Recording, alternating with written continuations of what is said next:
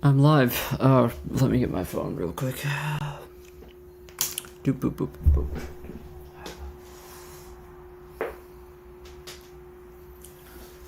Okay, so I was sitting here just, and then I was like, okay, well, I might as well just do it live. So who cares? Who cares? Who cares if it's not exciting?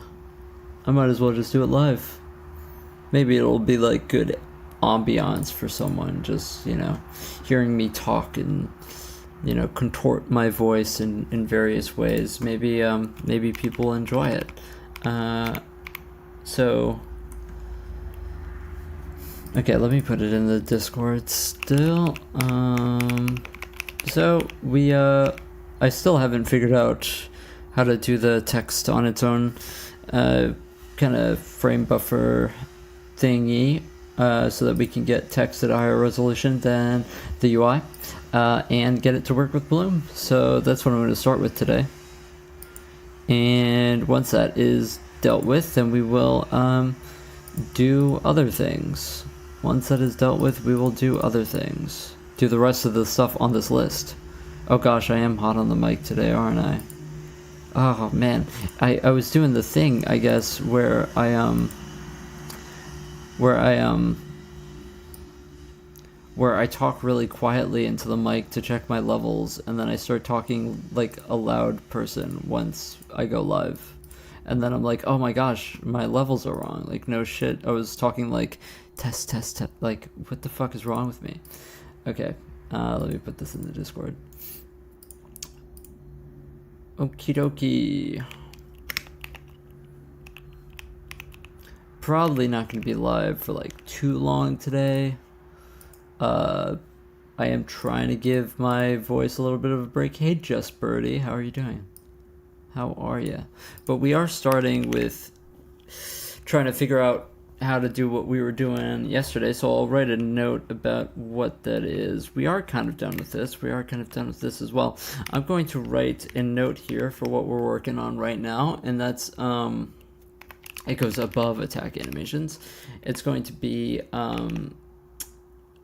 making a, oh my gosh, I was completely on the wrong part of my keyboard there. Making a separate high res FBO for text and combining before Bloom pass and applying post processing to it separately. There we go. I always need to like warm up my typing fingers before I start. I have really bad hand dexterity. Anyway, so we had some bugs last time with when we tried to do this, and so hopefully with a brand new pair of eyes today, I'm going to figure it out. Hopefully. What we did realize was, I forgot what we realized. So we have this frame buffer, it gets outputted to main here, and I think that we outputted main straight to here. Let me check where in the uniforms that is getting set up. I believe on the full screen shader we did use main, and I believe that this build worked.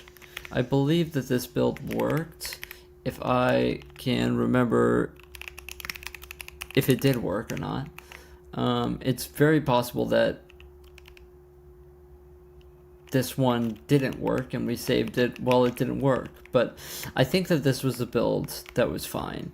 So we do a text composite here on frame buffer main, and apparently it's just the bloom that doesn't work. This bloom isn't being applied, it's just not in the pipeline. We just output to main, and then main goes straight into the upscale pass. So I'm not really sure what the issue is. I also am going to assume that the text isn't going to be at the correct resolution. Because I think, yeah, so, okay, so yeah, this is working. And then let's check for the text. Yeah, the text is over here, and it should be over here. So we're gonna have to, I believe we're going to have to rescale it somehow. Don't know how we're gonna do that without standardizing our resolution completely. I kind of like to have it willy-nilly if possible. So let's think about how we're gonna do that.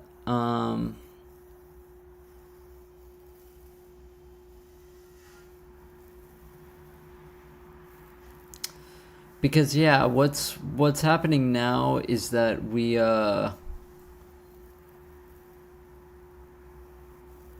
we scale our UI, we are scaling it all to the same basis.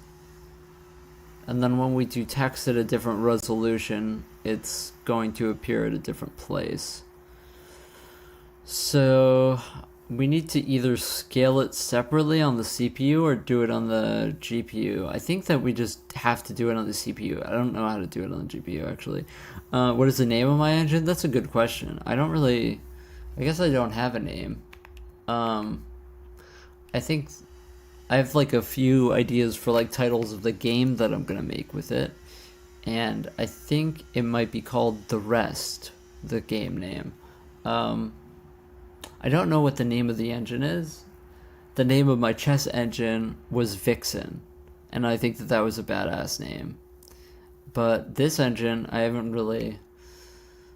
I can't think of a name that would suit it, really. I can't really think of one. Yeah, I think that we just have to do it on the CPU. Wait, but that's so annoying. That's actually so annoying. Oh my gosh. That's the worst.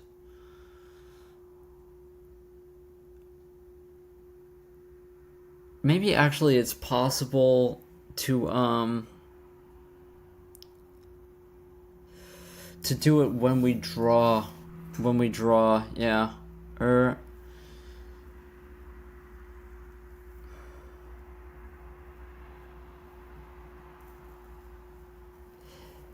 Technically speaking,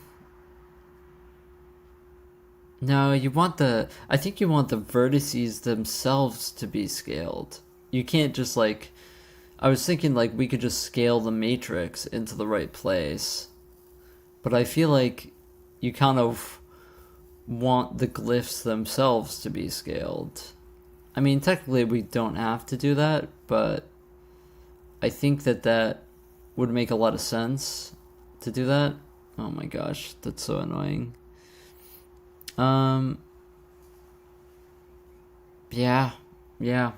Our text then is going to have to be scaled differently, which is not what we want. That's not what we want at all. That's going to be really difficult to do, actually.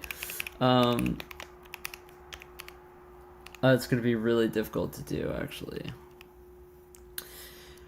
When we scale our UI, typically, from here, do is we compute the UI scale, which is the original width and original height and the render width and render height. And what we would have to do is we would have to have a separate scale just for text. That's actually not that bad. What we would have to do is we would have to have a constant extern variable for it, like we have for the rest of our resolution data. If I can find where that is. Resolution data. Yeah, but where's the actual... There it is. So we're going to need an extern resolution data for text res, I'm pretty sure. Separate from UI resolution. And the text res is going to be just the size of the text frame buffer. And I think just to keep everything tidy, we can just assign that where I assigned the rest of my stuff over here. And I want to do text at screen resolution. So that's what we're gonna do.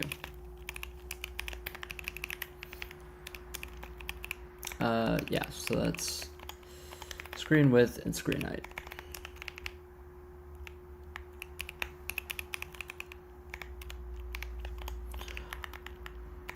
Why are we mad at me? Not a compile time constant. You're not a compile time constant.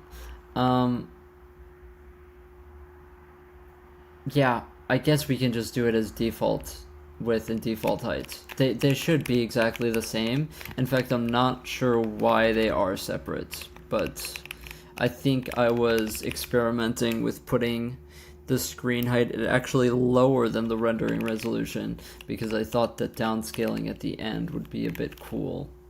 I think that we don't even use this resolution data. I think that we only use this resolution data for maybe uniforms, possibly. I think that we just have it. We just grab it from here, though. Okay, so I'm just going to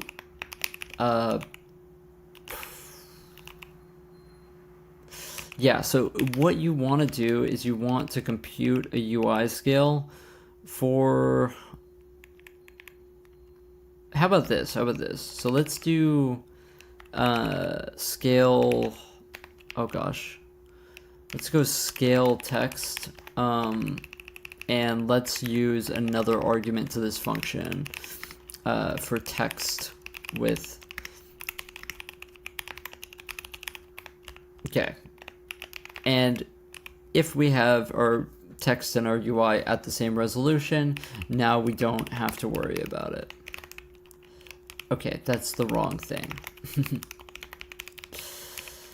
I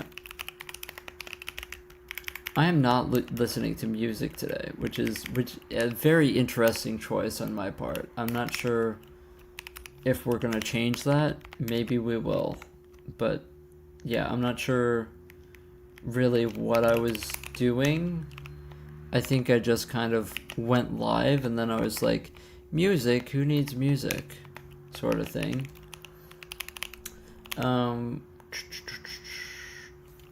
Okay, so now we want to really do all of this by scale, by text scale. I'm gonna just do this just to make sure.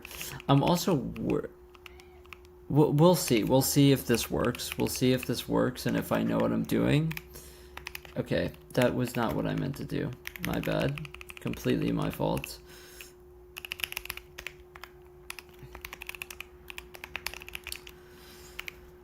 Okay, so hopefully that is good enough. I wonder if you also want to scale the scale. That makes sense, right? Scaling the scale by the scale. I feel like that makes sense. If I was a betting man, I would bet that that makes sense.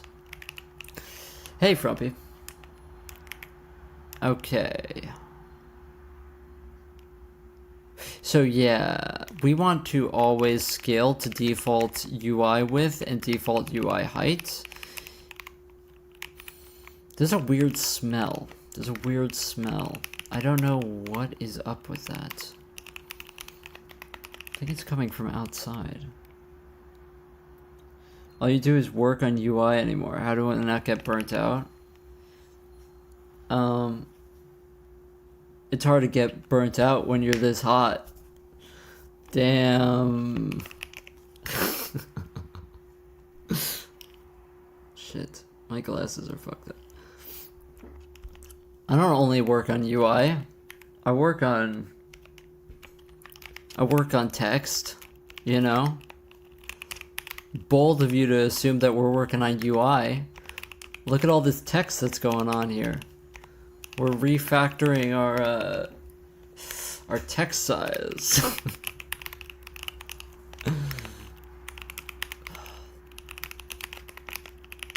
Okay. Are you saying that UI is boring to watch? Well, I'm sorry. I'm sorry. Maybe it is boring to watch, but it needs to get done. It needs to get done, and someone has to do it.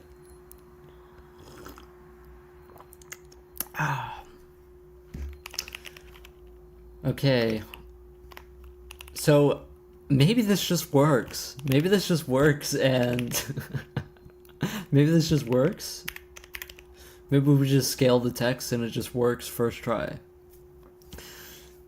Maybe that just works first try. Holy shit, that would be so cool. You know what? I'm thinking next week. I'm gonna have the house to myself, so I think I might just do like an 18-hour stream or something crazy. I think that would be sick, like 18 or 20 hours. I gotta figure out which one I want to do. We're not gonna do 24 because that's a bit trying too hard, you know.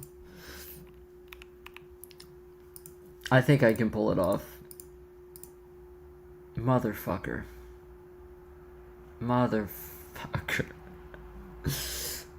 Oh.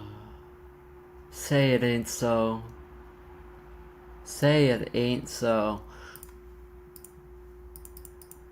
Oh, and it's over here. Oh, and it is over here. You hate to see it. You really hate to see it. Because logically it's in the correct place, but it's not rendering in the correct place. Ah, lovely. Lovely. Lovely. It is scaling to its own. Yes, it is. Oh, hold on.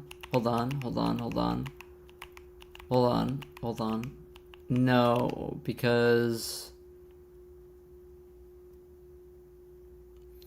Yeah, I don't think so. Maybe not. So we scale up to default when we save, and then when we are unsaving, we go to text width and text height. Shit. Dude, I might have to do this on the GPU. And I just was not really mentally prepared to do that today. Okay.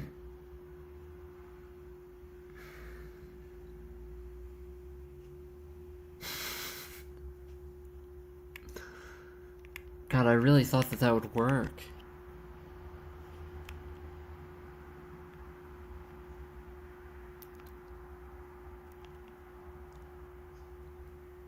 It shows up logically at the correct place, but it isn't getting stretched in the frame buffer enough. So I probably have to like use some vertices to scale it. I think is the way you would do it. Like literally stretch it out to the full screen.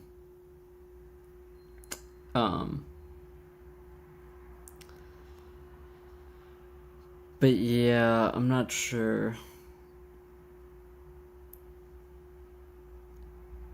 I think you would need a separate render pass then.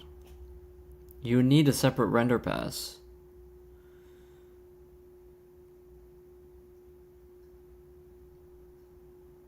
Because you would first draw the text with those vertices, and then you would draw the other one, the main frame buffer.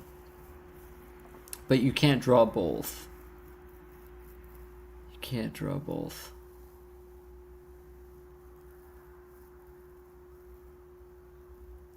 I thought that would work though. Maybe I don't know what I'm talking about though. God, that sucks. That sucks so much. If I just use, let me see if I can use the upscale layout, and if that will put it in the correct place. Maybe that will put the text in the correct place, and then I can scale the rest down. But if I have to make my own vertices for that, that's gonna be annoying, I think. To be honest.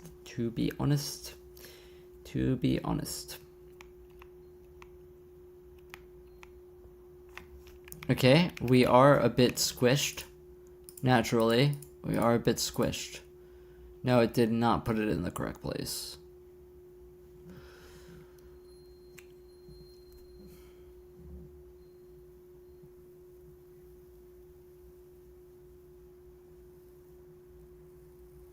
You really hate to see it.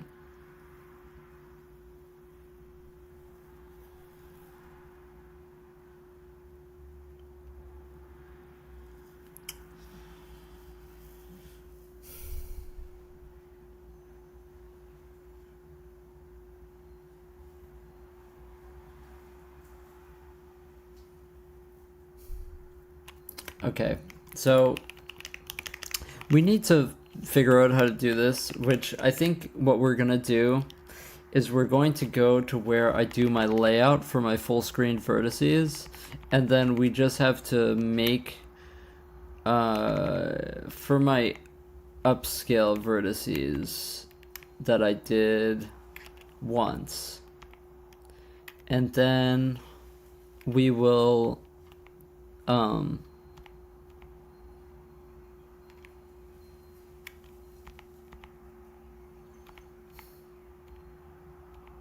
if I can find it.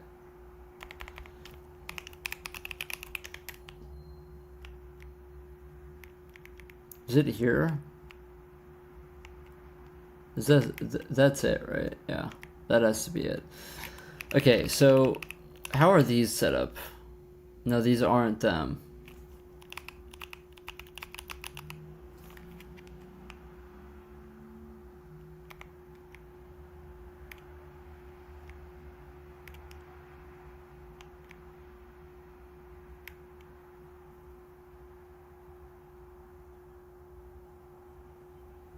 What are we talking about? Do I assign it later, maybe?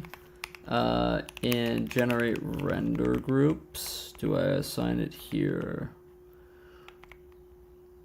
Do I possibly assign it here? Possibly assign it here. No, I do not. What the heck? What the heck are we talking about? If I don't assign it there, then where do I assign it?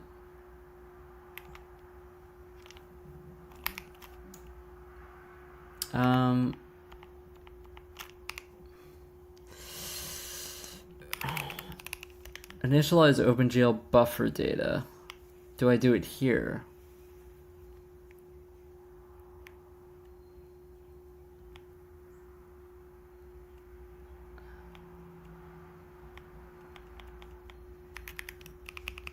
Huh?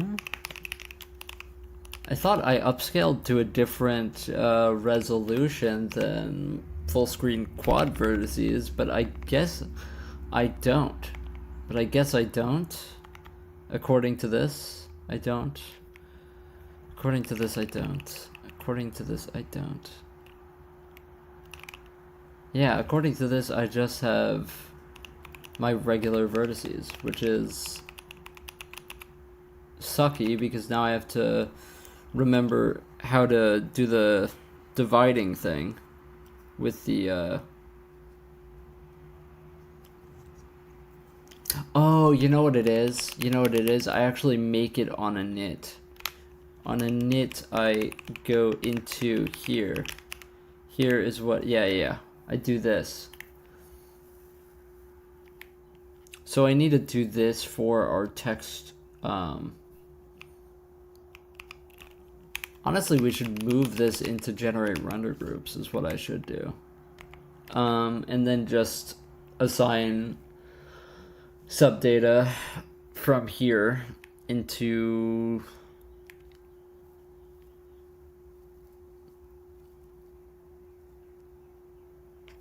here. Can I just like do this and then give a buffer override? If I do, it's gonna be text upscale. And then I believe that this is going to be our default width over the UI width.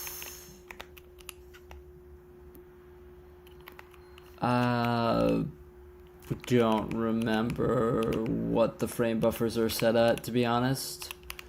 I have to go look at that. Okay, so our post-process frame buffer is at UI width and UI height. So that means that, which way is it? Is it this divided by this?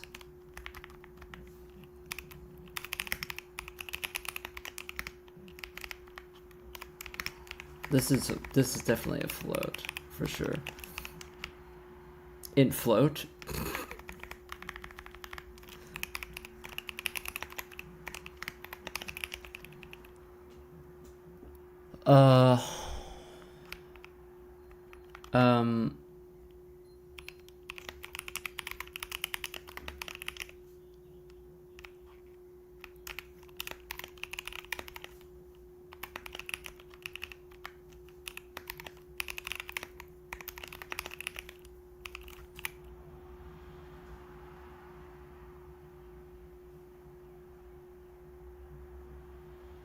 Yeah, I think that this is it. I'm just trying to like picture it in my mind, and I think that this is it.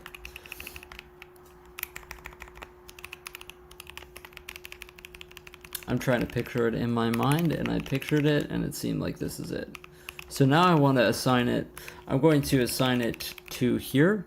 This is the offset, correct? So this is going to be this, and I will give it a size of this, and we will put it in there.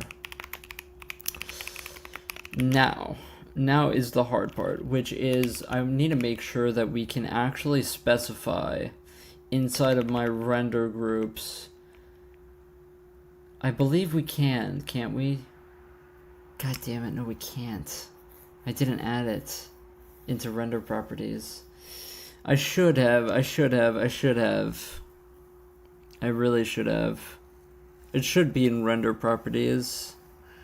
I should have a buffer override for the offset that we want to start at in the VBO. Yeah.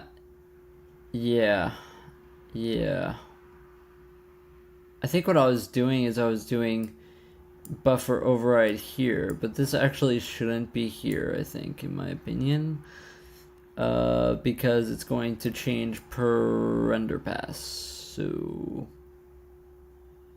yeah, that's what I was doing here, is that I was offsetting it to here to use here, but now if I want to use this portion of it, I need another buffer override for a second.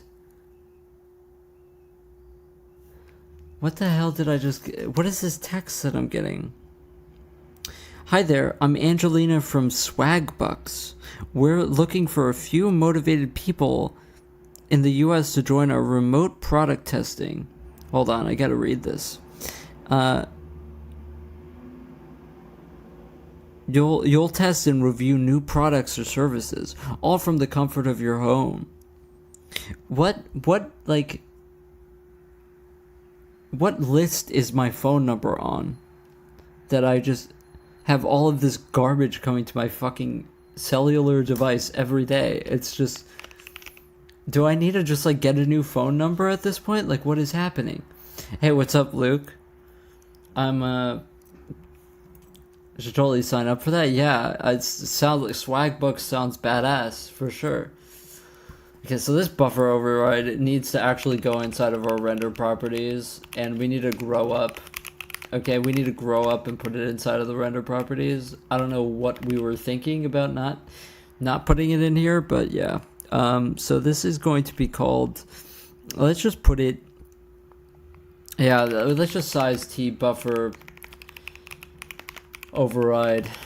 This is the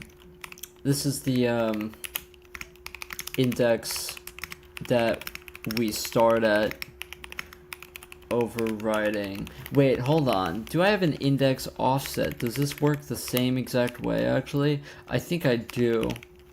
Index offset. Let me make sure that when I bind, in my draw calls, let me make sure. Brother, where are we? Okay, so current offset. Current offset.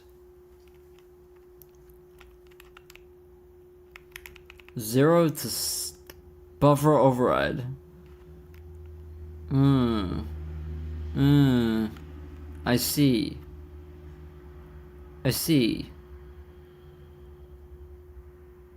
Okay. So really what we want is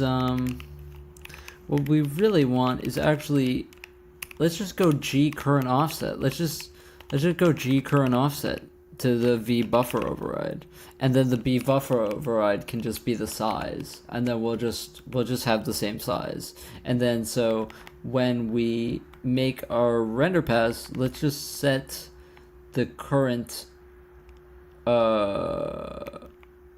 offset of this specific pass. If I can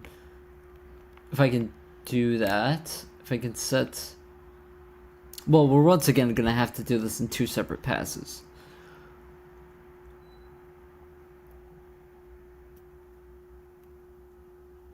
Wait, then why can't I just write this to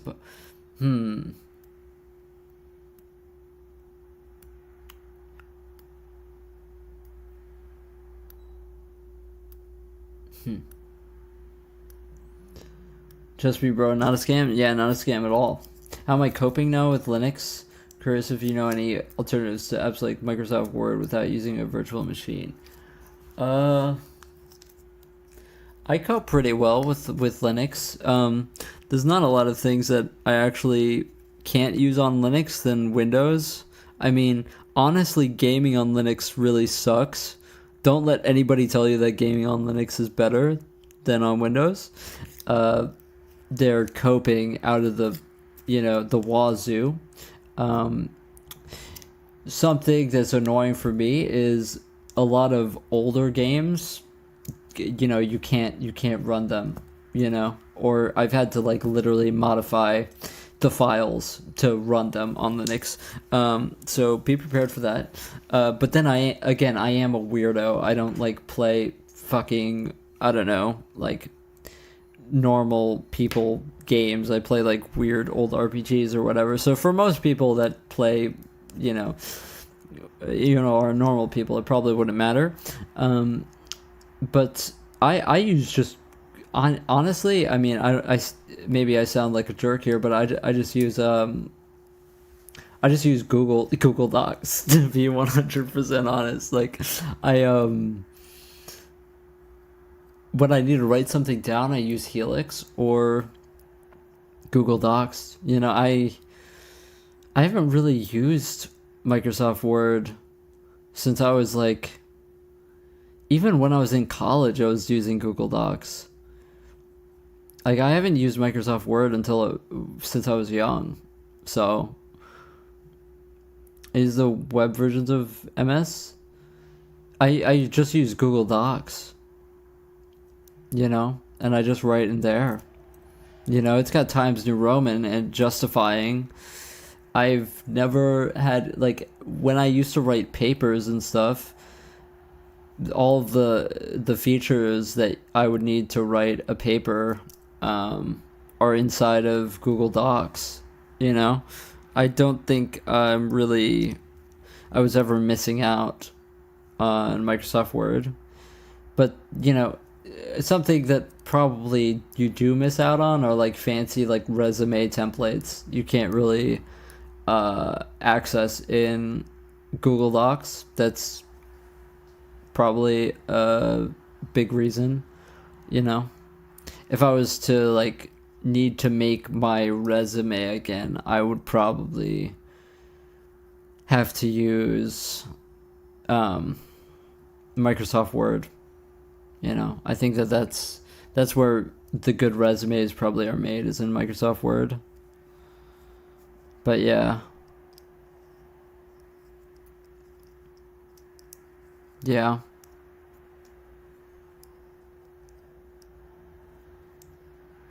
Create PDFs for assignments. Microsoft software, my Affinity software. Yeah, I mean, to be honest, if you think that you wouldn't be able to use Google Docs for that, I would look at. I'm sure that there's a KDE alternative for like a proper text editor suite. I would look on KDE's website for that. They definitely have it. I don't know if it's going to be as extensive as Microsoft Word is, but yeah, maybe I'm just ignorant because I don't really use that software, so I wouldn't really know, like in my day to day.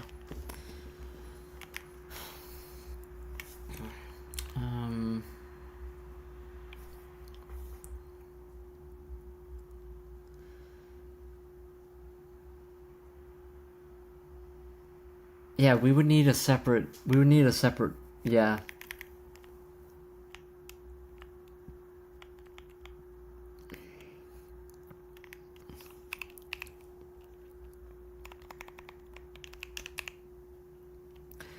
We don't have. What is index offset?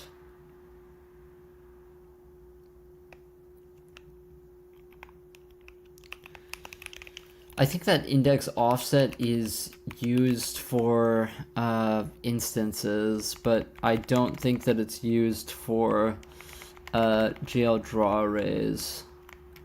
Index offset, index type, index count, index offset. Yeah. I think that I could probably reuse that, to be honest. G properties dot index offset, and if that's 0, then it just goes to 0 and then it's fine. But yeah, actually in all of these cases it's uninitialized. Is this calc'd? Yes it is calc'd. Okay, well that's good then.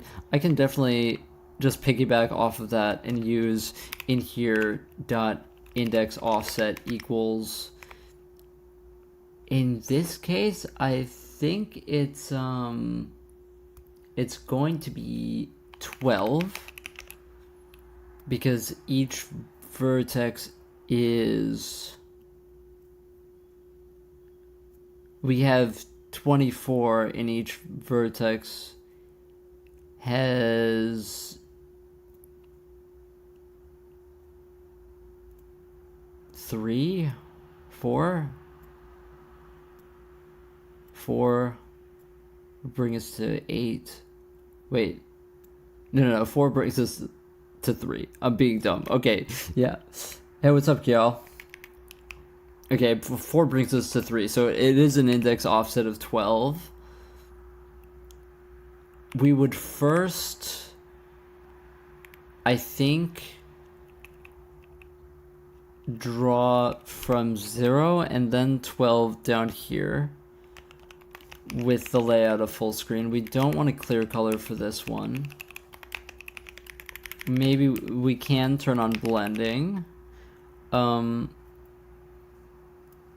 Now, when we go into our text composite shader, we are not going to use this.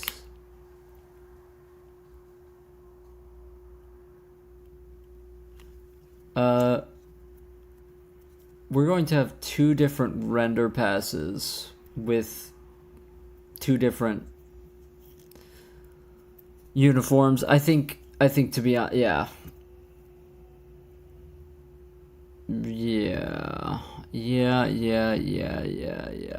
I mean, the simple way is just to make two different shaders with two different uniforms, and to be honest, that's exactly what I'm going to do. I hope that this works exactly in the way that I'm hoping that it will work. I have no clue. Really no clue. Boop, boop, boop, boop, boop. Yo, what's up, Vortex?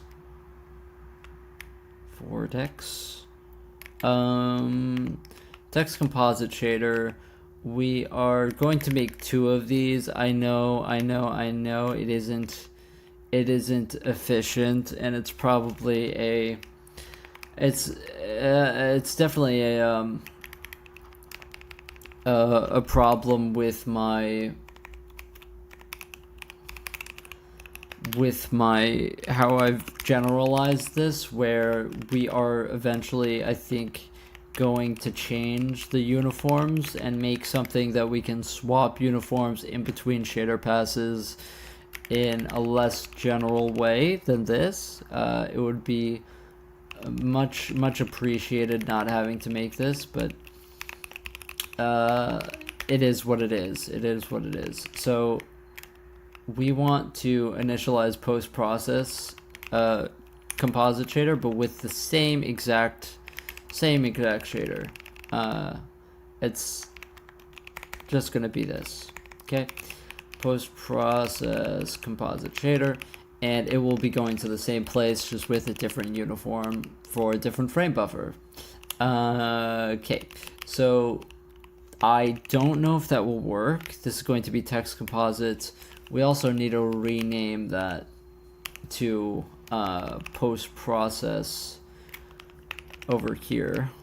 Yeah, and then that will be its own render pass before this. Am I using Vim? I'm using Helix. It's similar to Vim. Process composite. This one will be the one that writes our post-process to this main frame buffer. Our main frame buffer, which is the same resolution, hopefully, if I remember this correctly. Our main should have low res width and low res height, which actually is 1280 by 960. And then we downscale it to half resolution to do the UI and the post-processing, and then we re-upscale it to apply the text so that it isn't the text isn't bad. Hopefully this works. Maybe we did it properly, maybe we didn't. Maybe this index offset thing is going to break everything. I'm not entirely sure. Have no clue at all. Coding in silence today. It's quite jarring. I think I might find something to listen to, because this is I'm just listening to myself speak, which is not something I enjoy doing.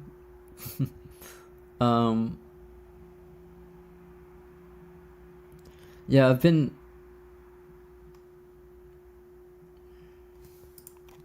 okay, we're getting a lot of 502s, so I'm assuming that I did something wrong. Hold on. Frog Funk Therapy. A breezy jazz funk playlist for the soul. That sounds exactly what we're looking for, to be honest. Let me try index offset of 0. Now. Banger. This guy's playing this stuff live.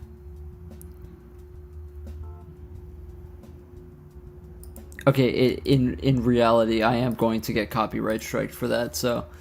What's my GitHub? I don't have any of this stuff open source yet, so... unfortunately. I don't really have a GitHub.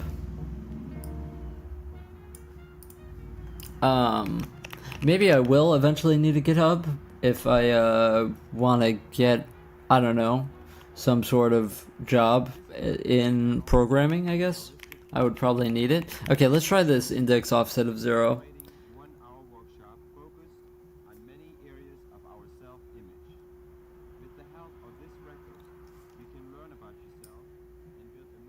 Well, I'm glad you feel that you learned something from me.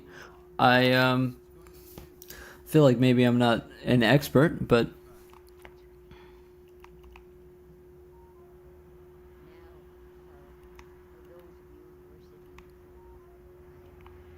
okay, listen to me. Listen to me. We're gonna try and figure out where this is coming from, but I'm going to be 100% honest with you here. Oh, clear depth, clear depth. Clear depth needs to be -1.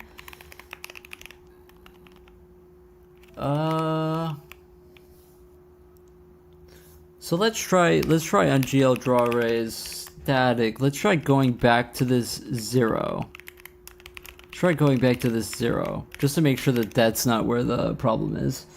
Hey man, cool stream. I'm somewhere between a beginner and intermediate programmer with most of my experience in C#. Don't know where to start. And give me some guidance or tips.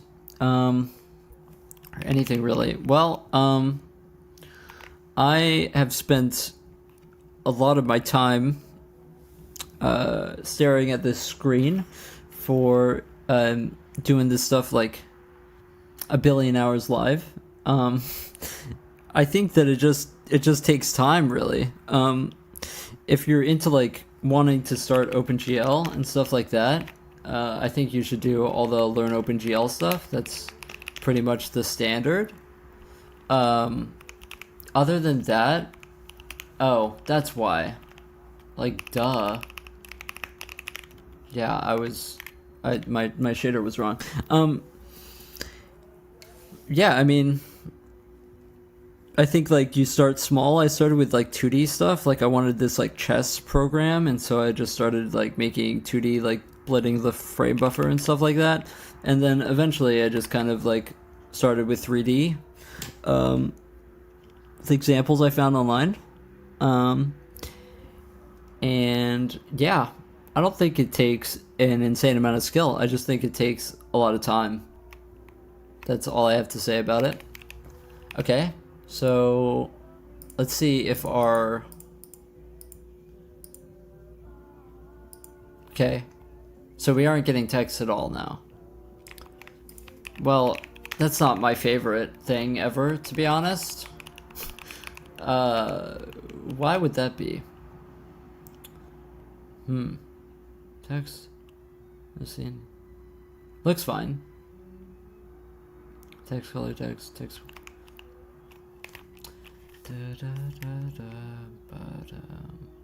Okay, let me try 12 again. I think 12 was correct.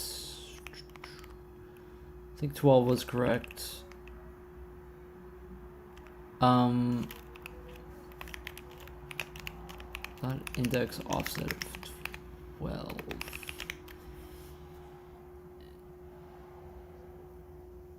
Oh wait, this is the wrong one. This is totally the wrong pass.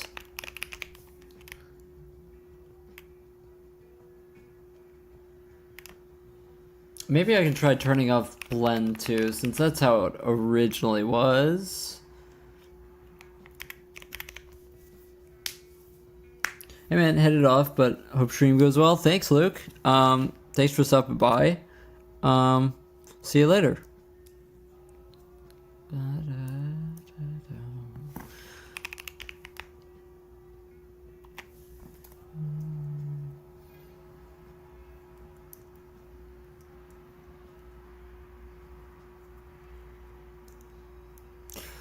Yeah, I don't know if I should. I really don't want to open source this project just because it would be such a pain to refactor it into a readable state. Yeah, we're not drawing anything, are we?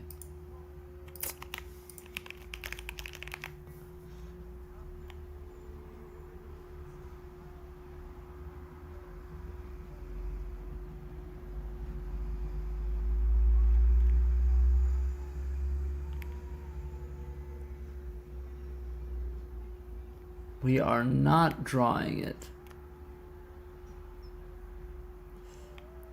Oh, wait a second. Oh, that's probably because... Oh, this might not be working.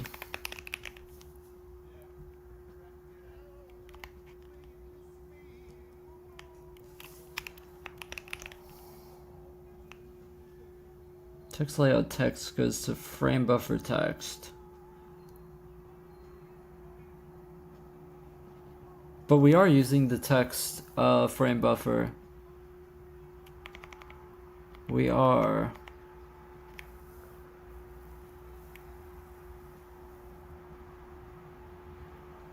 Huh. What could I be doing wrong here?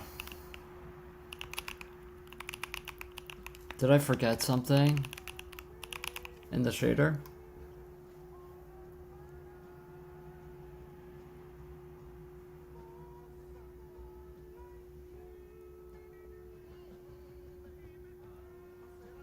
Huh. Wait, I'm supposed to make my code readable for open sourcing? Yeah, I mean, I wouldn't really like make it open source so that people could contribute to it, but like if I was to go to like any studio and be like, hey, I made my own engine, I feel like, I don't know. How's the UI situation today? The UI situation is fine. It's just I had this idea to like do my text at a higher resolution than the rest of my engine, and now we're kind of in render pass hell, which was not really where I wanted to be today. Just being completely honest, it's not a place I like being. It's giving me bad vibes.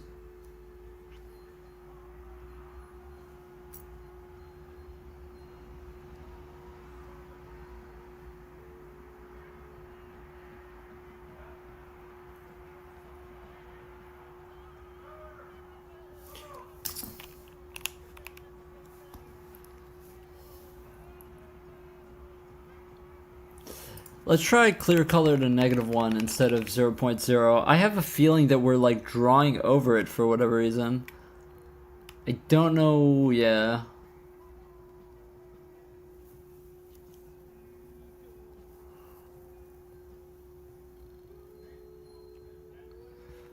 I mean, we should try the index offset of 0 just...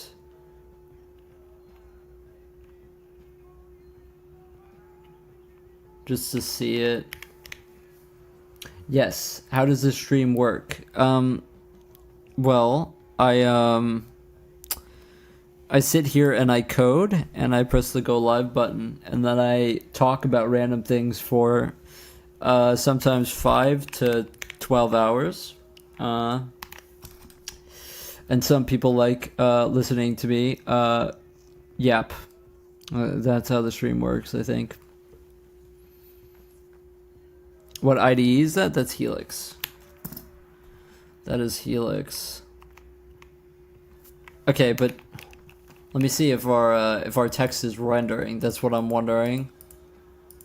Yeah, our text is rendering now. Okay.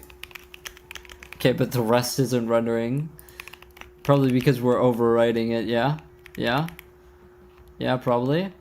Okay, now let's try the index offset of 12. This is the whole point, was that we're upscaling our text to the correct space.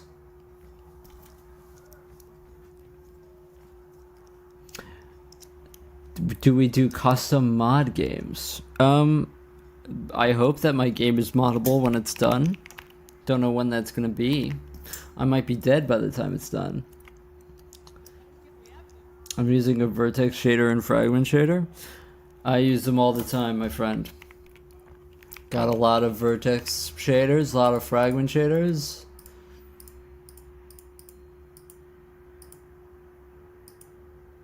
Okay.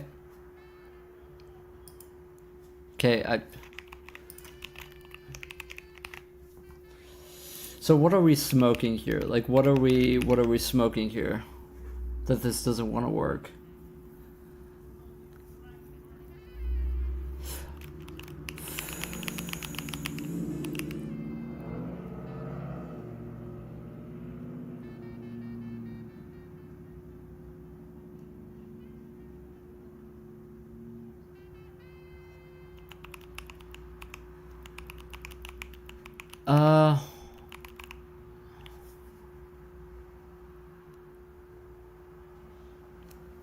Hold on, let me think about this.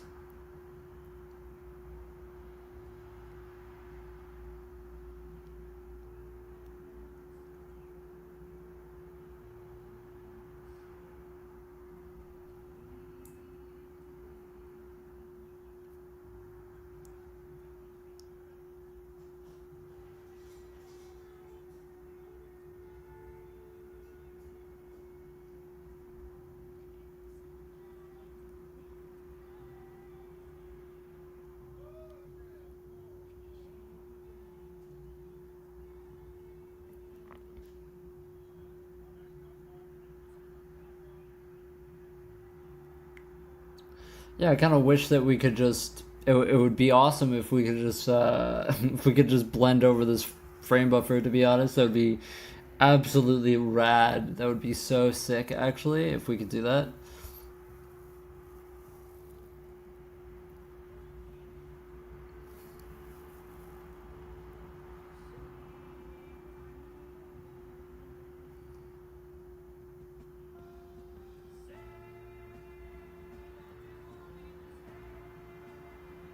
I feel like sometimes I blend and then it works fine, and then sometimes, like now, it's not blending fine.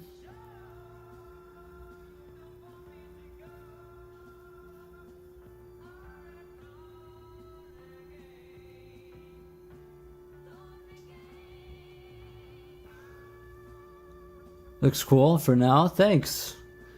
Thank you. I will tell you when it doesn't look cool. I'll let you know.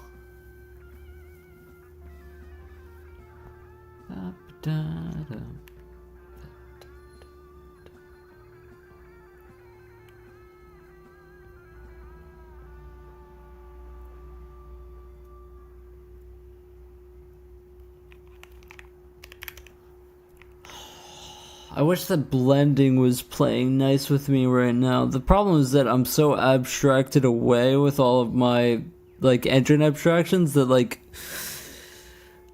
doing this is kind of like annoying, to be honest, because I don't know what changes what sometimes.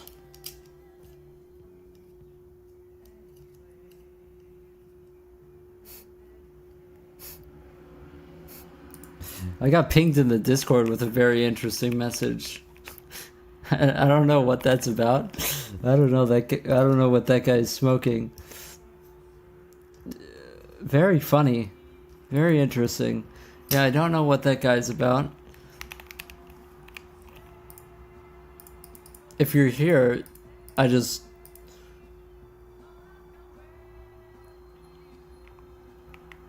You got Windows 11 installed. Welcome to... Wow, Welcome to, the authoritarian regime. Oh my gosh. I have to get new headphones. They keep coming undone. Yeah, I mean, to be honest, dude...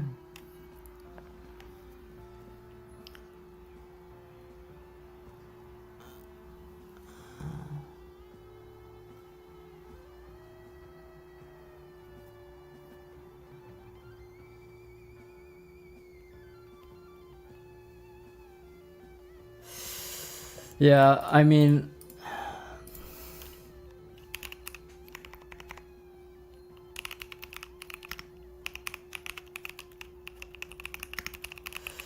I wish I could do this without,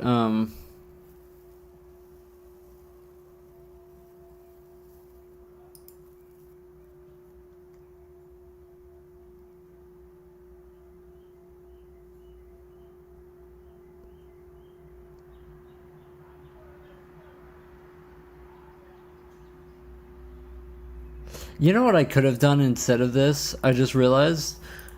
Oh, what I could have done is I could have passed the scale as a. Okay, that's what we're gonna do. That's what we're gonna do. That's so much easier. That's so much easier than doing this. Okay, I just realized what we're gonna do. Okay, here's what we're going to do. I think...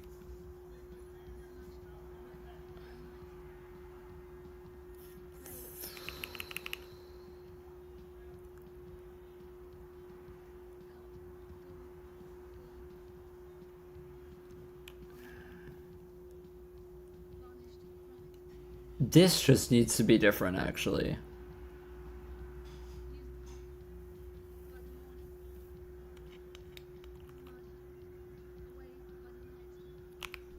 So maybe we just, yeah,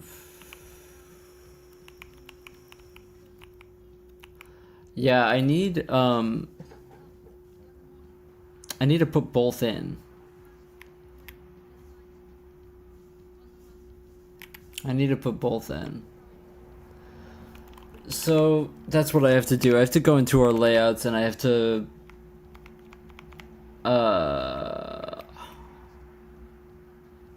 honestly, what we need to do is I need this draw pass to go...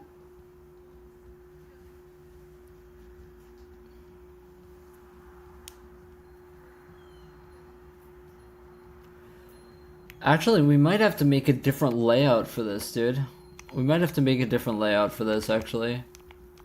That's painful, but yeah. So I think that's what we do. I think that I make a new layout here. And yeah.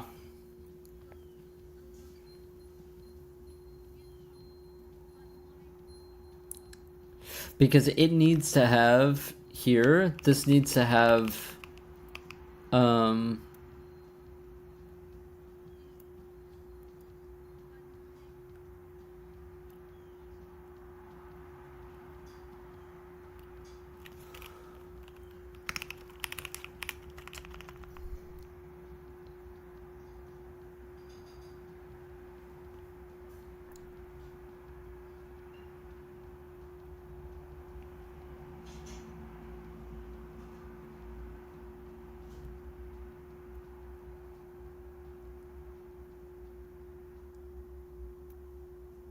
yeah, I think we need to do it in the frag shader.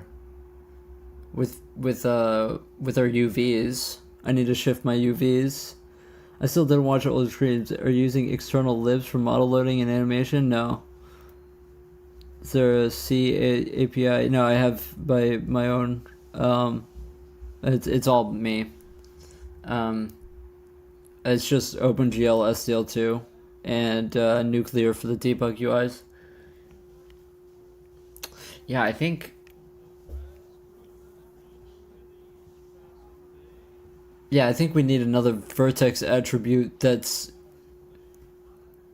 a text chord, but for the scaled text vertices, the text UVs. Okay. I don't know how that's gonna work.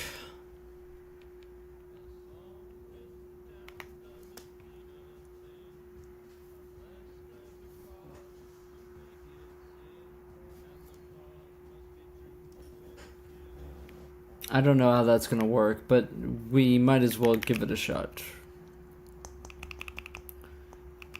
It's gonna be similar to this, so I'm just gonna copy it. It's gonna be pretty much the same thing, but it needs different vertices.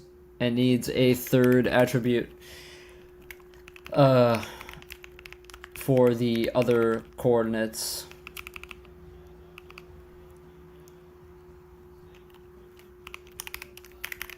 So float to attrib 3 index 2. So this is going to go, so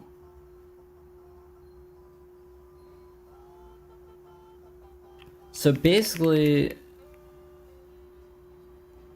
what we need is to expand these outwards. So this is going to be, I believe this is how you do it. Yeah. Okay, so this is this.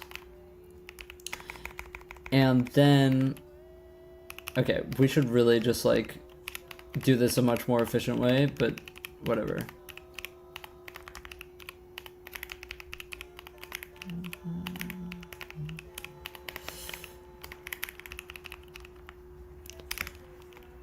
It was pretty cool. I think I hit the algorithm a bit. Haven't seen that many people tune in at once, so it was pretty cool. In a while, actually. Oh, I should have saved that, because now I don't remember what the thing was. I wonder if there's a neat way that we can copy that. There probably is. Not gonna lie. Oh, it's just X and Y. It's just, yeah, it's just X and Y. But yeah, it's the same pattern. Hopefully, what I'm hoping is that we can use this as our UVs. Hoping. Maybe, since they go from 0 to 1, maybe we can't do... Maybe we have to change them to 0 to 1.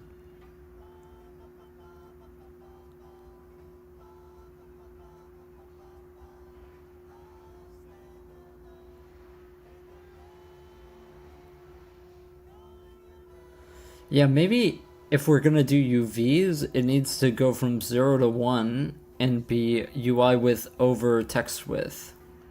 It needs to be swapped.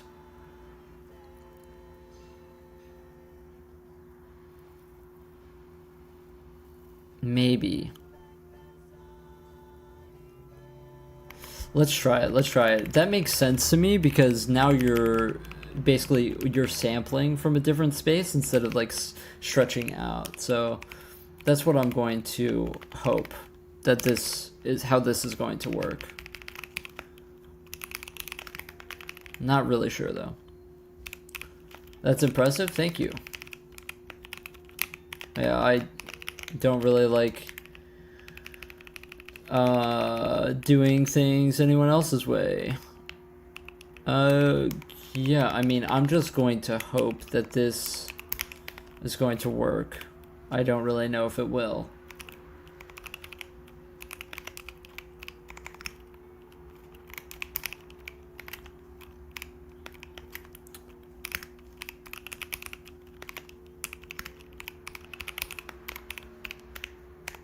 Of course, it's not really that thrilling doing everything my way, because it takes a bit longer and it's a bit of like 2 steps forward, 2 steps back, you know, just running the same track over and over again. But I hope that, you know, some people enjoy it to some degree. Okay, so let's get rid of the other one, because it's like, it's pointless to do this over here now.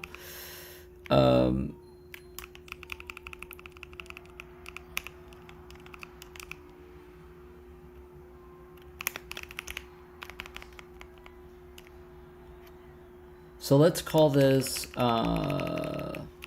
text upscale. And let's replace all of the 8s here. This should just replace all of them with 14. Whoops. Buffer override of 0.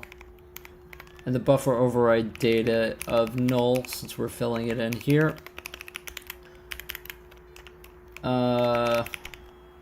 Okay. Let's see if I know at all what I'm doing. The stride is size of float times 6 now. And the offset is going to be 4 here. Okay.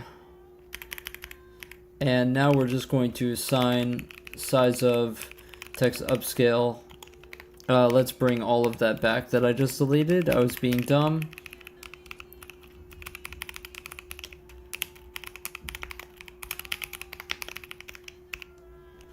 Okay. So I have no clue if that's how this is going to work, but hopefully I can do it in the UVs, because otherwise we're going to be kind of screwed.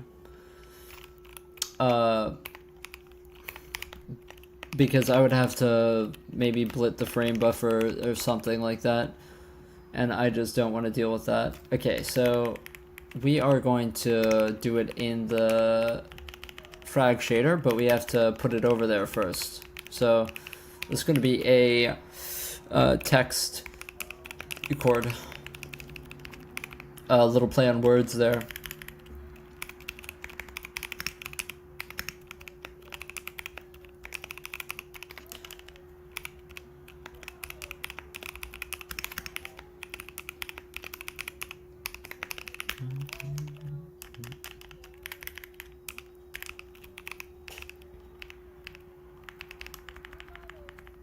I got a copyright claim because of playing this this earlier similar mix to this, and I just wonder, like,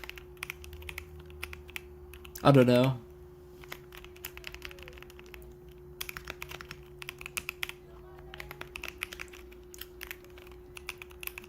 I just wonder, you know, who's making money off of me not making money. I think it's pretty funny.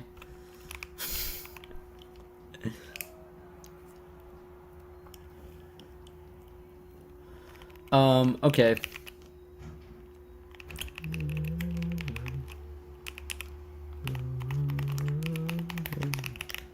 Oh, this is 14. This is 14. Indeed.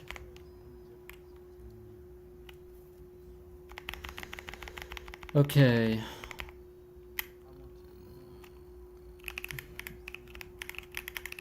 I don't know why I did it this way, but I did it this way, and now it is this way, so deal with it. Okay.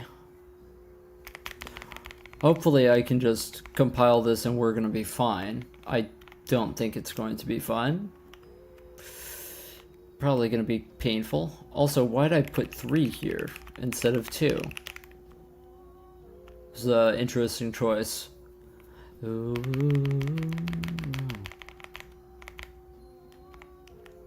Okay, so we are going to draw that now with our new layout instead of our old layout of called text upscale. And we're going to try to draw both textures at once instead of one on top of the other. So we're gonna go back to this. Ooh.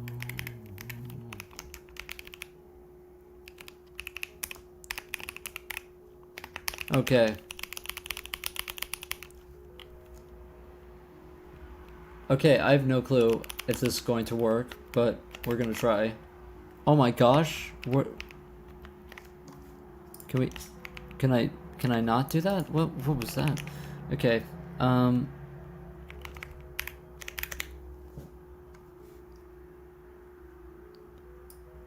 yeah, I have to get a new headphone cable. I have to order that tonight.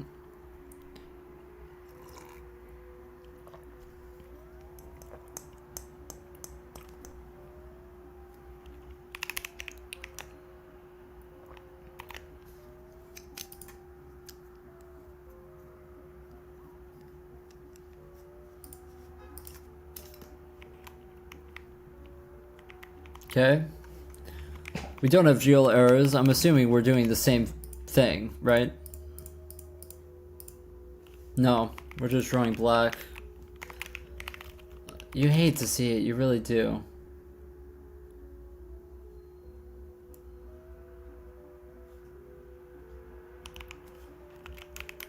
If I just don't add text, am I fine? I should be fine, because this is just like not using the other thing. It's possible that I named one of these variables wrong, but I wonder if I did something else wrong. Like, did I name this wrong? Text upscale? Is it possible? Text offset 0. Oh, I know what I did wrong. I know what I did wrong. We need a buffer override of 6. That's what we need. Text upscale.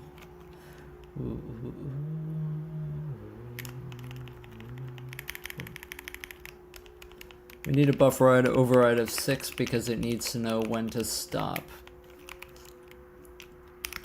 Me too.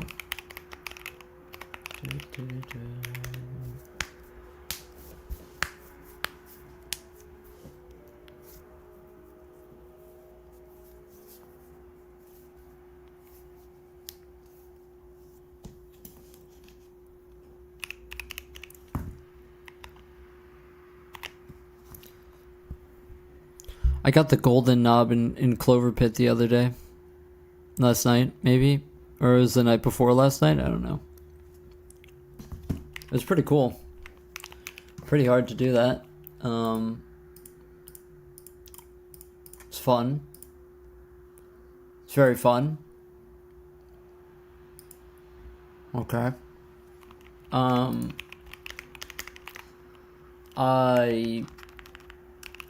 I'm gonna assume that if I just do this, then we aren't going to be drawing, then we're just gonna go back to normal now, which is not what you want to see. So my idea didn't work out, and we are right when we started. So unless I did a typo here, I don't think I did. I think that yeah, I think that oh, wait a second. Hold on. Hold on. No, I didn't. No. Yeah, it is the correct. I guess my idea was wrong.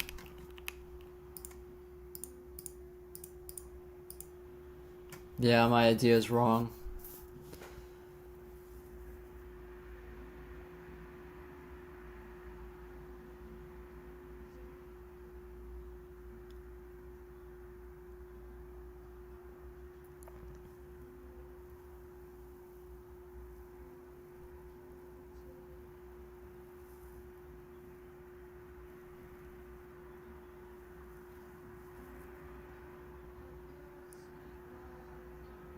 Yeah, I thought that that would work.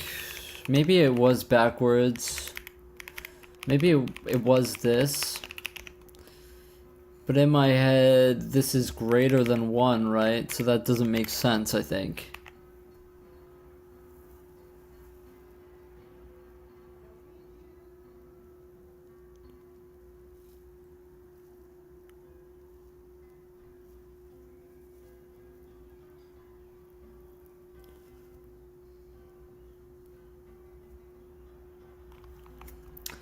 Yeah, I think I need to go back to my original idea, to be honest, and just scale it on the CPU pre.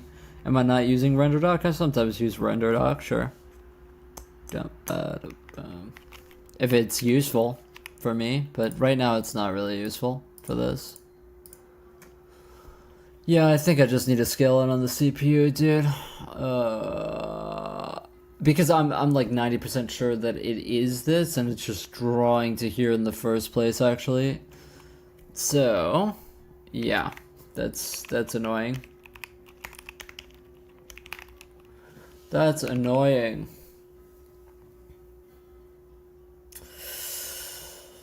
Yeah, I just wish it would have that we could just do that, and I didn't have to refactor a bunch of stuff. But here we are, and I do have to refactor a bunch of stuff. So I guess I have to just do this until this works.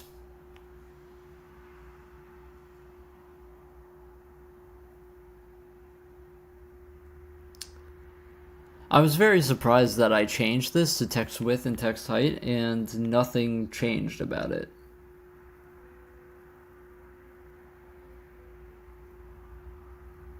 Like I would totally think that this would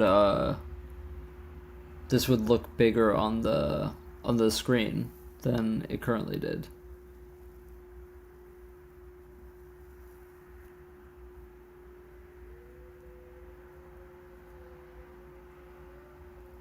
Yeah, I'm trying to think why that would be.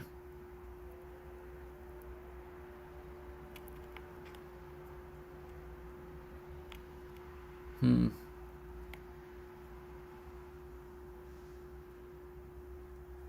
I scale it down after, maybe? I guess I haven't tried this with different UI scales in a long time.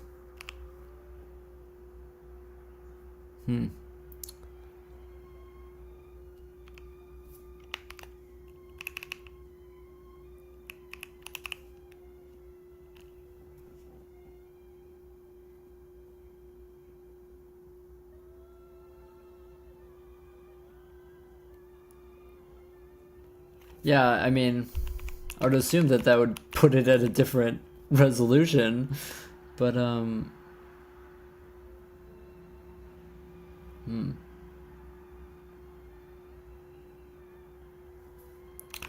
let's actually try print it out just to make sure that I'm not losing my mind here.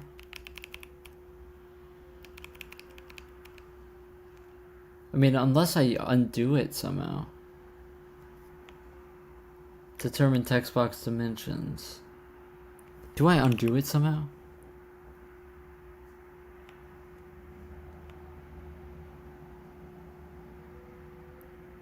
No. No.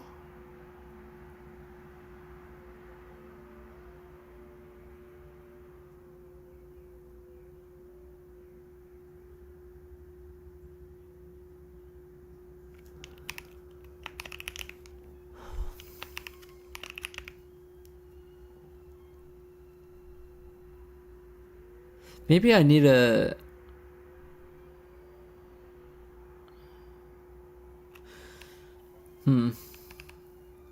Yeah, let's print out the scales, I guess, because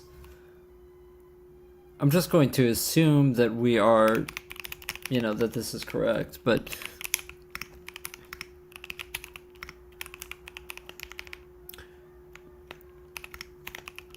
this is an interesting point in the song where they start doing the la la la's,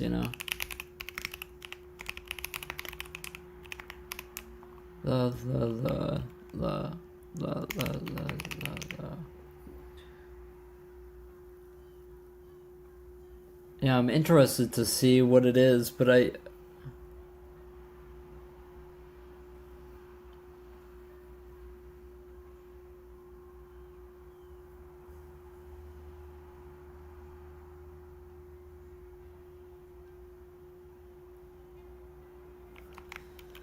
yeah. Run. Da, da, da.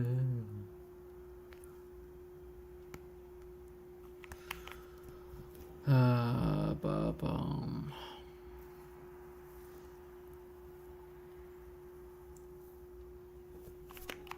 Oh, yeah, let's see what this says.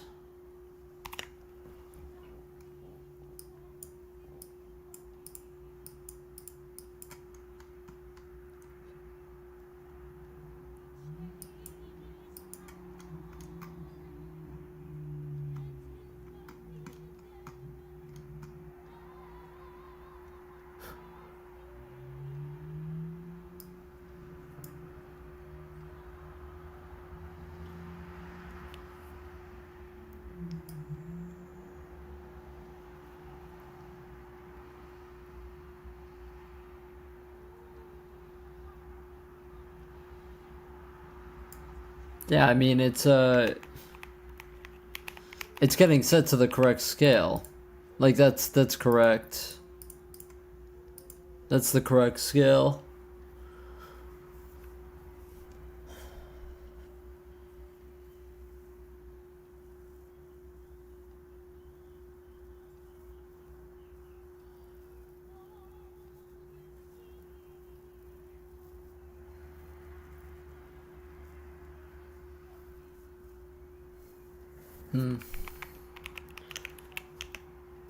Maybe I'm doing this wrong. Let me look something up.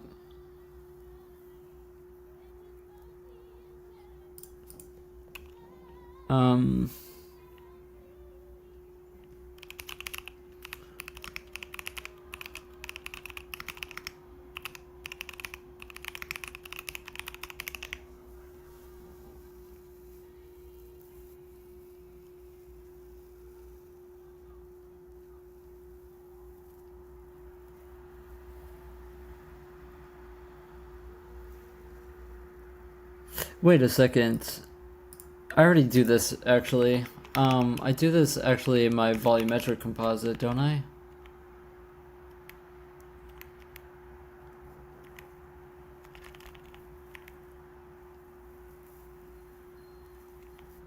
No. Dude, why can't this just be easy?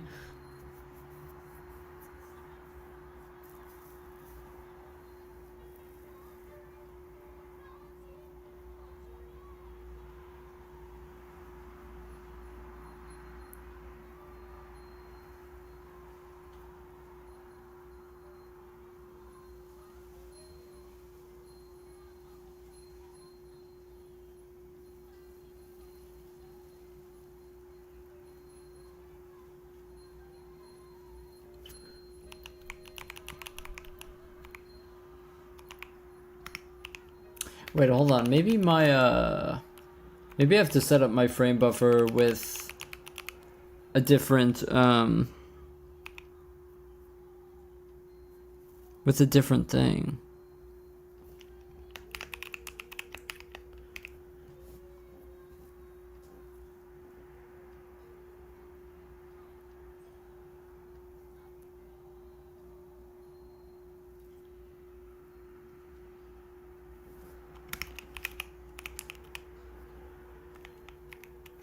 Do I?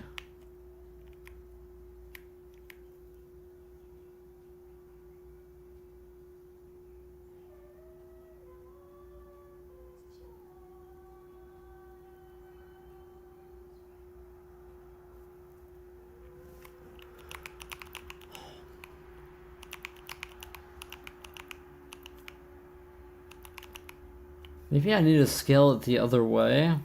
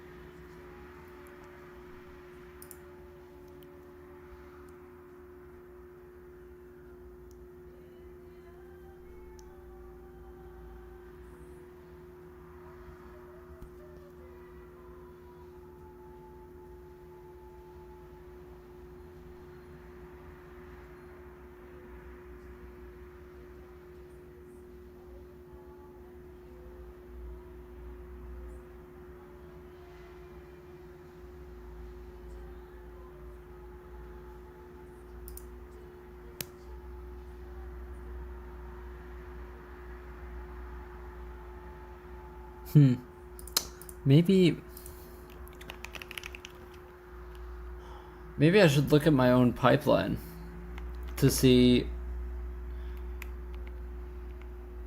how I do this otherwise.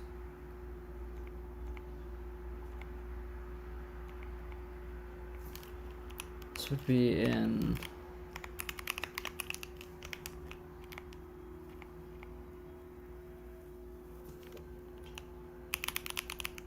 definitely have this somewhere. I definitely do this somewhere else. I think it's under bind frame buffer, possibly.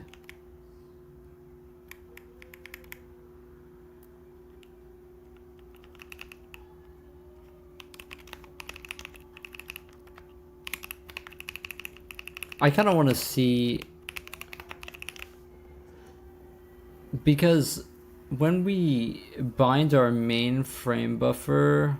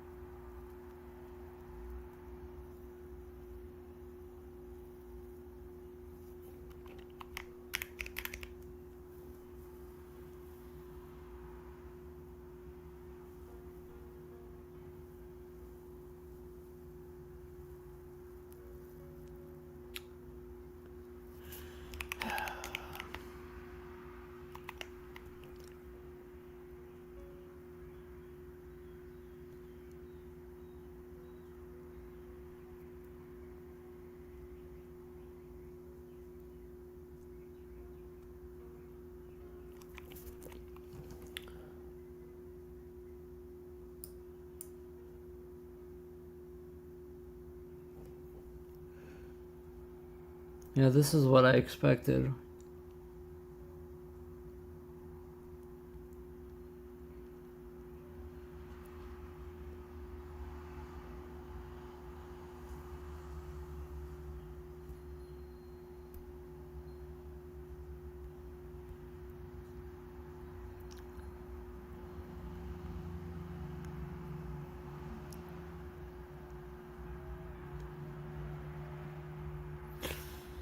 I think ultimately you also want the composite to be at 1280 by 962.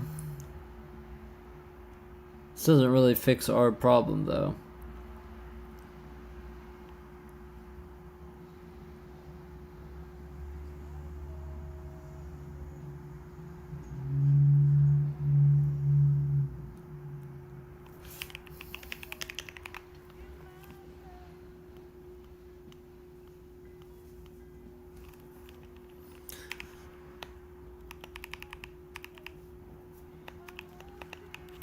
Yeah, this makes sense to me because what I'm doing here is I am getting the fraction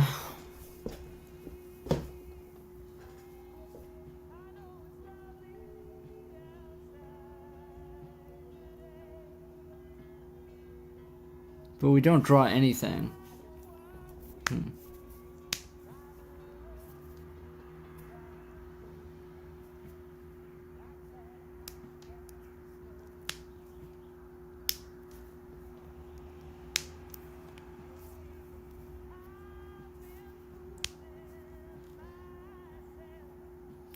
Oh, you know what I could do?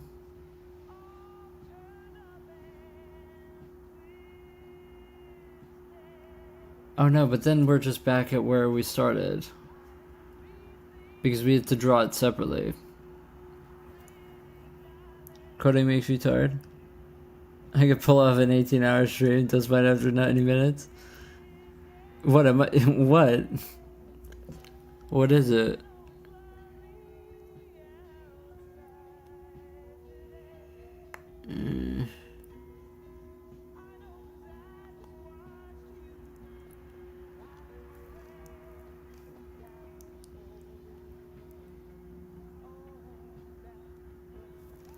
Come on, I need a pick-me-up. I got a guy in my own Discord server making fun of me for being bald. I'm just kidding. Yeah, I'm trying to find a way to do this without drawing it twice, because when I draw it twice, it doesn't want to blend properly. Like, I can draw it on top of itself, but it's not going to blend properly for whatever reason.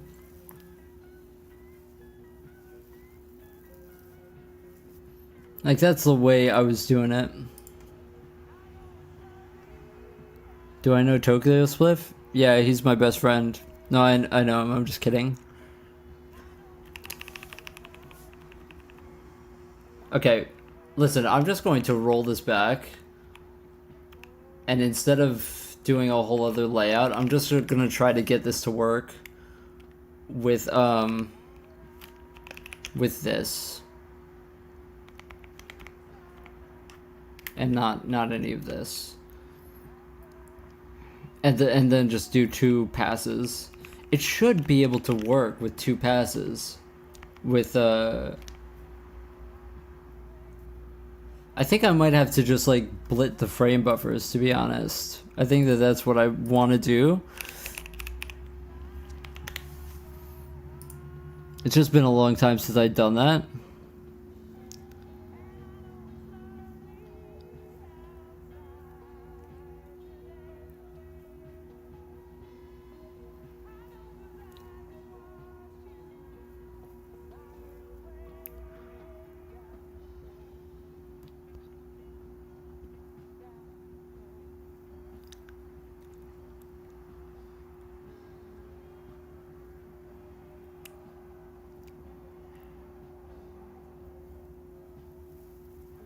Yeah, I need a...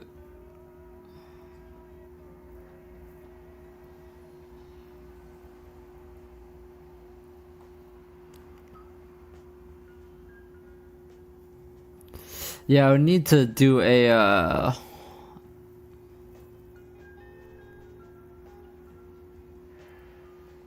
I haven't done this in a long time with blending a frame buffer, but I think that that's the way I'm supposed to do it. But usually I just do it this way where I just like straight up draw the texture. Get that people go through things and they need to change, but going bald is just not a good choice. Okay. Interesting. I didn't really ask for your opinion, but thanks for giving it. It's also a buzz cut. I'm not completely bald.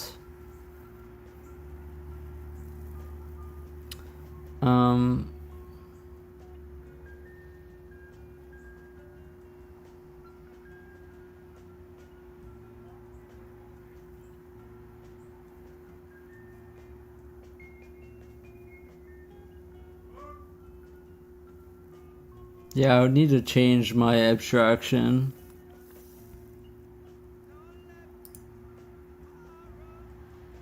Same thing? It's not the same thing. It looks completely different.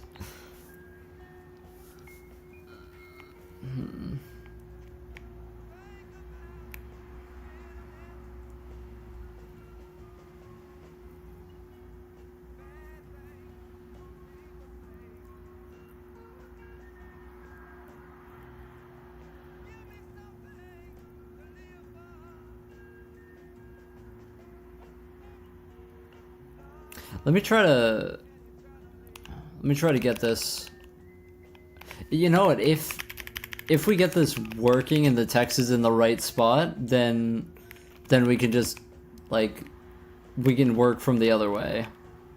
Like I would just rather get the text in the right spot, to be honest, and then try to figure out why it's not blending. Like let's just try to do it that way.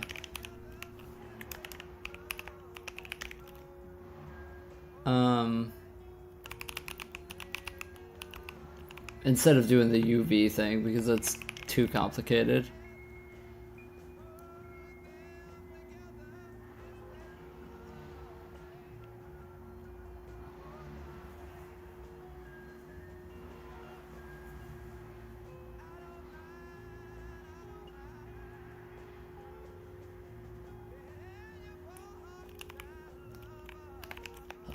Yeah, I think I'm going to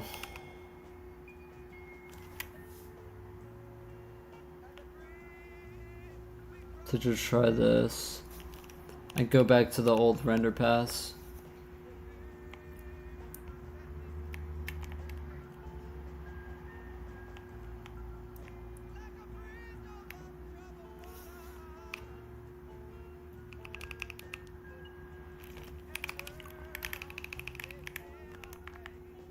Yeah, I'm like so confused.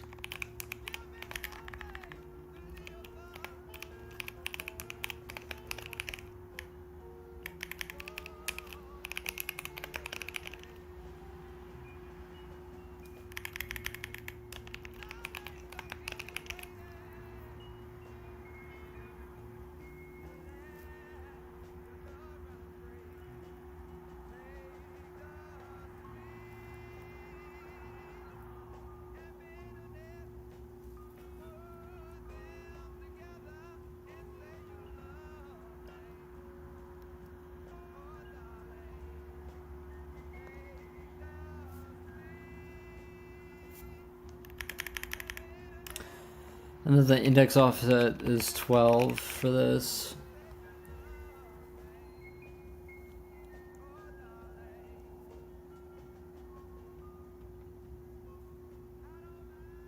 But yeah, when I tried to blend this, it didn't work.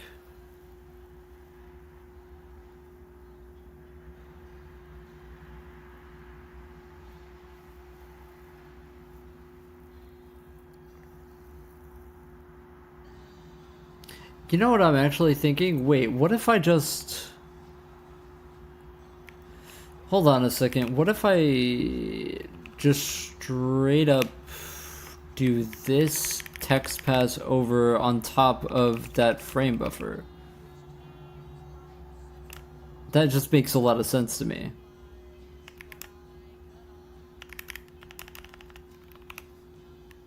Yeah, let's just put this on top of main.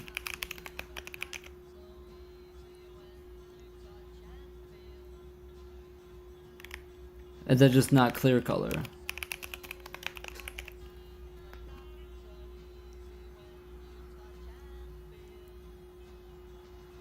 Just draw it on top of the upscale.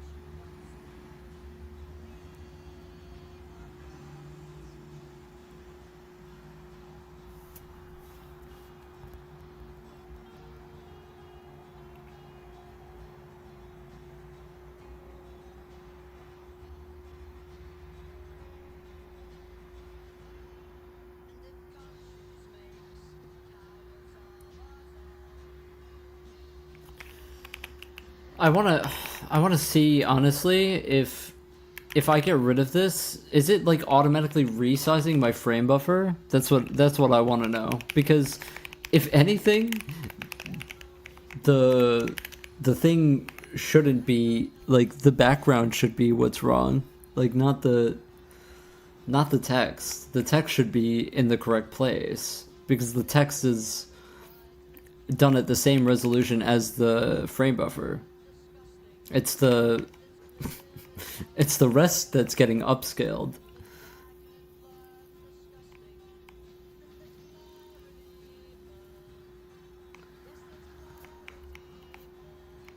Maybe I just won't work on this today, but okay, let me see. No, see, this is not in the right place still. So it isn't even, I don't even think it's a problem with the frame buffer at all. It's just a problem with the placement of it itself. It's just not getting scaled properly. So I don't think it has anything to do with this. I think it's the scale UI stuff that's actually the problem.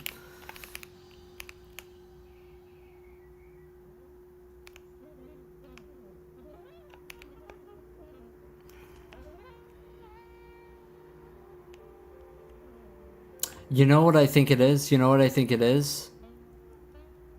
Oh, I know what it is. I know what it is. Oh, shit. Oh, I know what it is now. Okay. So I have to... The issue is that the text boxes are spawned from the UI elements. So that's why this scale doesn't make any sense. It's because this scale is getting overwritten. I was right. It's getting overwritten. It's getting overwritten when they are spawned. So...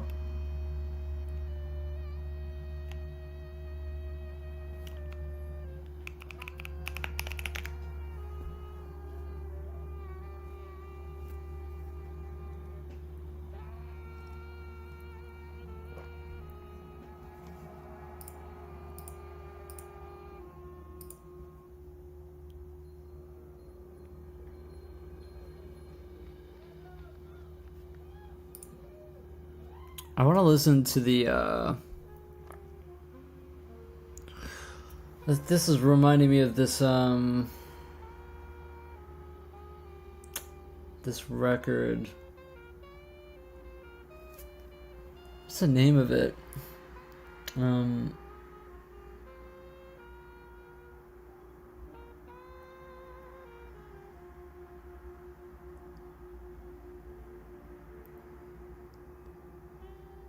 Oh, yeah, yeah.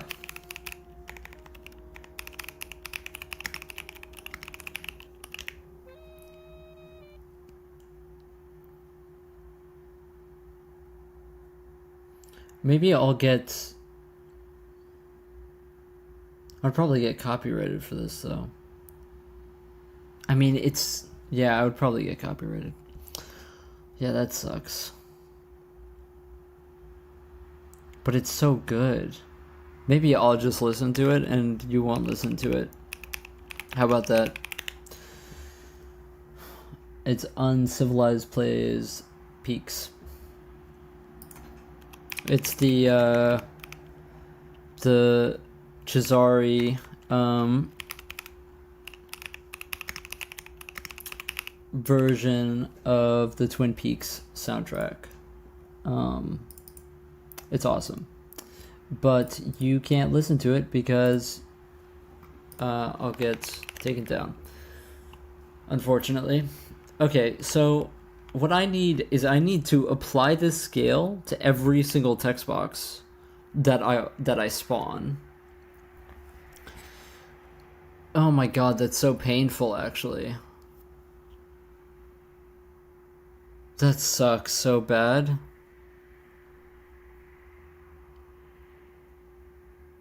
That's so painful.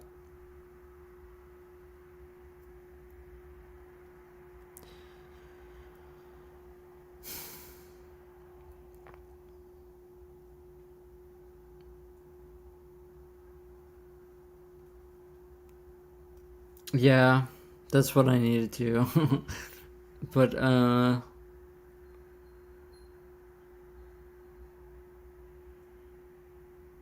yeah, I need a function that does that, that just does that.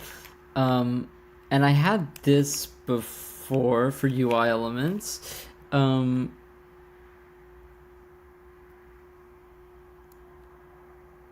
Yeah, so what we're gonna need to do here is I'm going to need to make a new function that's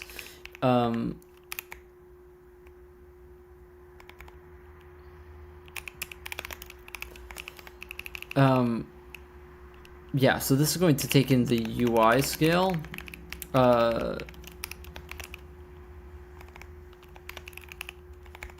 Yeah, UI width, UI height.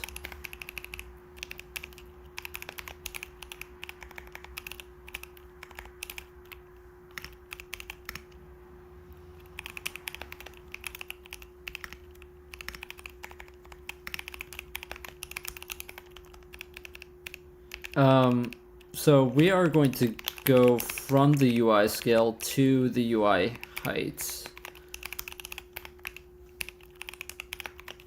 Oh yeah, this part is just so beautiful.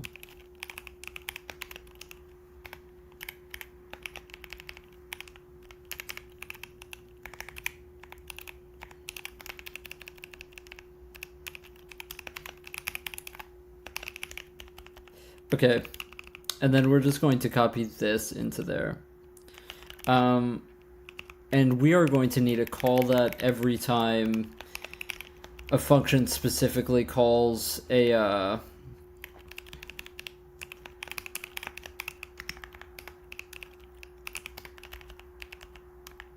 calls to make a text box. So it's not going to be very straightforward, unfortunately.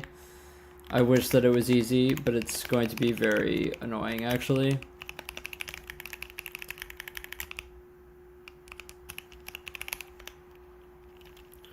Oh, come on, be easy with me right now.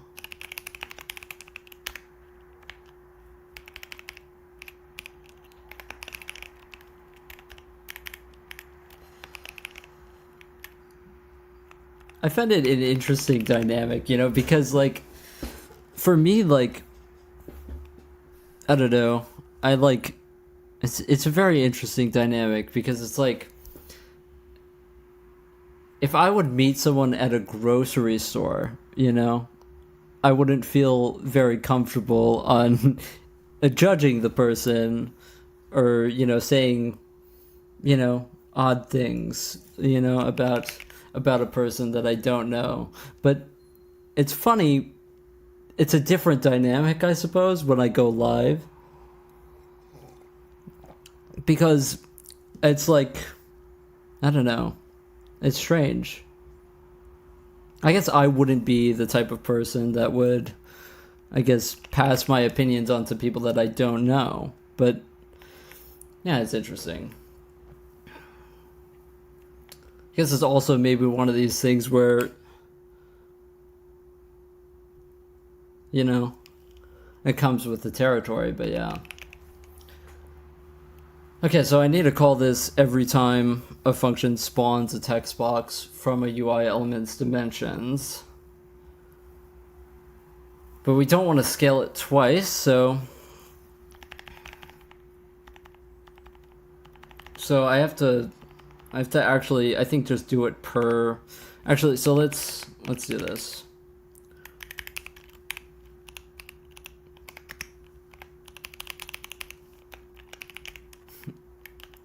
Live is good, I suppose.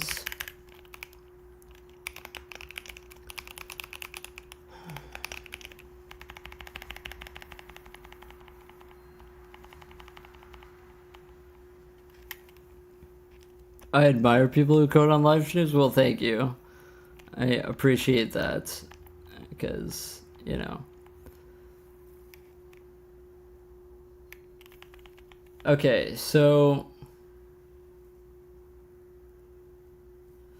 the thing is, here we aren't. When we populate any list, I need to, when I move text box to origin, when I sort text container downwards, it's when I sort that I need to change it.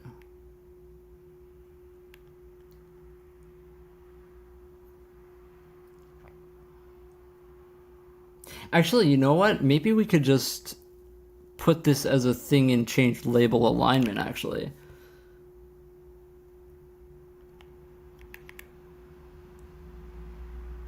Oh, the thing is that this function...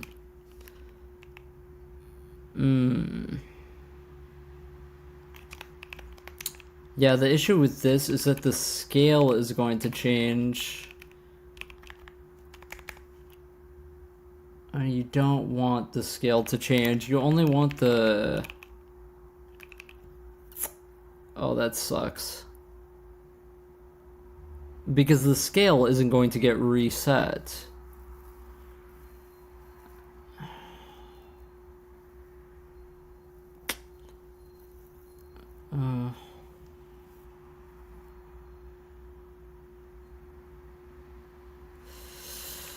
Yeah, that's hard.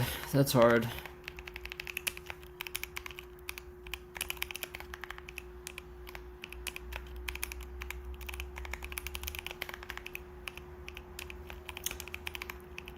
Maybe we just want to take the scale portion out of it to make the refactor easier for ourselves right now.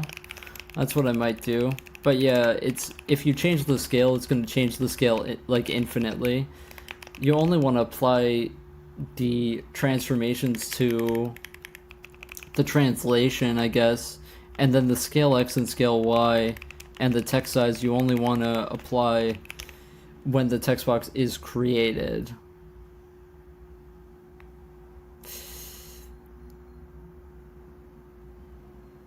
Yeah.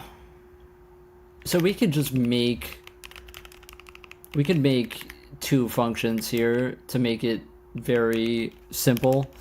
Is that we will call this, like, initialize init scale versus our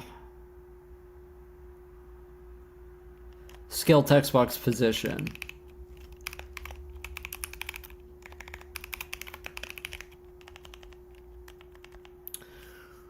Because for the scale text box position, literally all we want to do is that.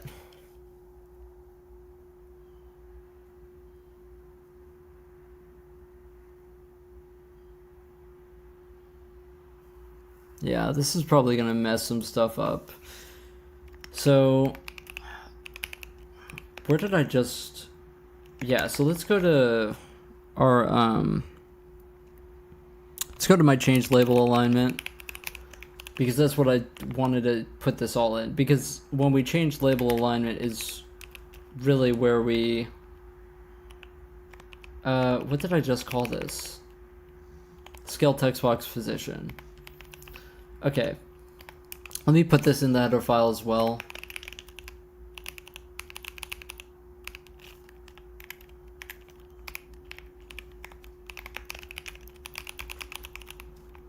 Okay, now when we init scale text box is when I create new text box. I think that's when we want to do this.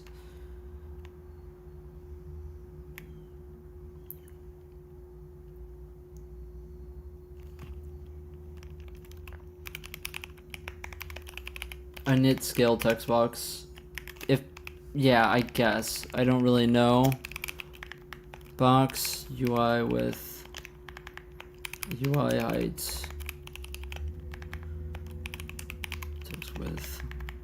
Text height.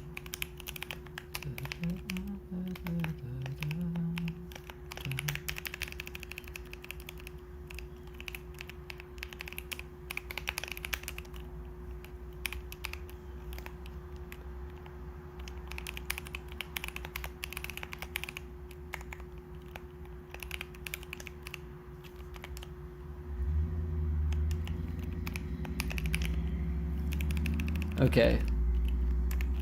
So now when we init a text box, we change it to the based on the UI scale and the text scale. And then when we change a text box's position, then we translate it there. Hopefully I'm doing that correctly.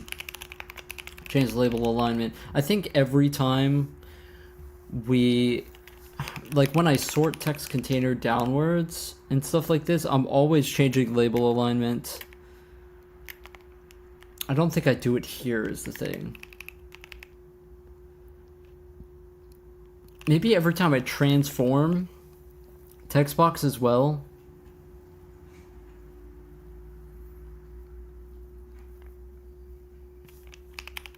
Transform text box. Let's not worry about that function. Scroll container, transform text box, T-angle, T-scale. Ugh.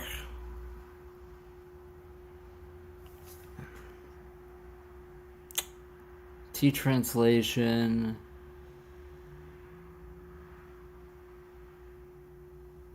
Plus the scroll offset.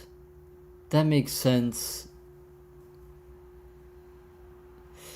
The problem is you only want to scale it once.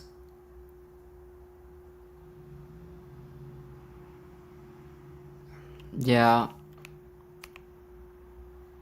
Push text container upwards. Yeah, you only want to do it on the one that's you're changing the label alignment to. So this is going to be scale text box position, newest box, UI width, UI height, text width, text height.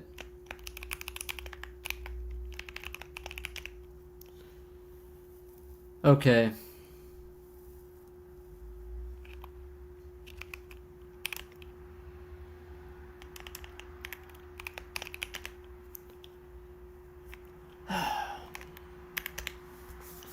Let me give this a try.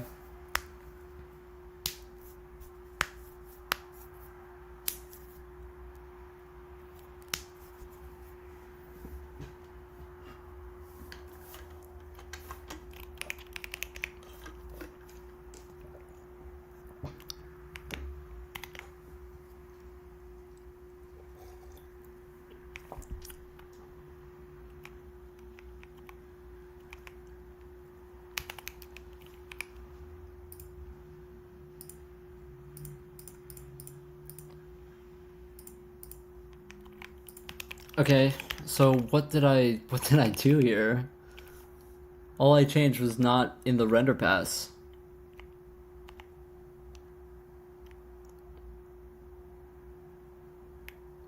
Oh, for some reason I'm clear coloring here.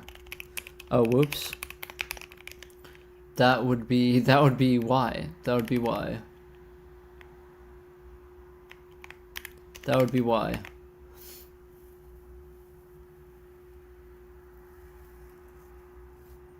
Okay, so now what I'm doing is I'm just drawing the text over the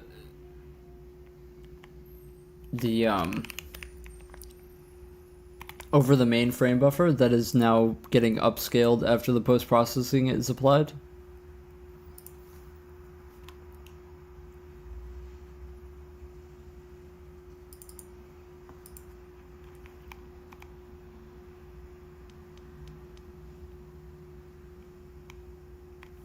Okay.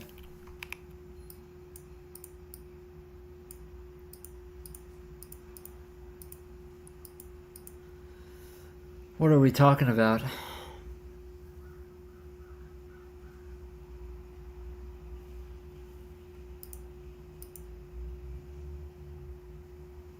See, if I click here, I'm getting the oh no, I'm not.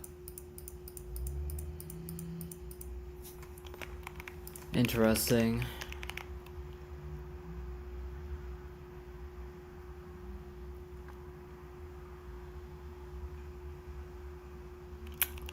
Yeah, I wonder if I messed that up.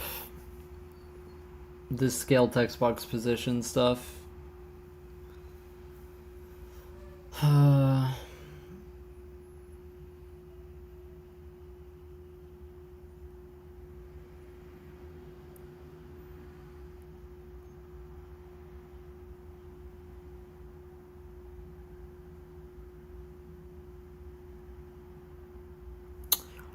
Yeah, what I should have tried to do while I was still doing that was I should have tried to make a text box.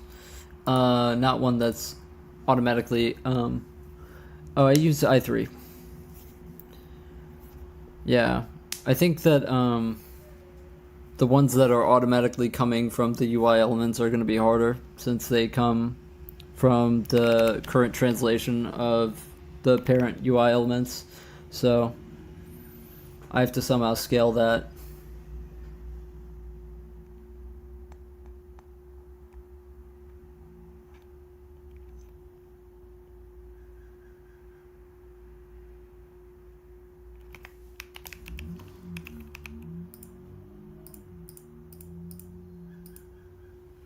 Okay, so let me try making a text box.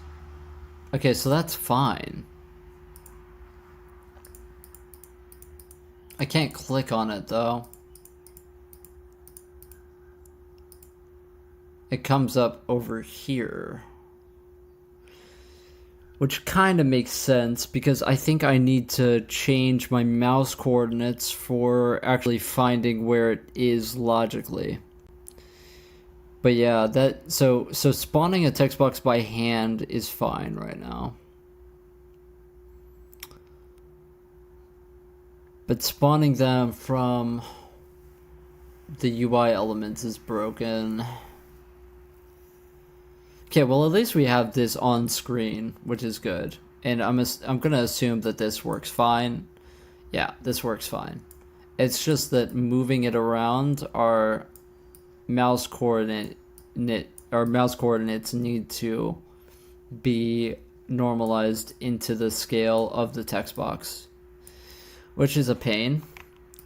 So 2 things there that we need to work on, but we are close to having text that's readable at an upscaled resolution, which is cool. Okay. So what I need to do is when I get text box from chords, I need to I think the easiest way is to take the position and change the position in here.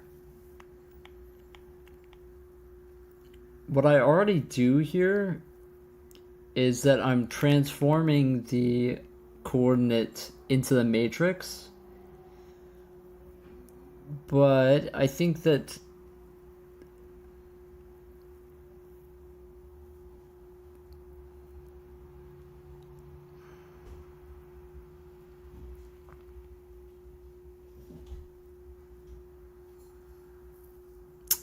Yeah, I thought that maybe that would be fine, but I guess not. Since our mouse coordinates are at the end of the day still at the UI resolution.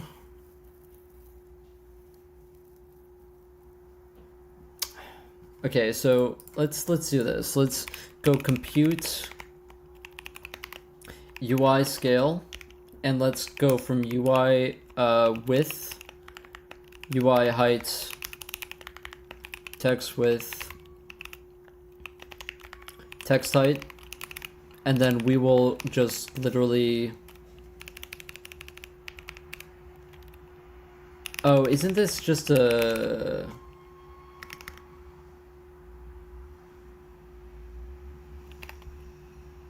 Oh, it's the same resolution, I think. So then we can just do pos.x and pos.y times scale. I think that that's fine.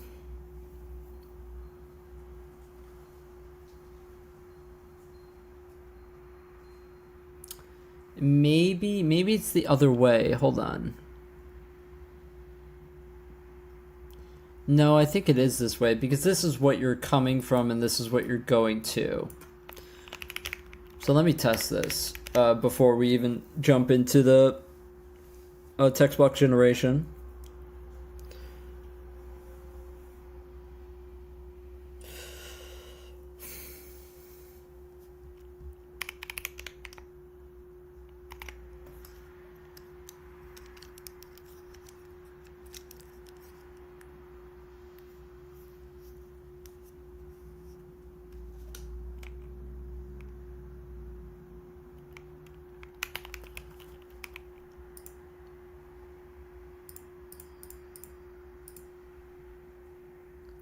Okay, that's fine. It wasn't working before. That's making an element, not a text box. This is making a text box, and now we're able to click it and moving it around. Okay, moving it around is still not... Okay, but the test to get it from the chords, we need to also change move text box, I believe. When we translate it to mouse chords, we need to also scale. I think that that's a different function completely. So let me go to map.c and see how I deal with the input for that. UI move, UI edit move. For text boxes, UI edit move, we just transform to globals, the mouse and last pause. What we need to do is compute. Okay, I want to get that function in the header. We need to get compute UI scale. And we need to put that in the header.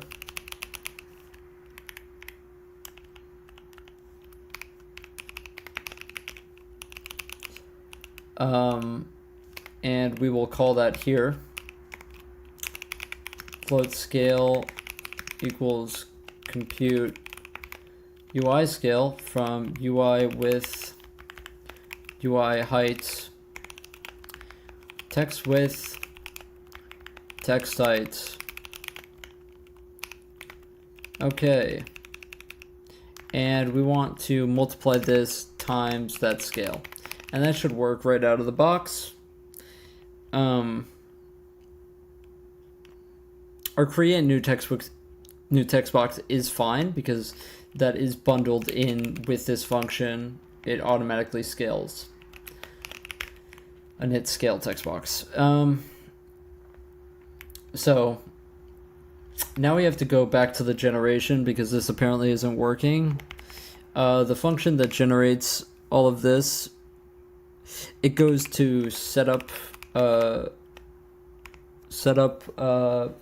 what is it, character stats? Yeah, it's setup character stats that creates the text boxes, but it doesn't actually place them We've also populate character sets, add text box, move text box to origin, and then sort text container downwards.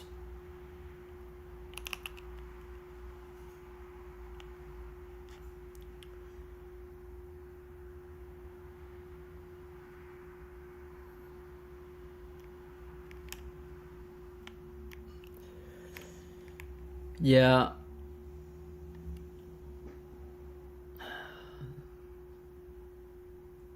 I'm just trying to do this in a way that I can actually refactor this in a way that it's not painful.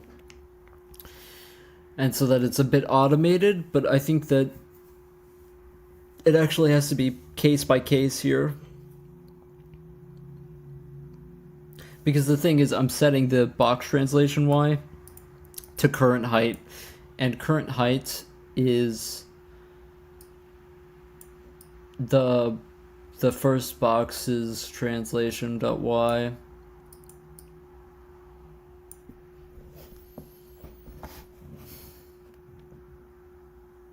So it's like accumulating change, I think.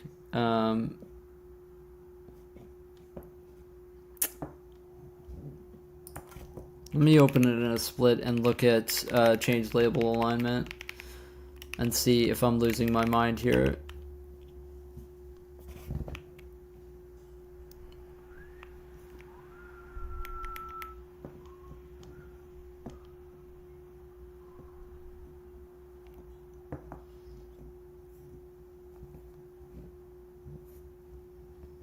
Yeah, I think that that's fine, dude. Like, scaling the text box position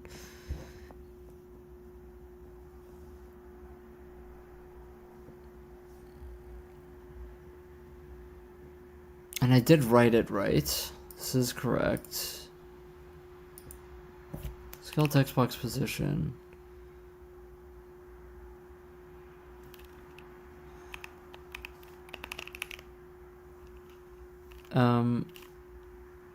I wish that I didn't just lose where I was.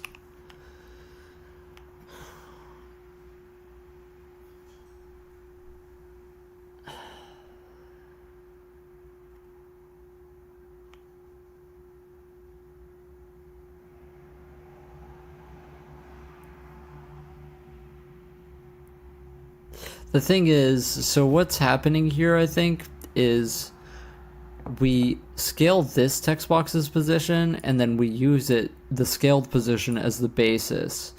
And then we change label alignment, but then we scale the position again and then move it further.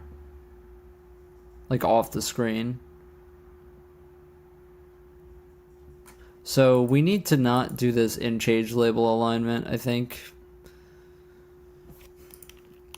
Which kind of sucks, because now you have to kind of go through every time we call change label alignment and do it, but I think that that's just the way it has to be. Okay, so let's do that then.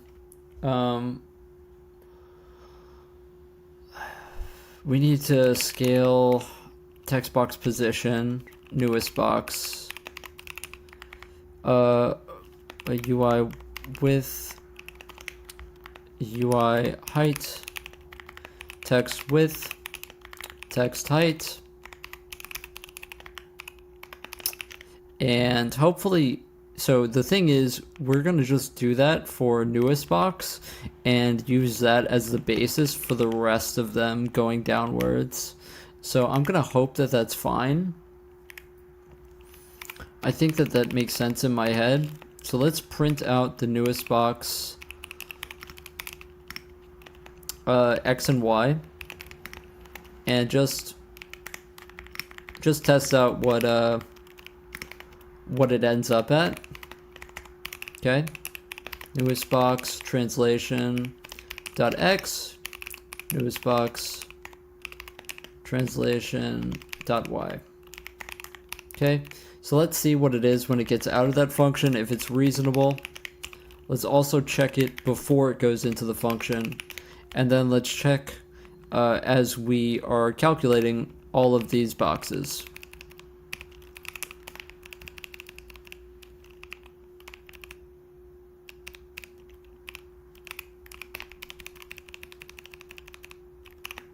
Here we go.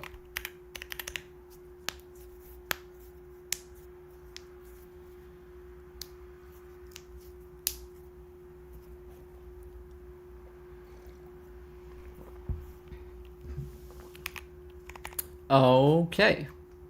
Where is the error? Oh, this is a vec2. Okay. Fine. UI edit move. Just change this to vec2 scale.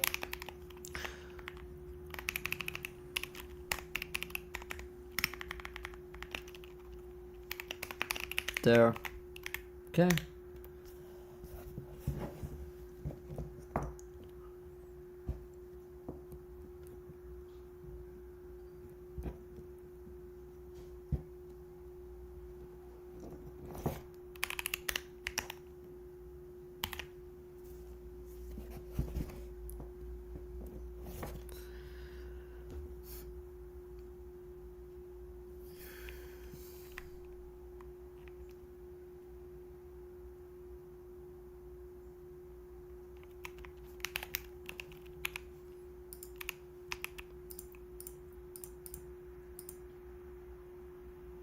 That's supposed to be over there.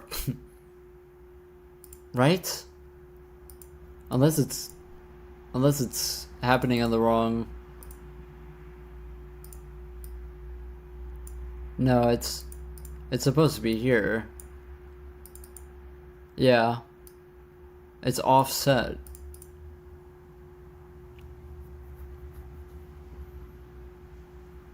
The Y is correct, but the X isn't.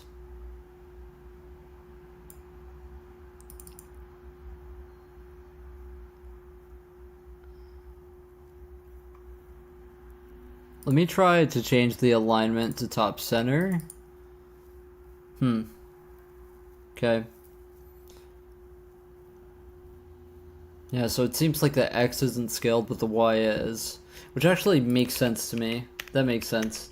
Why it isn't. Because we aren't using the newest box translation X. Because we just called change label alignment again on it.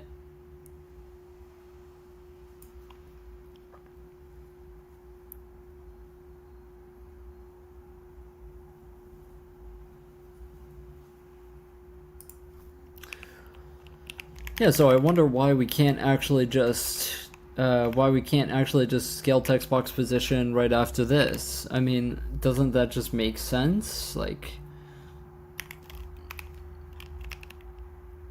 I thought that's what we had, but this didn't work.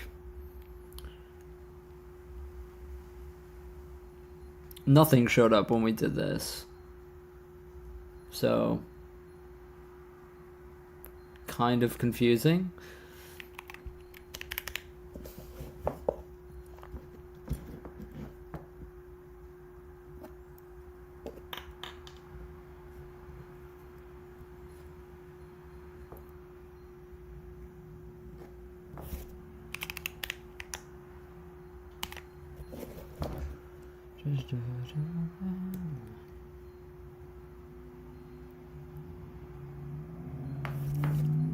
Yeah, I saw this this band Uncivilized live a couple of times in Red Hook. They're a great jazz group. Yeah, so now I'm not getting anything. Yeah, I mean, let's see what we're outputting here.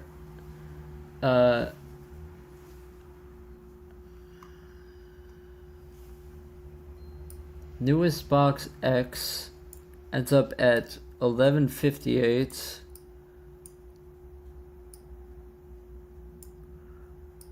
$152.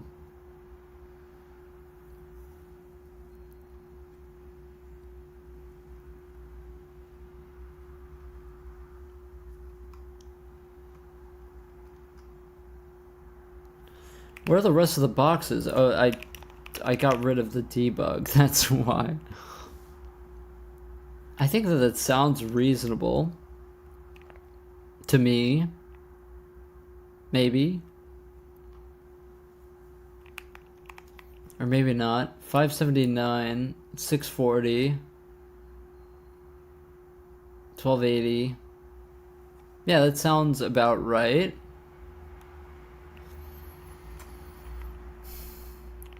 That sounds about right.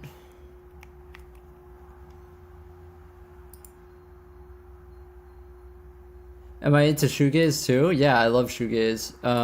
Astro Bright is just awesome. I love Astro Bright.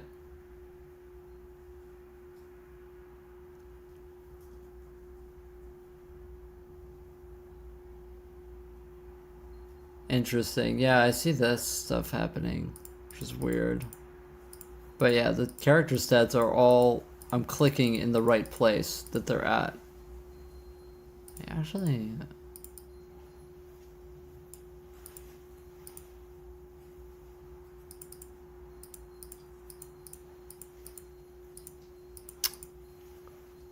yeah, they seem to be just in the right place, but they're not visible, or what could be the issue here with this?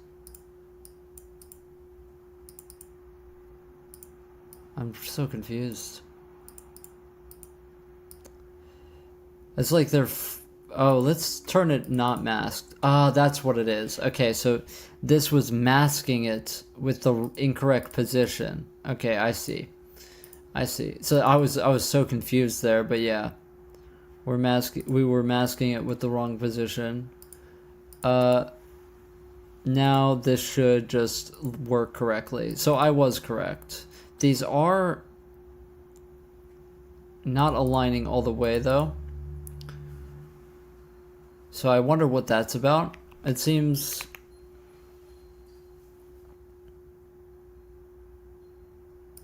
Yeah.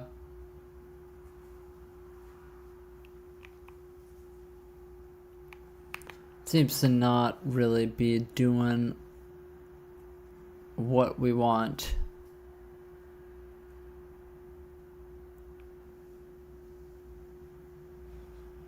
I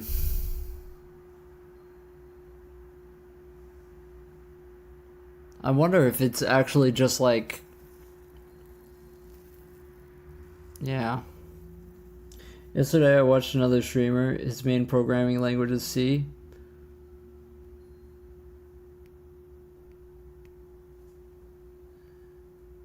He said that when you work with C++, you actually do not know your code is an object, function, etc.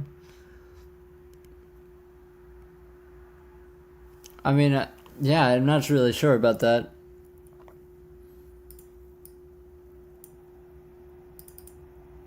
I'm not really sure what he meant about that.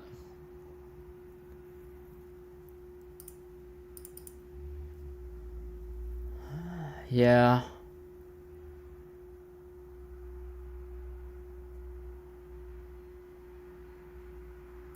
I almost wonder if we messed this up with the aligning and not the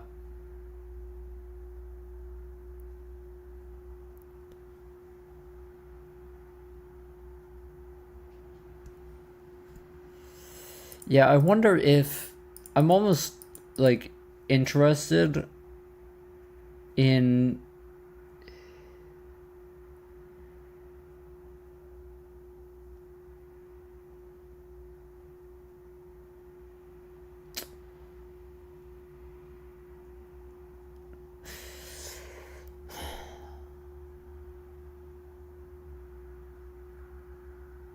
I think it has to do with the length of the strings, because the longest ones are more in the middle and the smallest ones are actually aligned.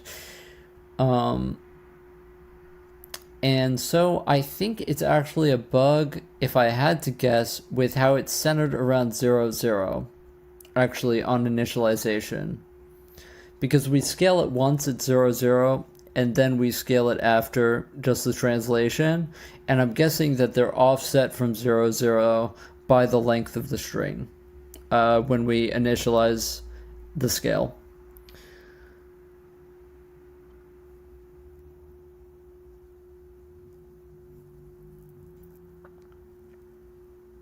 Yeah, so see, this HP strength is kind of in between because it's a middle length string, so it's because of the length of the strings themselves why they're not aligning.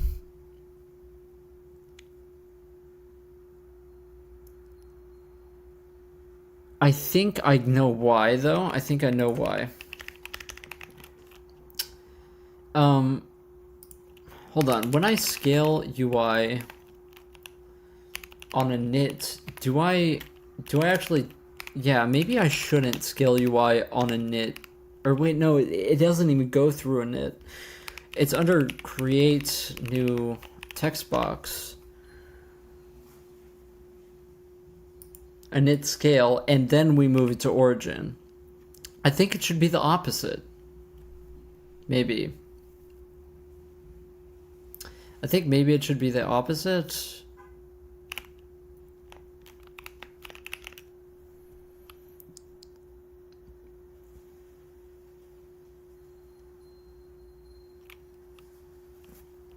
Maybe it should be the opposite. Okay, so let's try that. I'm not really sure if that's the bug, but it's definitely offset from the center by the length of the string, which it has to be on a knit that would be happening. I would think. Oh, I do it. Oh, but I don't think that these are labeled. I think that these are initialized as text boxes. So I don't think that this was... Yeah. Yeah, it should be always after change label alignment and after move text box to origin, I think, because then you risk kind of moving it away.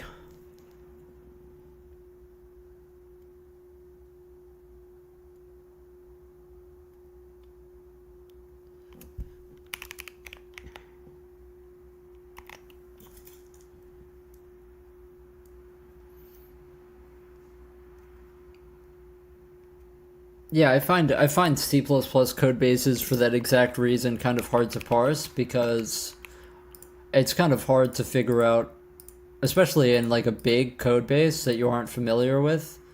Yeah,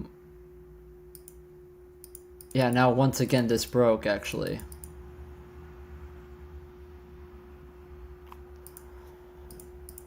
It's hard to figure out what is an object, and if you don't know where that object is defined, then you're gonna have a hard time figuring out what is going on, you know? This works fine.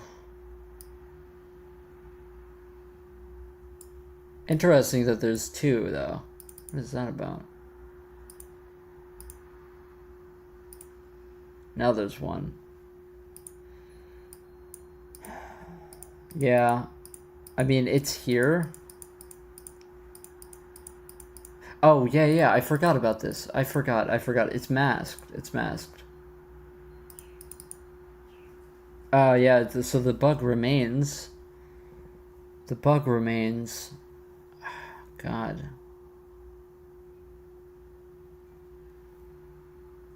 The bug remains. You know what? We actually moved text box to origin later, actually. We actually moved text box to origin over here. Change label alignment, scale text box position. We actually move it to origin beforehand.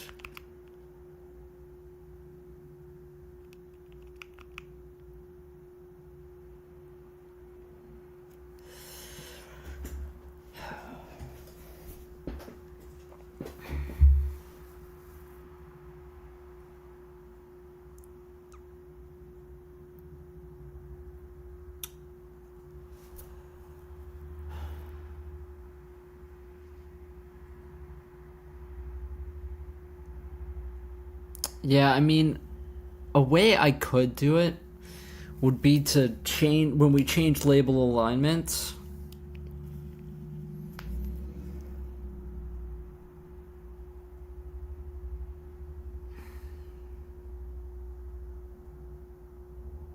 let me see what move text box to origin actually does. We determine the dimensions, then we do width divided by 2, height divided by 2. We change the center. Yeah, that should work fine. Do you ever listen to Stars of the Lid? No, I haven't actually heard of that. I will look that up, thanks. Stars of the Lid. Yeah, I've never heard of that.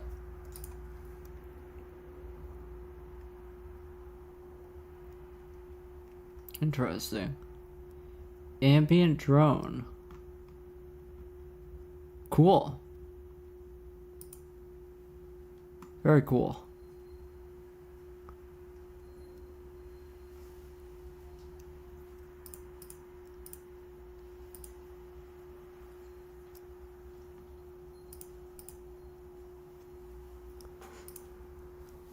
Very cool indeed. Thanks. Thanks for letting me know about that.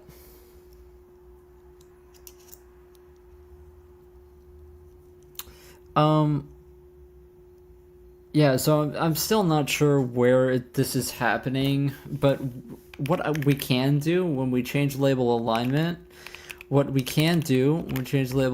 is we can change the current min and the current max for the element that we're aligning to. We can change that current min and max and scale that instead of changing the scale later.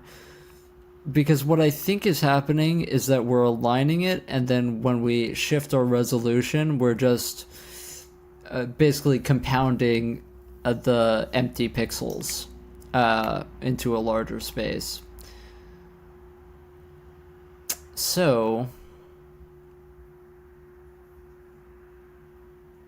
oh.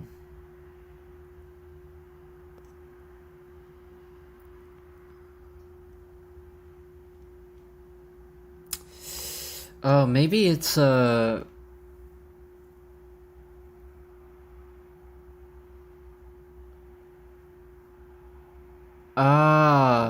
on.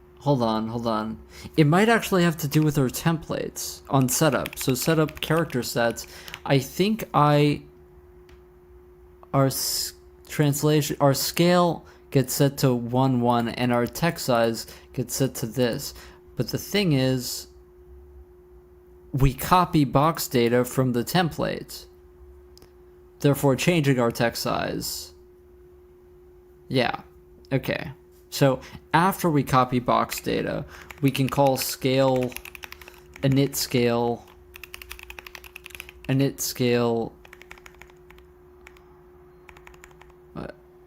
init scale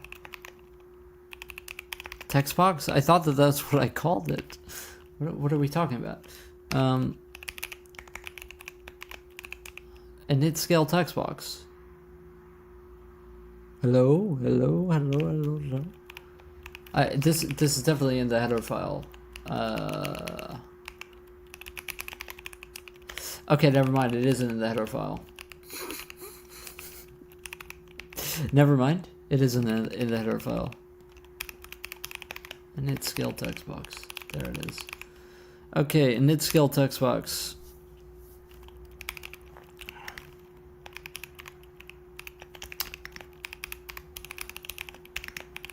Text width, text height. God, I wonder where dark is. He was all like, oh, I'm gonna, you're gonna, what am I gonna do at work? I'm gonna be so bored.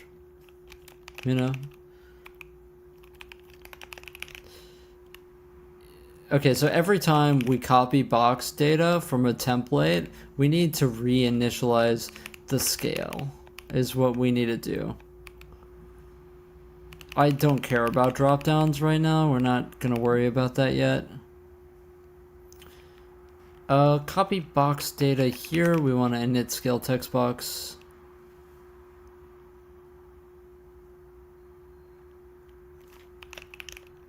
Yeah, I don't really remember. Set up attack info. Transform text box to... Yeah, we don't want to transform the text box to there. Because those coordinates need to be scaled. So we need to scale those. But let's not worry about this. Let's just try to get this one thing working first. So hopefully that does something. Because now our...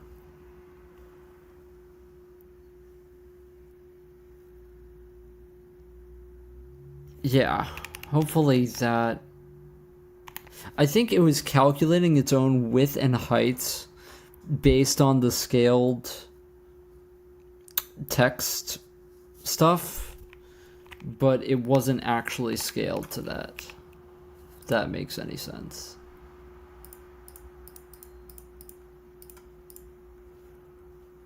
Okay, well that's completely wrong. That's completely wrong. Oh no, this is correct. It's just this one that's wrong now.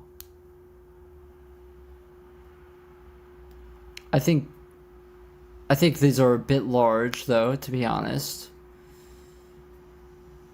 I think maybe the text size we don't want to actually make that large. These should still be aligned to the top though, and they aren't aligned to the top. Let's see if we change it. They aren't aligned to the top.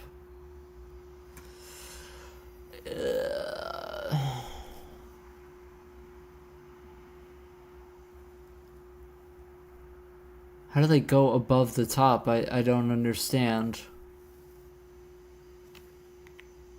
Yeah, I don't understand why they would go up to the top, but, you know. Init scale text box, maybe we don't want to change the text size. Maybe it's just the scale.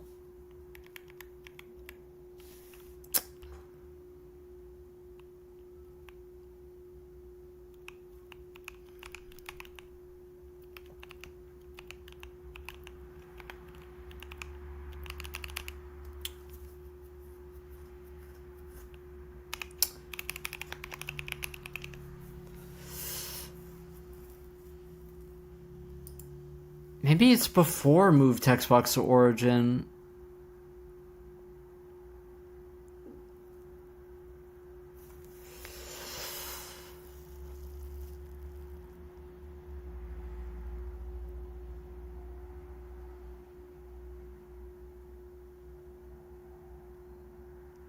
Yeah, because the start becomes the negative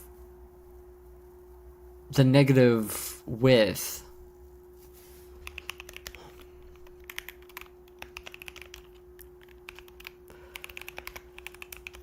I know that this probably isn't riveting to watch, but yeah,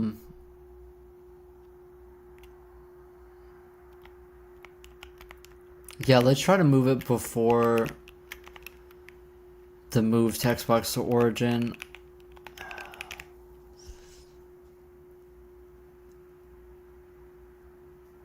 Yeah, I mean, so the thing is that this changes the start. So maybe that is important when we determine the dimensions. But I mean, I don't think it should.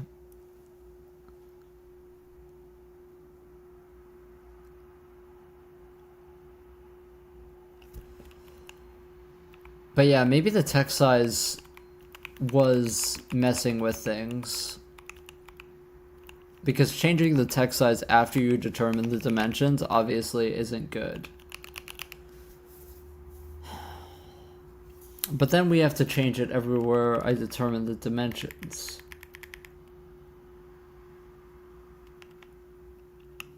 Oh, I wasn't scaling this position.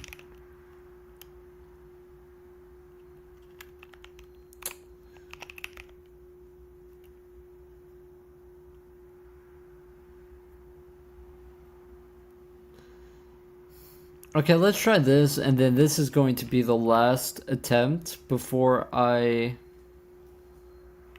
This is going to be the last attempt before I actually go through and go into change label alignment, and then change it from the other side, and change the element dimensions to the scale instead of scaling the text box afterwards, because I think that will definitely solve it. But it would be annoying to do that. There would be some trial and error involved, I think. Okay. So let's go toggle this, UI change, and then let's go to is masked off, and then toggle it again. And yeah, this seems correct, actually. This seems to work now. There is kind of this thing with... It does feel stretched, I think, a bit. Kind of interested to see what the scale is. The scale is 2 and 2.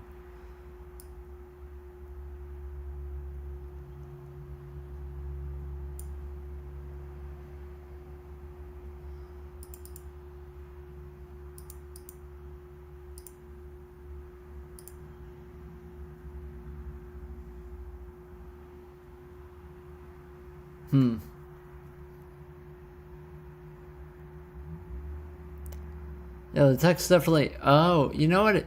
It might be the problem is the height between them, I think, is now a bit... It's a bit severe. The height. The height is a problem between them. Yeah, you want a little bit of space between them. And I wonder if we're calculating that wrong. To further test, let's open up the combat menu and let's see what we have here. Okay, so we're over here for whatever reason, which obviously we didn't do this correctly, and we don't have text appearing there. Yeah, so this obviously is incorrect. Also, our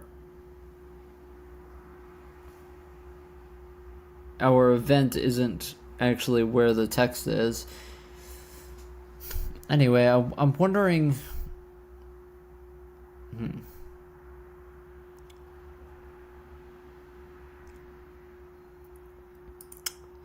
I'm wondering if I change the... If we keep this text size, and if I change the scale down to 1, if it looks normal.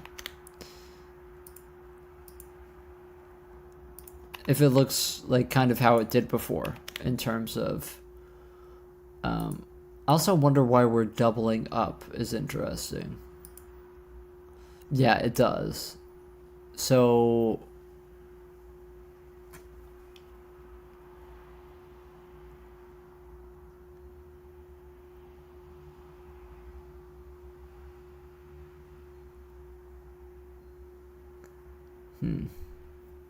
It's actually interesting because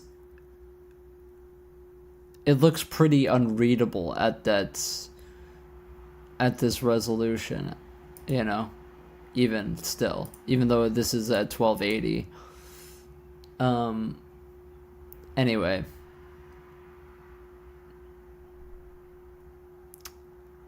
Anyway, this is a real wake-up call to us because the reason why this is happening is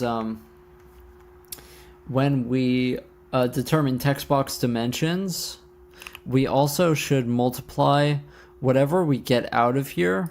We need to multiply this times the text box scale is what we need to do. Okay, so times text box scale.x. Okay, so that will fix this issue. Times text box scale.y. Okay, so now let's go to where our populate not character stats but the attack list, and let's take a look at this. Okay, so we call sort text container downwards. We add text box to draw buffer and then move them to the origin. I wonder if we should be doing that in the other order. No. No. Yeah.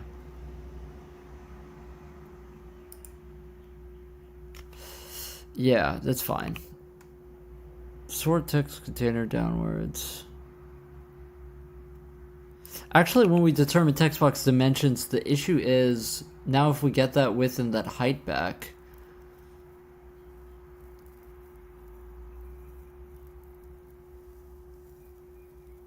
that's going to throw everything off, I think.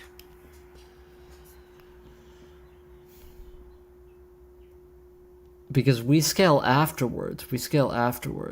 So we can't do that. We can't do that. That just has to be a case-by-case basis. As annoying as that is, when we determine text box dimensions, it's going to be a case-by-case basis. Because when we move it to the origin, we want to be going based on the actual text width and height, not the GPU scaled text box width and height. So that's something that we have to change.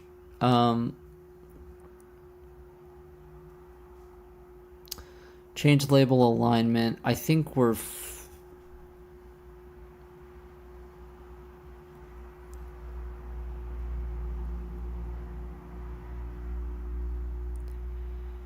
maybe here we want to do to multiply it times the scale.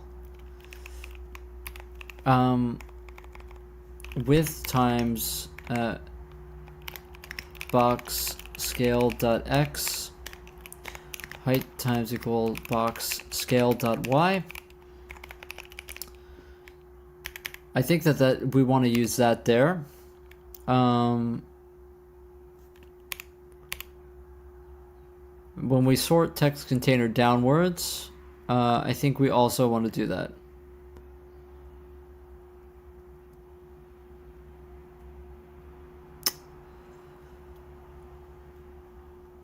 Yeah, because we determined the dimensions.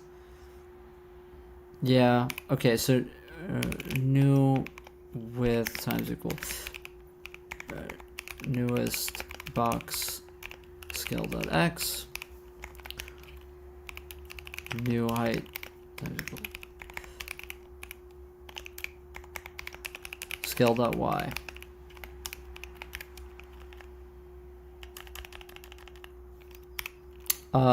And we want to do that to this as well. So current, this is so that we get proper line spacing between our text boxes, because they need to take into account the GPU scaling of each text box. And then we will be able to scale our boxes to a readable size and not have to worry about line spacing. Okay. So that's that. Push text container upwards. We also want to do that. But this is, I think that this is where the bug was coming from with our other thing. I think that that's push text container downwards is what it is. And so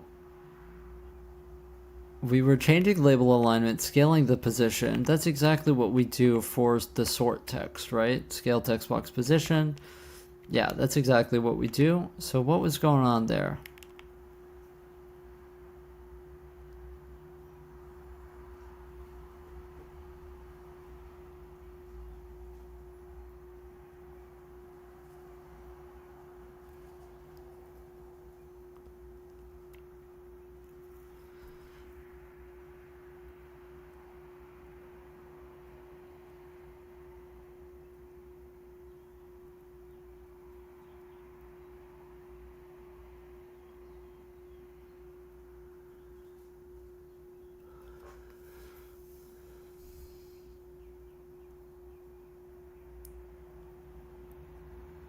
Yeah, I'm not sure what was going on there.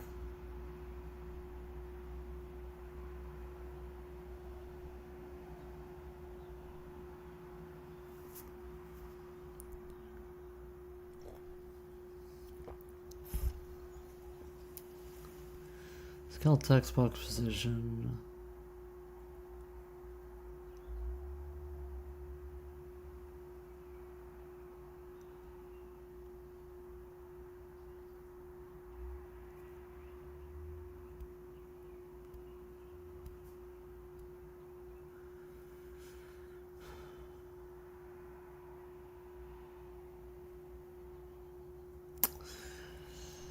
Yeah, I mean, I transformed them the exact same way.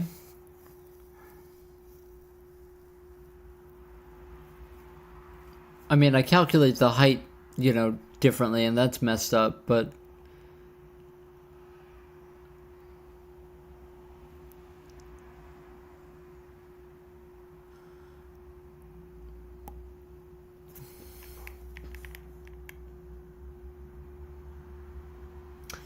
I mean, I have to print it out. I mean, I have to print it out. So let's say... Honestly, we can just piggyback off of the printout that I already wrote up here. And I want to see exactly the position of it after and before we scale it. I believe that this is... the one that we... Maybe it isn't push text container downwards. I forget which one it is. Let me see. Populate attack list. It's sort text container downwards. I was completely wrong. Okay, so it is the same exact thing.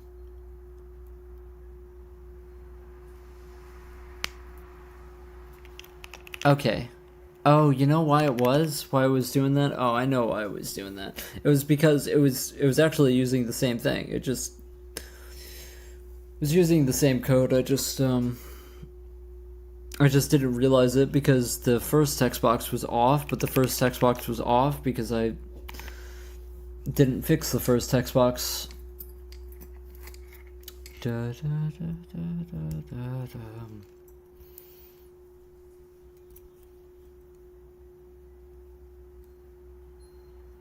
Oh, I looped the album, I just realized. Oh. Okay. So let's turn masking off on this again. And now we're back to this.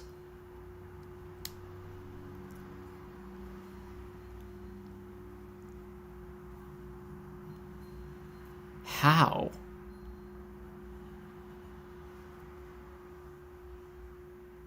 Wait, how did that change that back to how it was? I swear I didn't change that code that would make it do that. And this is completely off.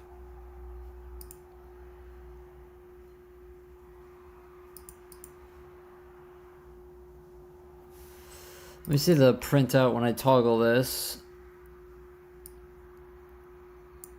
I don't think that this is the printout for this. Maybe, no, it is.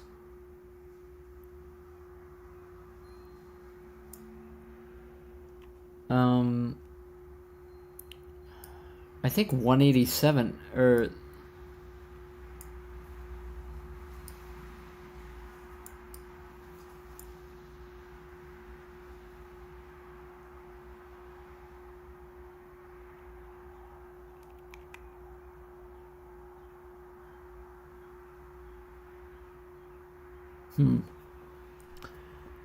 Huh.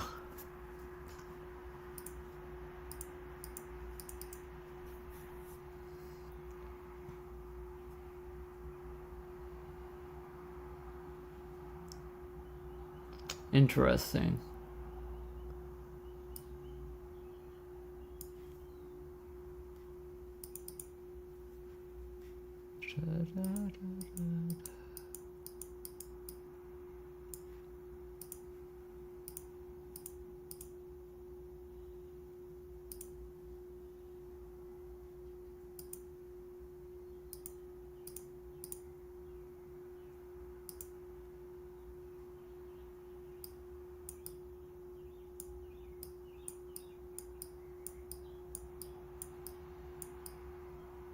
This should be about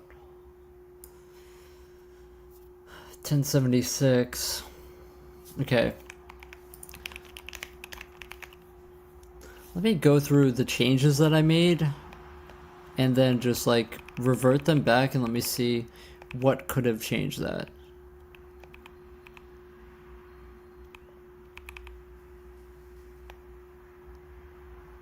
Change label alignment. That's what changed it. I shouldn't have done this. Okay. Okay, that's what it was. Because we scale it directly after change label alignment. So doing that there, yeah, that can't happen. What I was thinking, right, was you kind of need it during change label alignment for the height specifically, because you want to be aligning the top of the text box against the top of the element. And so this way of doing it, it will basically align it improperly with the top of the text box, I believe. So yeah, I think that was probably what it was, if I had to guess. Yeah, that's what it was. Okay, so we got that fixed now, and this looks fine now. But yeah, so now let's move on to the other menu and try and figure out why this is wrong.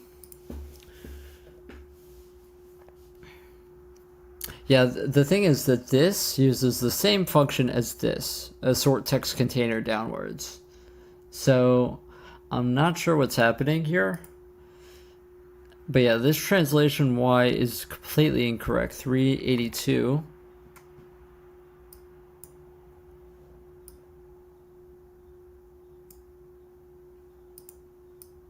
I'm also wondering, like, this... Maybe these aren't the correct text boxes, but...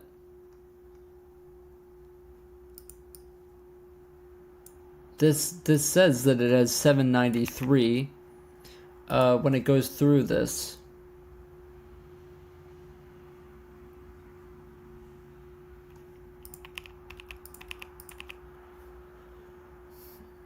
But then when I check it in my own UI, it obviously doesn't have 783. It has 382, which is actually right here. I mean, this is the correct translation Y for this coordinate in where'd my terminal go? Oh, there it went. Okay, so let's try and figure that out, huh?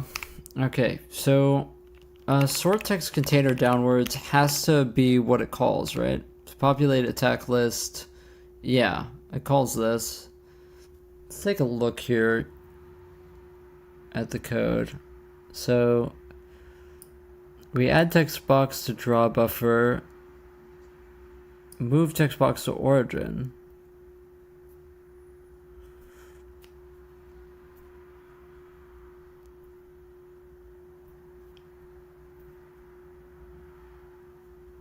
Maybe we do want to move it to origin before we add it to draw buffer, actually, because, yeah, because you want the start to be correct.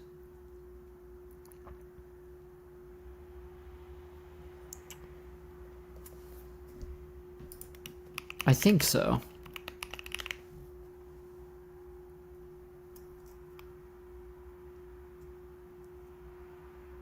Oh, hold on. If text box count is greater than 0, change label alignment, transform text box.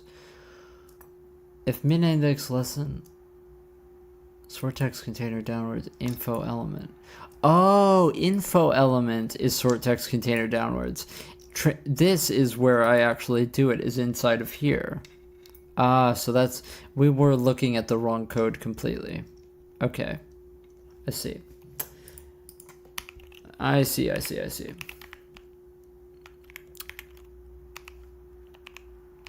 I wonder why we don't move text box to origin with top box. Maybe it's because I move it up here, or I don't.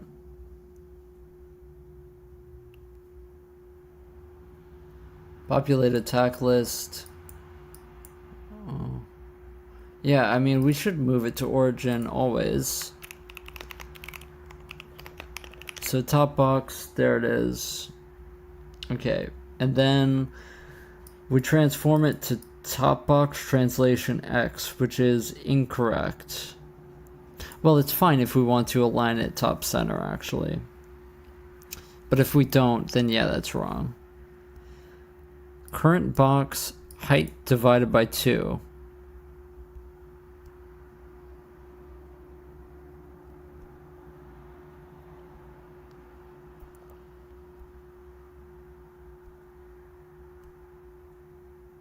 Don't need to determine. This is dealt with in add text box to draw buffer. This isn't actually determined in add text box to draw buffer. That's completely wrong. That's completely wrong. That's completely wrong. We do need to determine. And we also need to width times equal top box scale dot x and height. Why is this giving me, oh.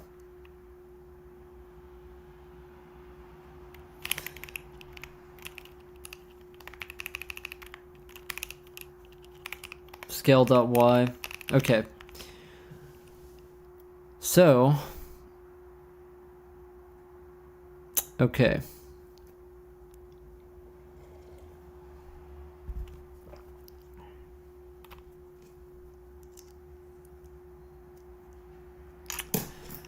Okay, so we want to set the start height. Let's just call the start height is going to be height divided by 2 plus the middle.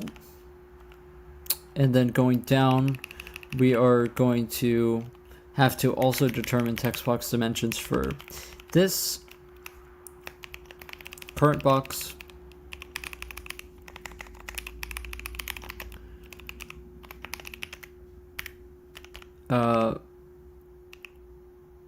Yeah, so top box translation.x is fine if we're justifying in the middle.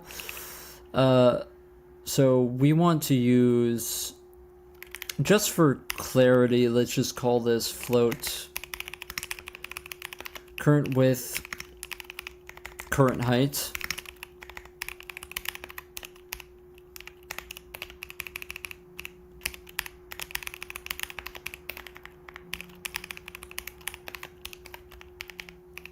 And let's put this here.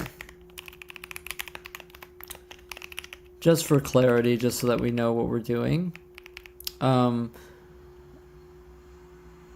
then this is we're going to add start height to this. And then start H, I guess I called it. And then each time we are going to increment start H by the current height. I think, yeah. So, yeah, that should be correct.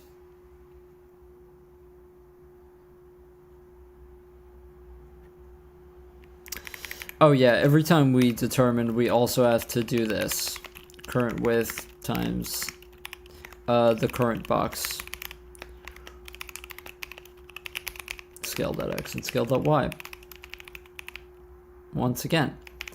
Okay. Now let's see if that fixed that menu.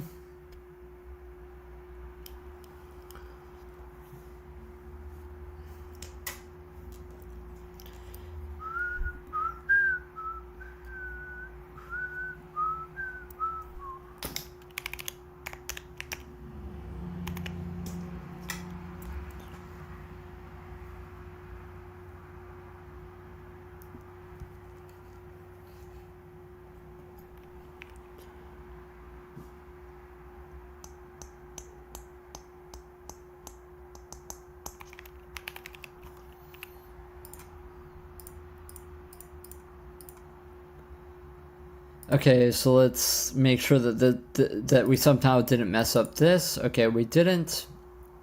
That's all good. And it's cool because this is actually readable now since it's at a higher resolution. It is just a bit more readable. So let's go to the combat menu and UI change, and yeah, it'll appear. Okay, so that works fine. For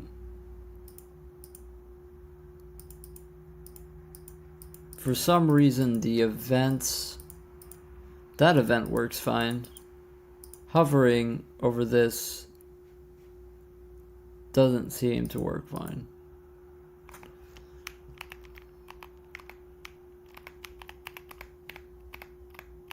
Which I'm confused about why that would not work.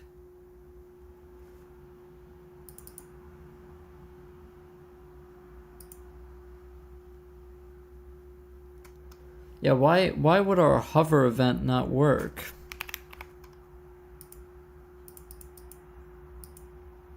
And our selecting isn't working either.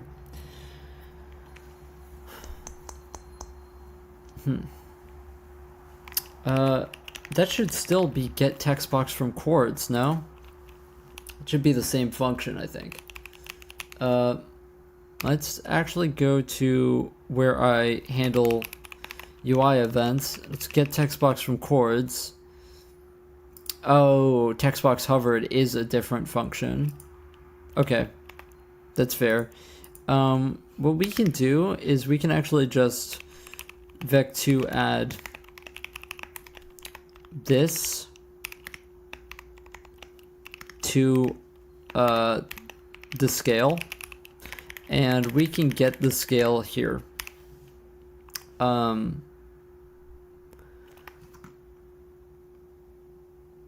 Yeah, let's just get it above here to be efficient. Float text scale equals compute UI scale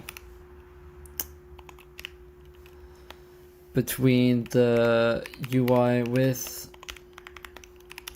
UI height, and the text width and text height.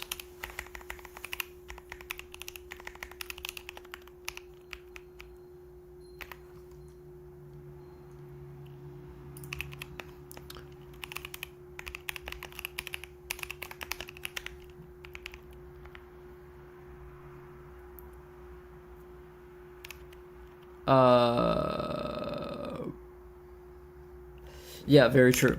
That's very true. Okay, fine.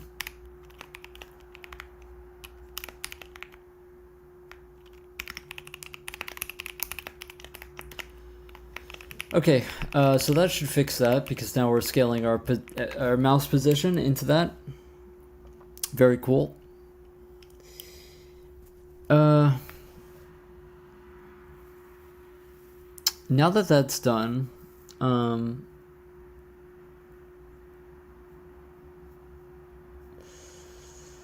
yeah, I'm wondering why our info box wasn't showing.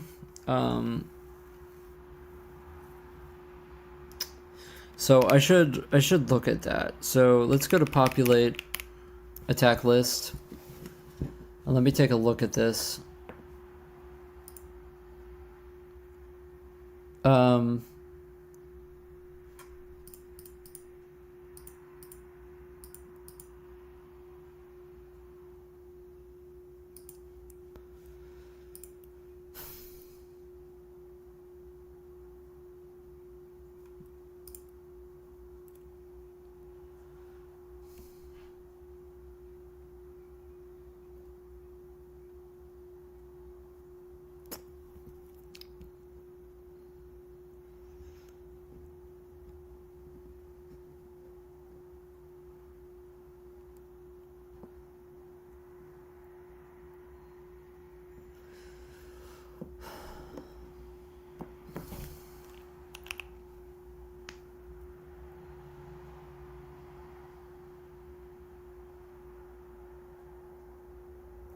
Yeah, I mean, I don't really know.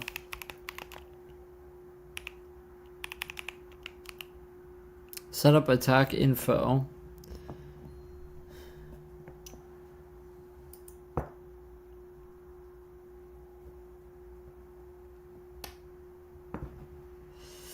I mean, I don't even think that this stuff should matter, this transform.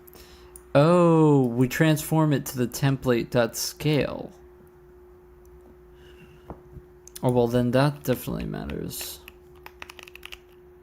Yeah, if we change the scale, then yeah, that would matter.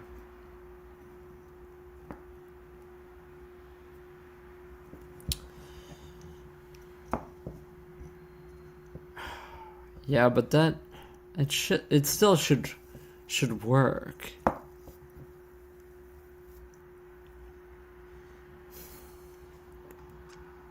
Set up attack info. And I don't think that the attack info has a callback for anything. I just think that it's utilized by the yeah, it has a it has attack info has a yeah. And then populate attack list is just what sets it up. It doesn't actually, and then moves it into place. It should sort text container downwards.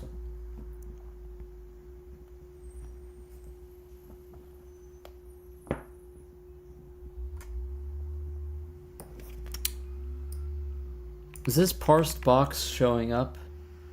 Parsed box, yeah. Parsing def attack, yeah. Parsed box, yeah. Yeah, so it appears.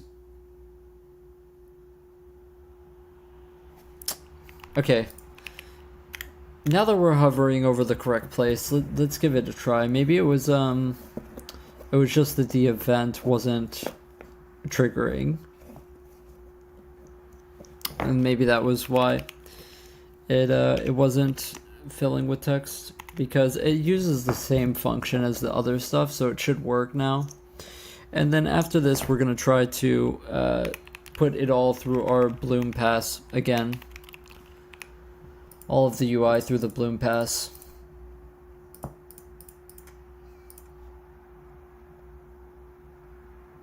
Okay, so let's try to trigger the event. Okay, so that still isn't working.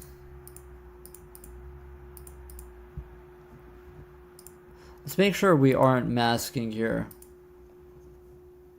Oh.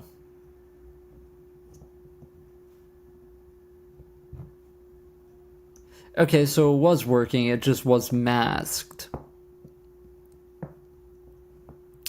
Okay, so that was working, it was just masked.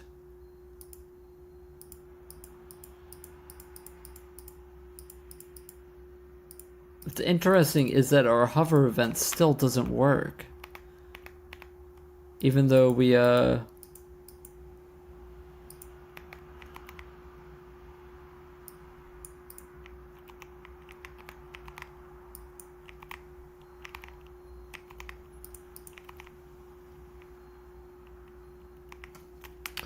our hover event still doesn't work.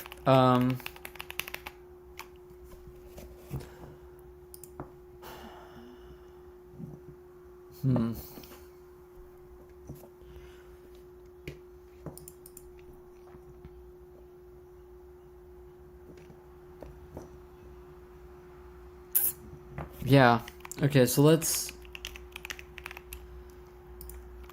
do this the correct way. Okay, let's do it the correct way, because I think what I did here with this UI element move is fine for this, but not for determining if we're inside the bounds. So let's go to where I take so it's going to be in handle UI events. Handle UI events. We will now, I think we're just going to pass in, oh, I did vec2, oh, yeah, that's why I was kind of staring at this and like, why, yeah, that's why I didn't actually scale the position, I was adding, two vastly different things. Okay, so now that this is squared away and all of this is working, we have two things that we need to do. We have to now make sure that our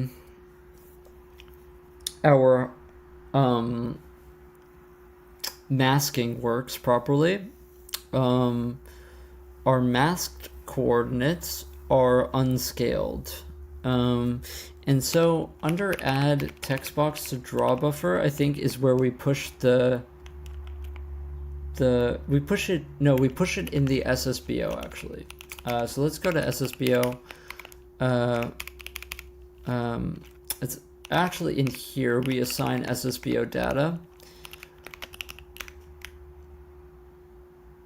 We assign SSBO data here. And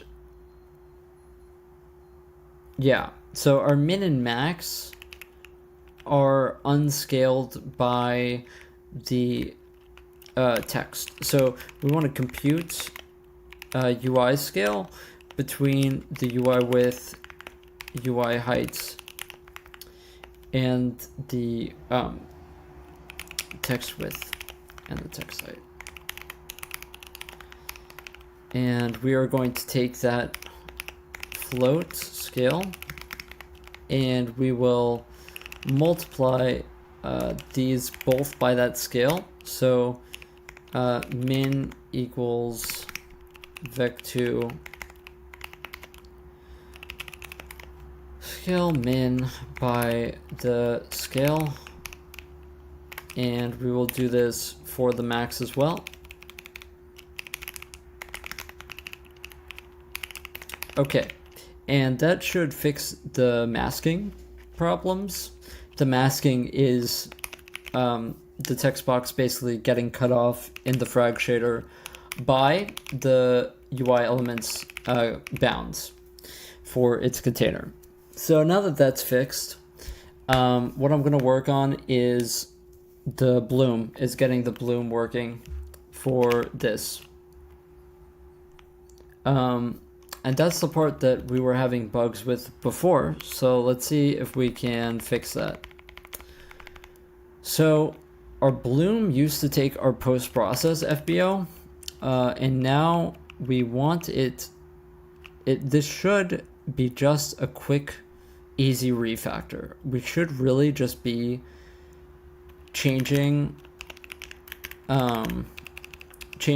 this to the main frame buffer. We should really, that's all we should be doing here.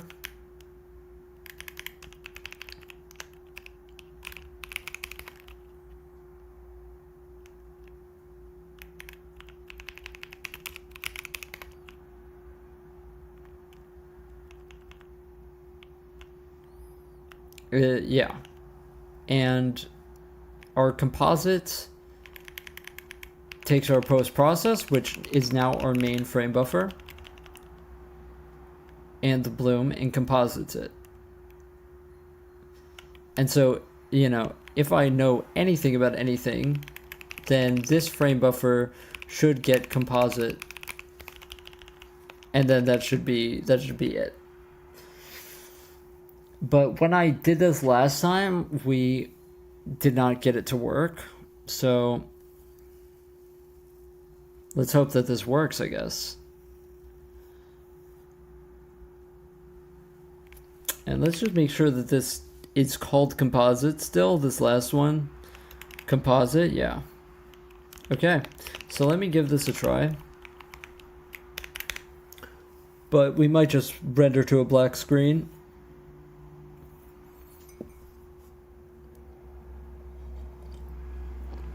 Possibly just render to a black screen. No problem.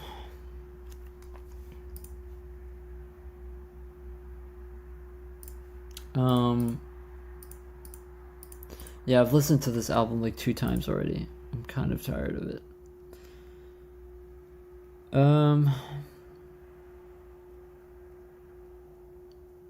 What can I listen to? I'll listen to this. I can't play it because I'll get copyrighted though. unfortunately.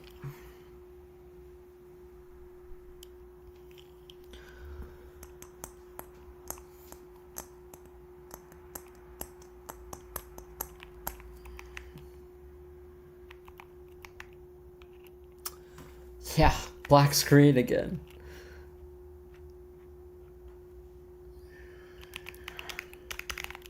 Yeah, this is what we were having this problem earlier. And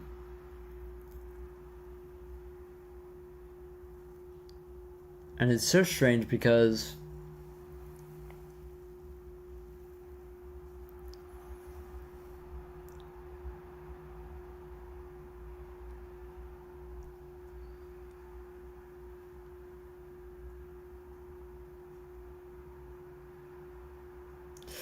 really all we should be doing is routing our rendering different. But for whatever reason, our bloom really does not like our main frame buffer. But it works fine when we route through our post-process frame buffer. For whatever reason. But when we route it this way, it does not work fine.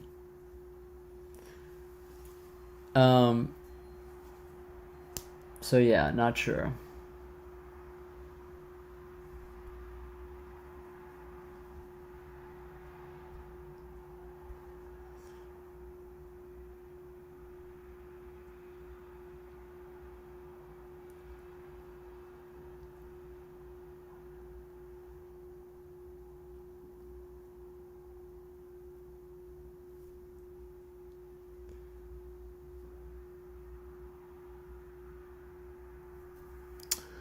Yeah, I wonder if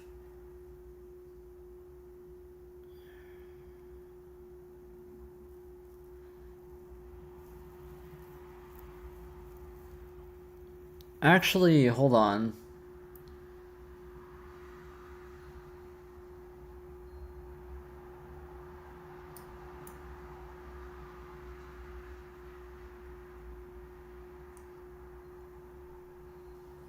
Let's try this actually with the post process here.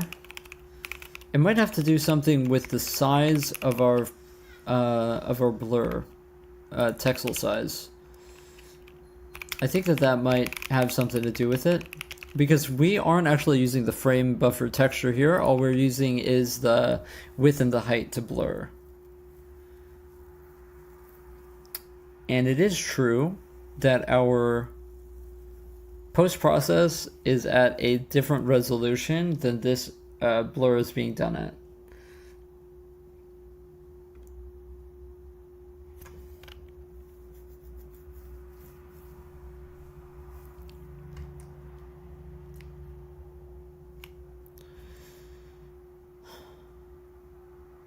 But yeah, this should just find our main and work fine.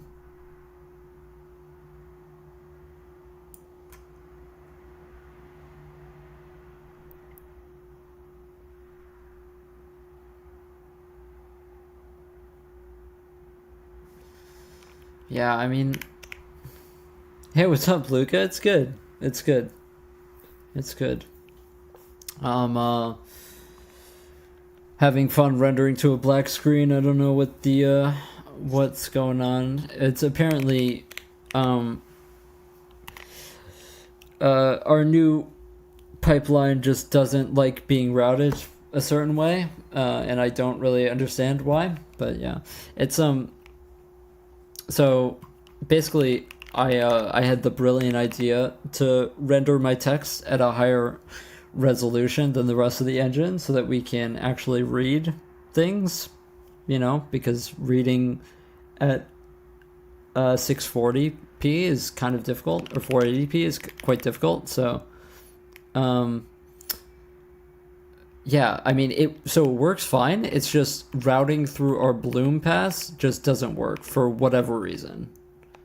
It works fine otherwise.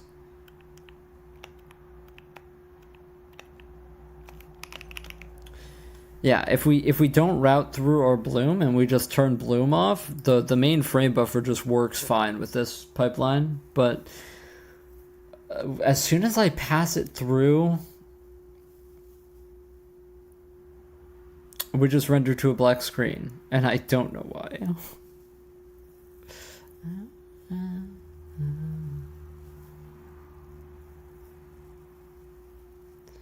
And it should be exactly the same thing because I just go through here and I just replace all of the things that we're going to post-process with main, and it should be just a one-to-one refactor, but it's, for whatever reason, it doesn't like it. It just does not like it at all. Have never done game dev, mainly Python, React, and some Java, go back and stuff. Funny to feel like an absolute beginner again. Yeah, I mean, I feel like a lot of that skill is transferable, you know? All the actual graphic stuff isn't that complicated. It's really, I feel like the architecture is kind of difficult, the abstractions and stuff. That's where kind of the main challenge lies in an engine. Dude, like,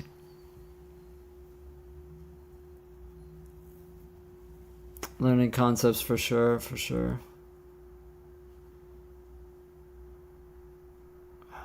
Yeah, I mean, so I'm interested in seeing like if I can just go main here and then these go to their own frame buffer. I just wonder if I can literally just render the bloom frame buffer to our full screen pass. I want to see if this works.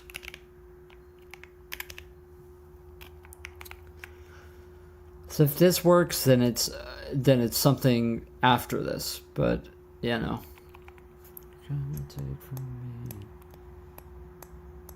I wonder if I hard coded something somewhere. Like that's the only thing that would make sense.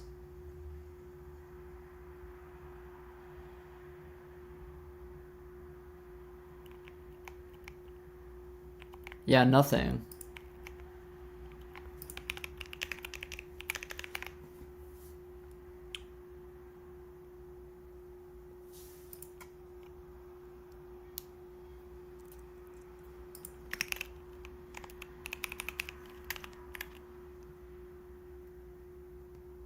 Yeah, all of this is just fine. This is just oh,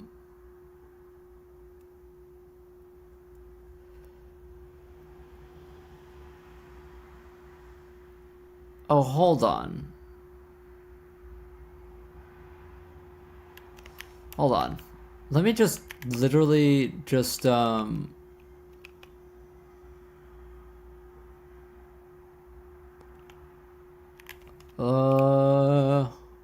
right, that's what I was doing. I had to LOD it with a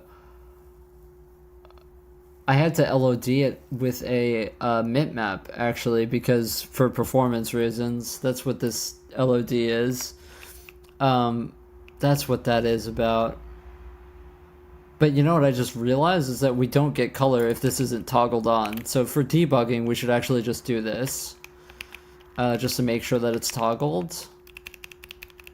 Yeah. Yeah.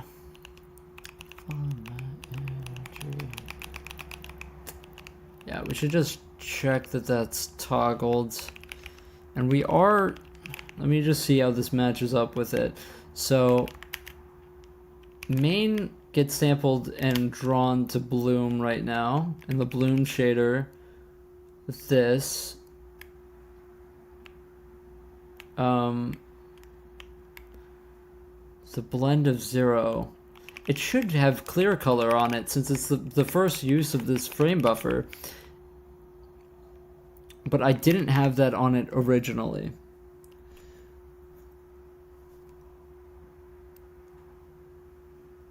C++ 98? Really? C++ reference has everything. Main challenge is architecture of the framework, yeah.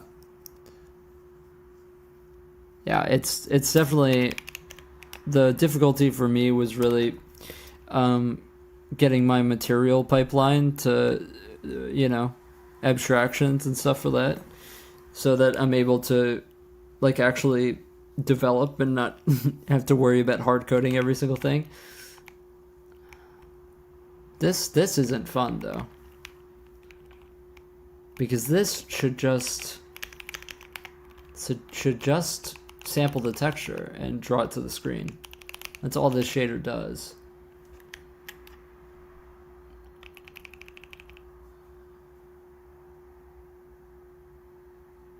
That's all the shader does.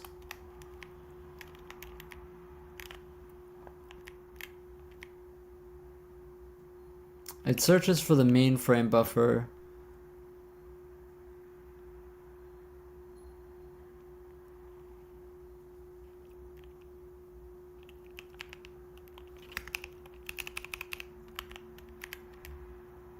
Yeah, this is just fine. It's normal.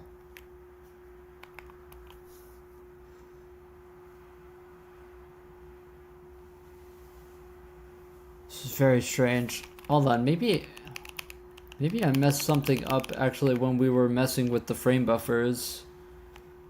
Maybe I just didn't notice.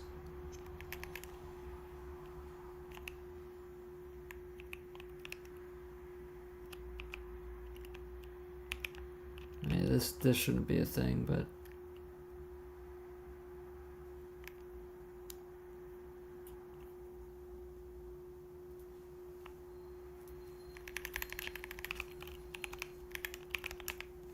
I don't know why this was 16F. It shouldn't matter though.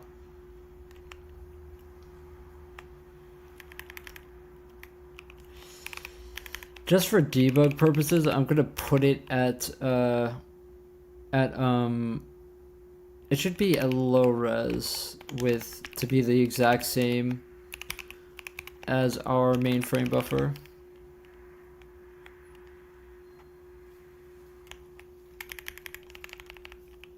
And let's just make our composite text the same while we're at it.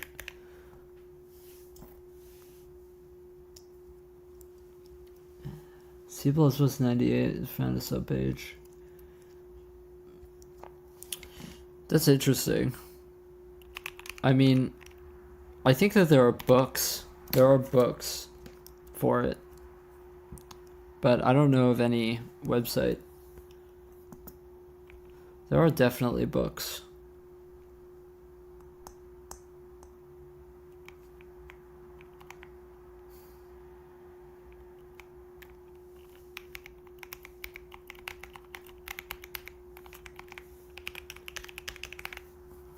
This is gonna drive me insane.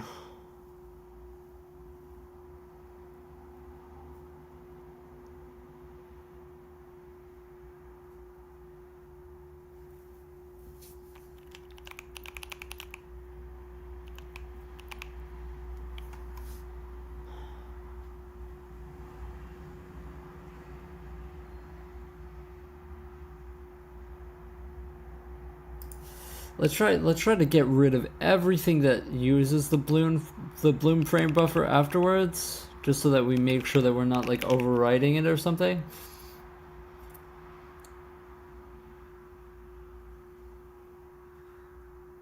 Also, the fact that I had to like depth mask here is so weird. Like I don't really understand that. Why I was doing that. It was something that I did for some reason though.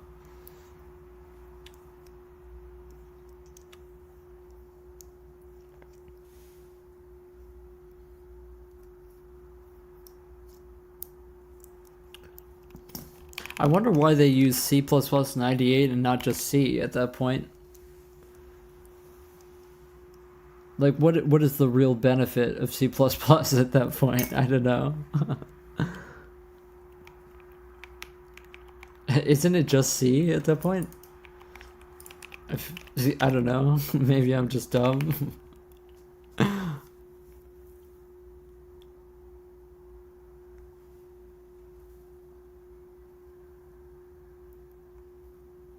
mean, this is so bizarre.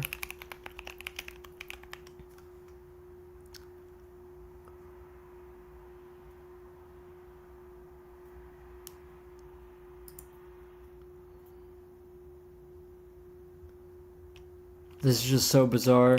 Can I go back to post-process, by the way? Like, can I try this?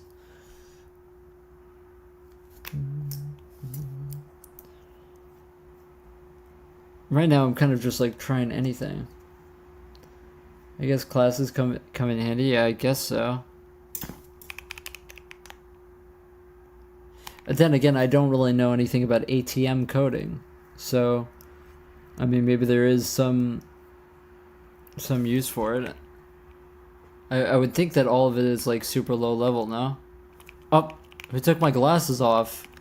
Who took my glasses off? What the heck? This is at the bloom resolution, by the way, is what this is.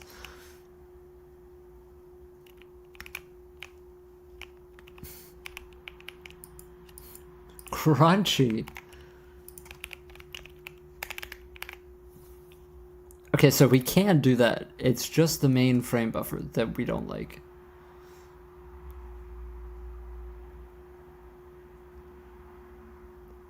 And why is that?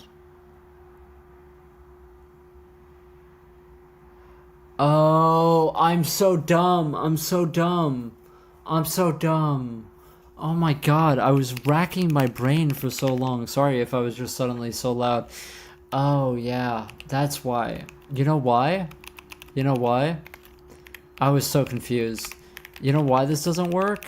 Because you can't call LOD on a texture that doesn't have a mip map, and our main frame buffer doesn't have mip maps enabled on it. So that's why we were drawing to a black screen, was because we don't have mip maps on our main frame buffer. Yeah, so that's, I was sitting here so confused for so long about that. And yeah, that's why.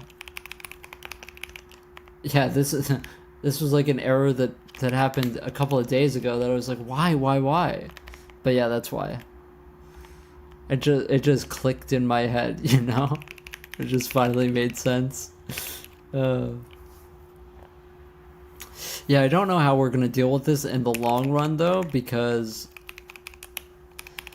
the reason why we had mip maps on our post-process frame buffer is specifically because how do I explain this? Because when you basically do bloom at a lower resolution than your current resolution, you need some way to interpolate it so that it isn't jarringly broken, you know? So you end up having to apply mip maps to your texture so that it doesn't have like these glittery sort of moire effects on it. And so we might have to actually just like have mip maps on our main frame buffer, which I'm not sure how I feel about that. Yeah. From what the manager described, we gotta also manage the microcontrollers. I see.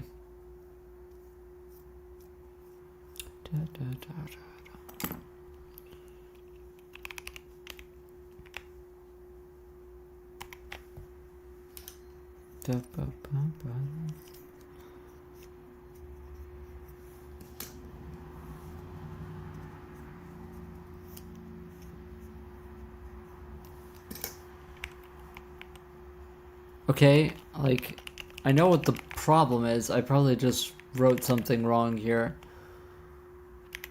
Hold on. Let me make sure that I changed this properly.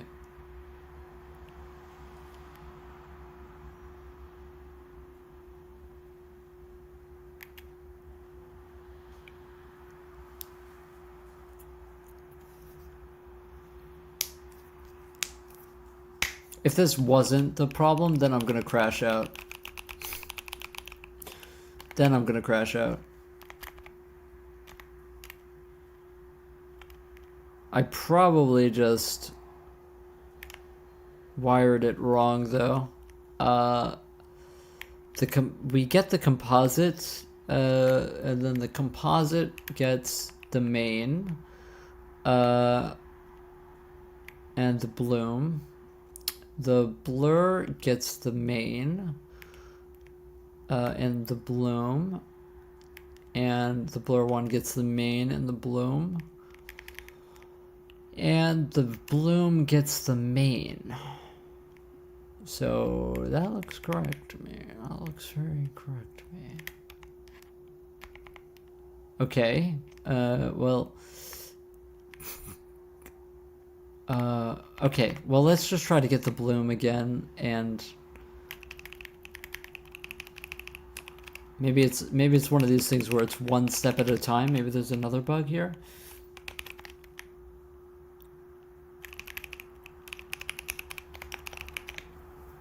Let's just revert everything back to where it was. Oh my gosh. This has to be the bug. It had to be an LOD issue, as there's no other way. I didn't specify that to me, so just give me context. Yeah, really old code, huh?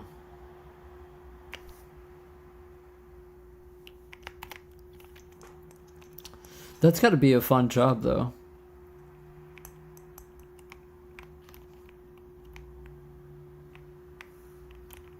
I'm gonna fucking lose my mind. I'm about to lose my mind.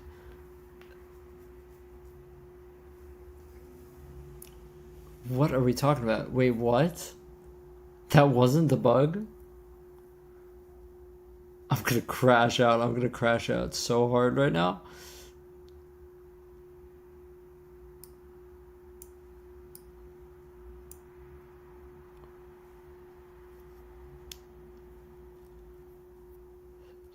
Funny story behind the sample in this song that I'm listening to.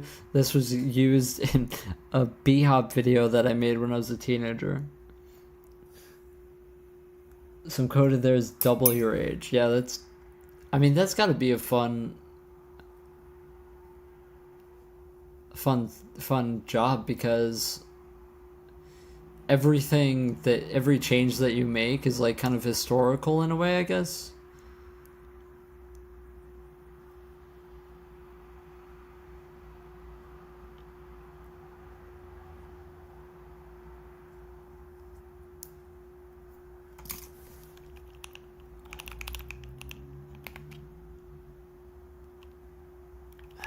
Maybe it's something about the,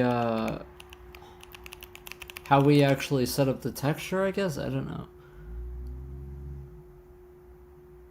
It's definitely an LOD issue. I'm like 90% sure now.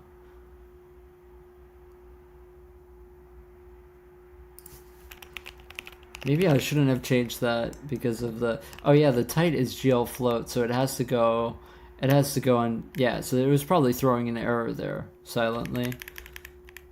Because I stupidly changed this. That's probably what it is. Luca was here in 2025, yeah.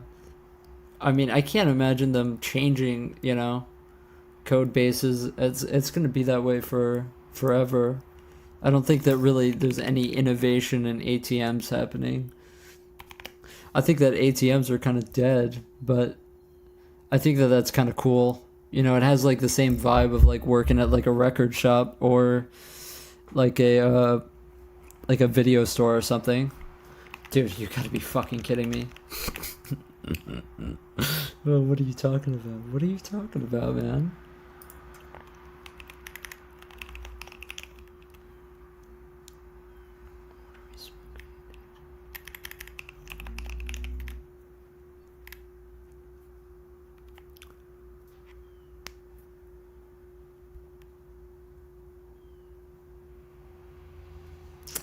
I wonder if just to test this, if I go to my main frame buffer and I just switch this to this, just to see if for whatever reason that fixes it. I don't know. Because that's the only difference. That's the only difference.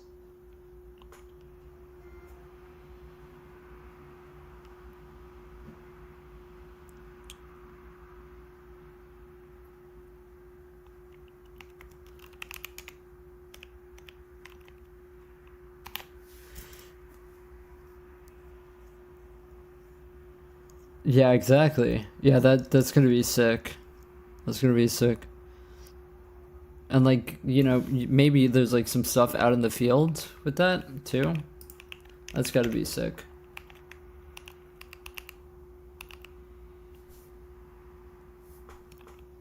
That's gotta be sick. This isn't sick though. It sucks because I'm so close, because I can literally just change this back to my main frame buffer and then we're fine, but we don't have bloom. Man, we don't have bloom, man. What are we talking about?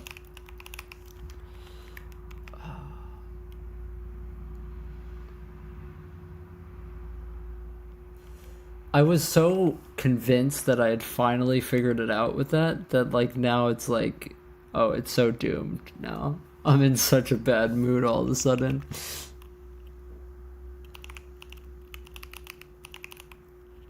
Oh, dude.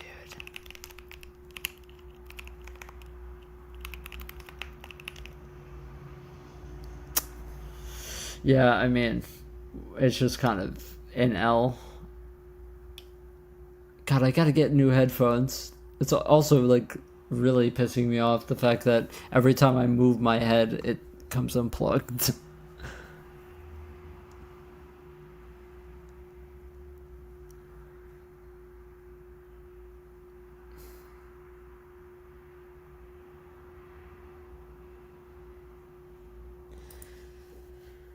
Yeah, I don't know. I am like checking out the right bloom shader, right? Like this is the only one. It's absolutely the same. It's absolutely this bloom. It's absolutely this.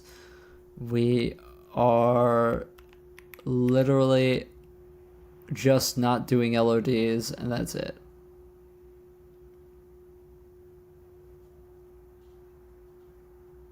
It's literally the only thing the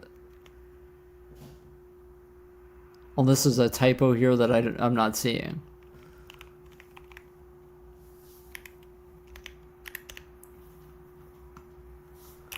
I mean, let's see. Maybe the shader doesn't compile and I missed it.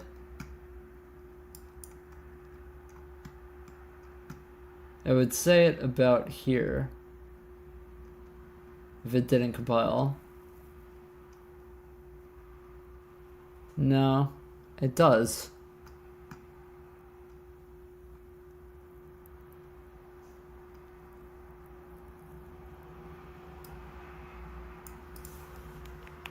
Yeah, I would say there if it didn't. Well, I think I'm just going to, I don't know, put this off further. I still don't understand why this is working, but I'm kind of getting in a bad mood because of it, and right now it doesn't really matter, to be honest.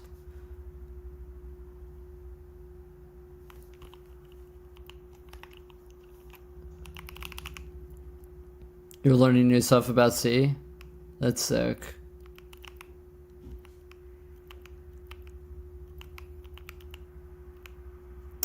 Yeah, I'm just going to skip out on this for now. I don't understand why it won't play nice with my main frame buffer. It's like at this point just pissing me off. Because it works fine with the post-process frame buffer, but not with this. The only difference between the post-process frame buffer and the bloom and the main frame buffer is literally just that one has bitmaps. And turning off the LOD still doesn't fix that. So God knows why at this point. God knows why. Whatever. I'll figure it out later. I just don't want to do it right now. It's kind of annoying me. Okay, what else can I work on that isn't bashing my head against the wall? Oh, now... What? Wait, now I...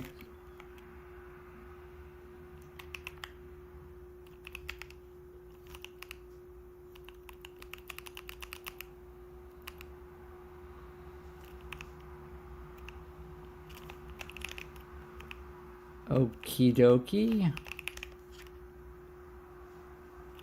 Now I can't render my main frame buffer. You can do it. I believe in you. Trust me, man. I don't believe in myself. That's the issue.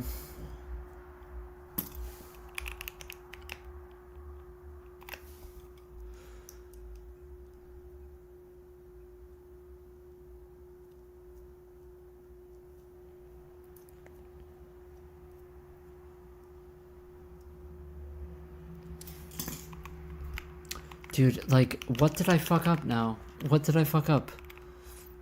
What did I... What? What did I change?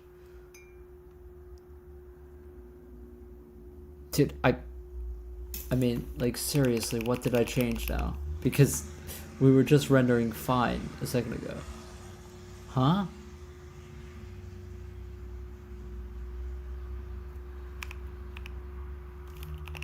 Maybe this is gonna show me what's wrong once I figure this out.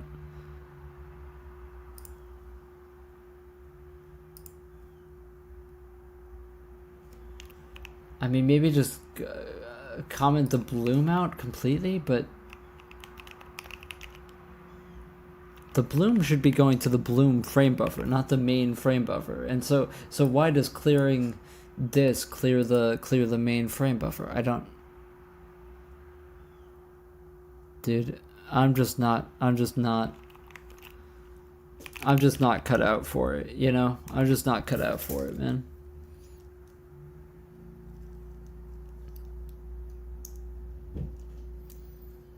Not cut out for it. Dude, like, what the fuck, man?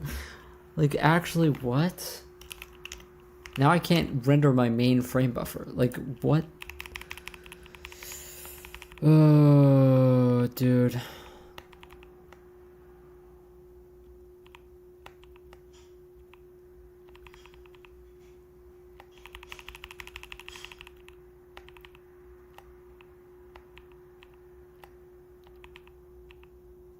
No, this is way back. This is way back.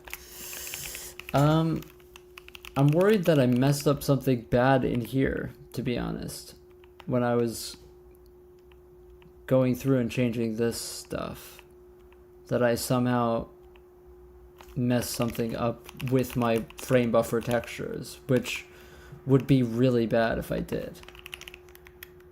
Like, catastrophically bad.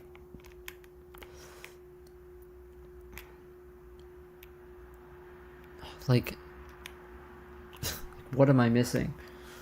What am I missing?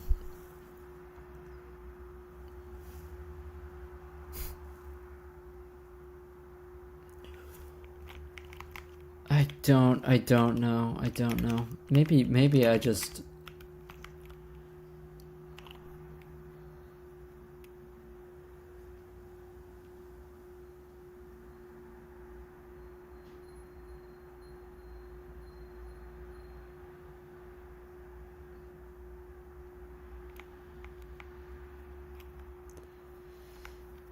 Is it possible that my text is overwriting my main again? So that was what was happening earlier. But that wouldn't make any sense because we didn't change anything with that.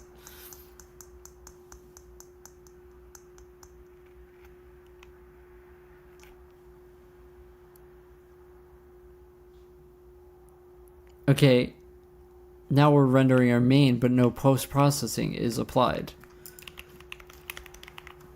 So why is that the case?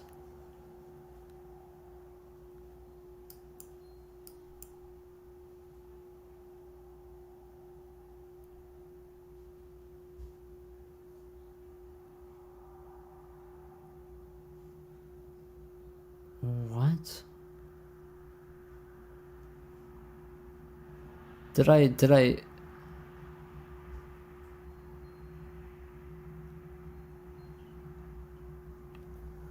Hold on, maybe I...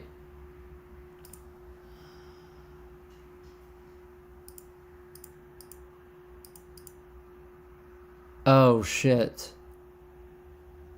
Oh shit. Oh.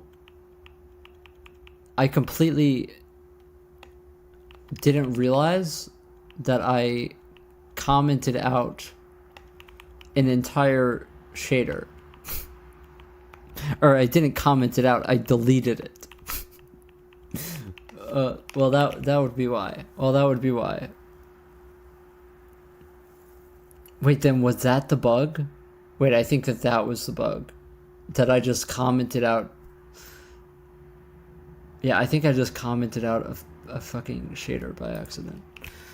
Or not commented out, I just deleted this post-process composite shader from here when I was undoing things.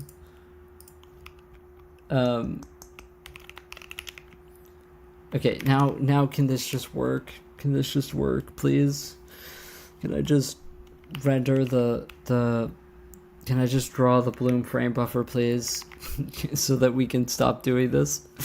I just want this to be over at this point. I just want to stop pressing compile on this so that I can move on with my life. I just want this part to be over.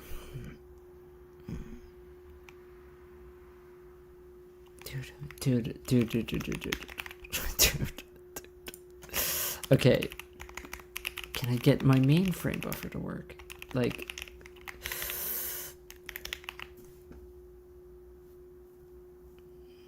This is taking in main and the text. And then my text just draws to that frame buffer. Honestly, just comment the text out. Like, at this point. I don't know. Whatever.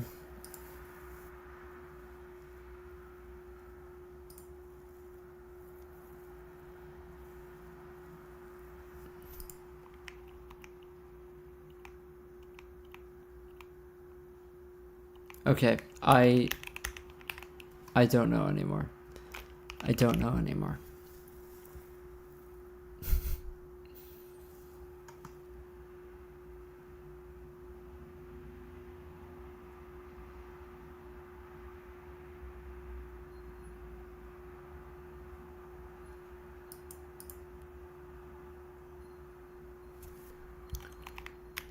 Yeah, somewhere I probably just like commented something out, and now we're just stuck in render hell, I guess. Oh my god. I just don't want to deal with this today. I just don't want to deal with it. I just don't want to deal with it. I just want to actually write the code, please.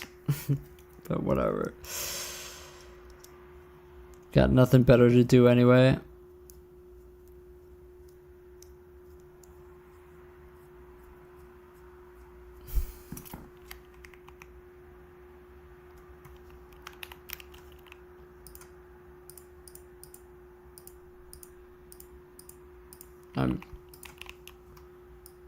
We're getting 501s.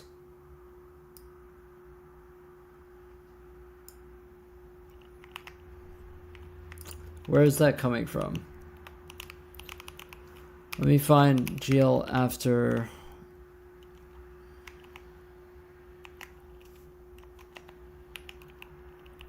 Where's that printout coming from?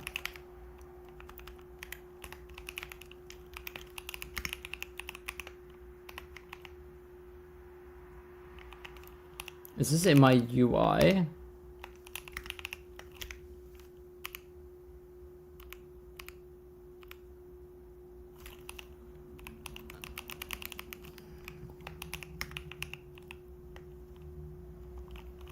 Where is this printout even coming from?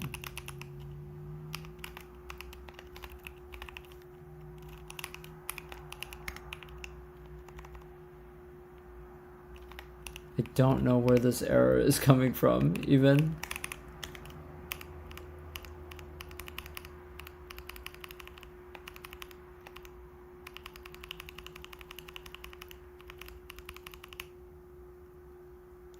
it's not in here, and it's not in here.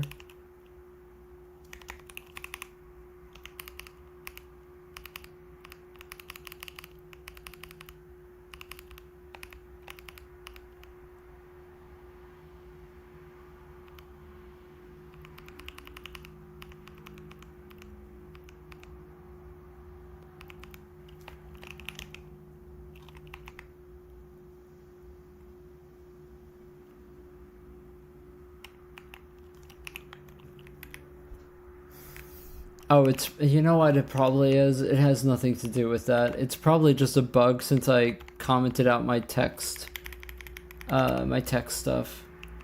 That's probably why.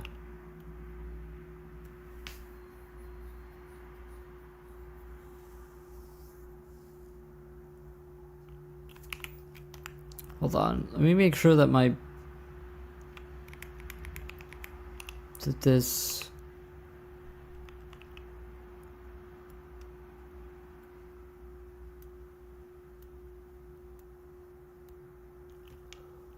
This text composite shader should just, yeah, it just writes using.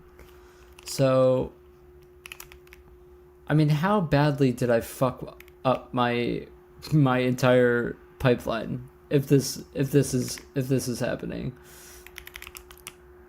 So, like, where did I go wrong? I lost a friend. Where did I go wrong? I lost a friend.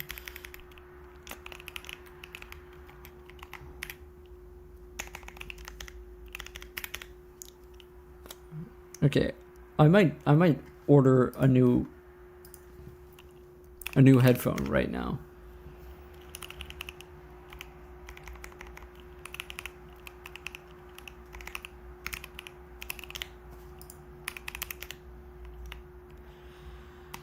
God, why are they so fucking expensive?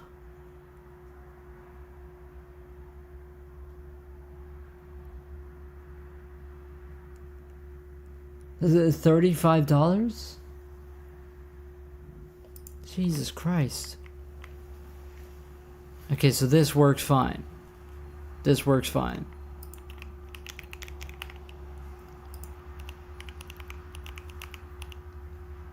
Oh, maybe... Let's just go in here. Oh, it is removed. It is removed. So then what? So then why does this not work? Post-process composite. Takes in main. Oh! Oh my god.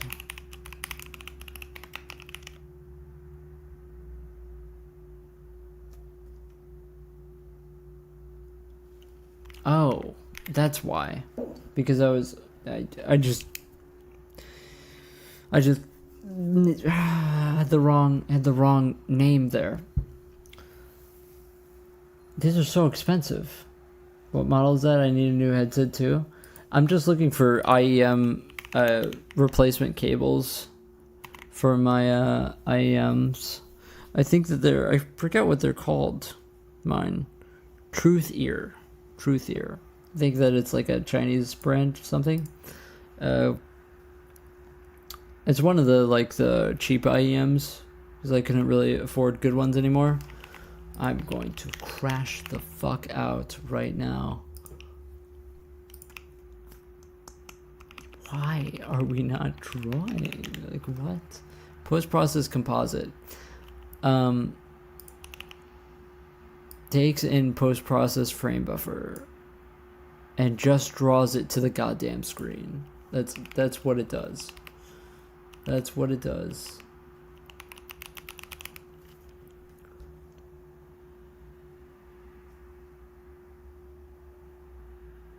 That's all it does.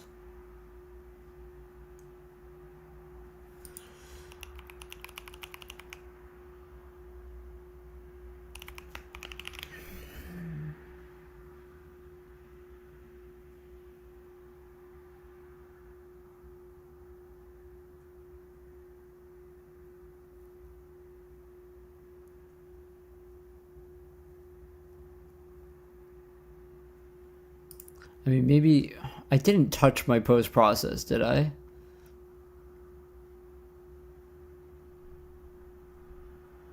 Takes main, takes UI.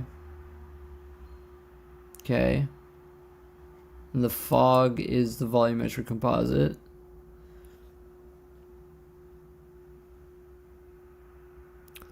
I mean, like, how far back does the bug go at this point? Oh my god. God, I hate it, you know, when I'm refactoring something and then I fuck something up somewhere and then I can't figure out what it was, man.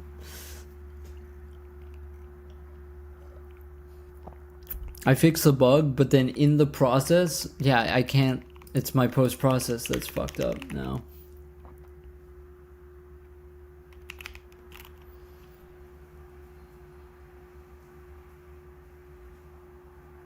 You know what I'm thinking? I'm thinking we just run it all back. I'm talking about like everything since here. I'm done. We run it all back. Like,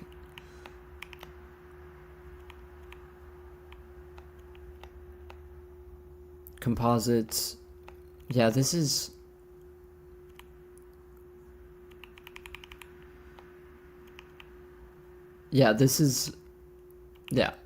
fine. This is this. Okay. The only thing that I changed that was related to this was in this file. Was this. That's the only thing I changed that was related to this. So, if we ran everything back, this should just render properly. I should just render my mainframe buffer now. Something I messed up during all of that. I messed up my post-process pass, which doesn't touch any of that, but I probably just... This is a problem when you abstract everything away. Is that, yeah, it just becomes more, yeah, so now we're rendering fine. So somewhere in all of that, I fucked up bad. Okay, so now that we're here, okay, let's calm down and let's go take our bloom takes in our main frame buffer now. And now let's just try to draw the bloom frame buffer to here. Okay? Let's just go step by step, one at a time. Now that we have the step before the bloom, let's try the bloom again with the new shader that doesn't do LODs.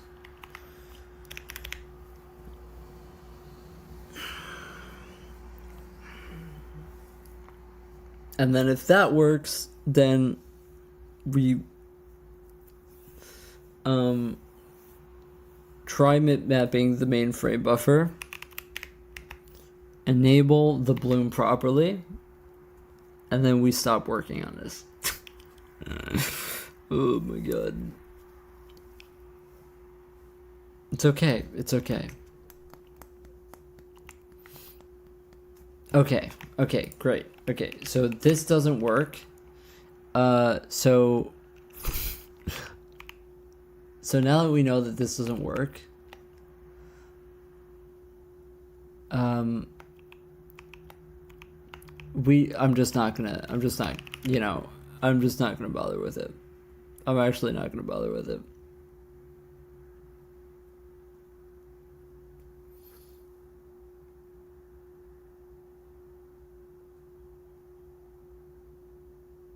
Yeah, I don't know what it is. I have to like go through and figure it out later. But yeah, I'm not sure why it just won't play nice with my main frame buffer. It just makes no sense. It just makes no sense to me.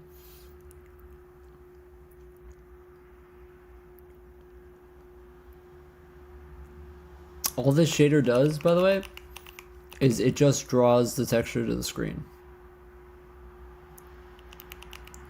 It works fine with the post-process pass. It just doesn't work with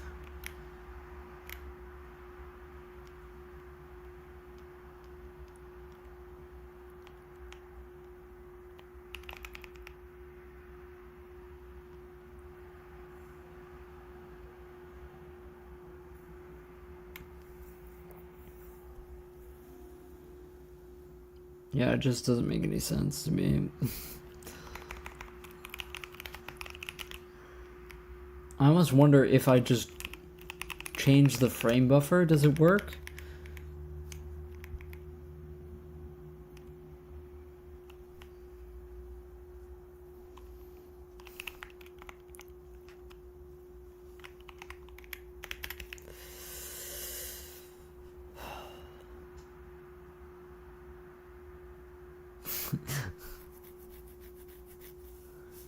Okay, I'm just gonna try out this last thing, and then we're gonna stop working on it, and I'll just go work on something else, because this is ridiculous. Oh yeah, oh yeah, oh yeah. Okay.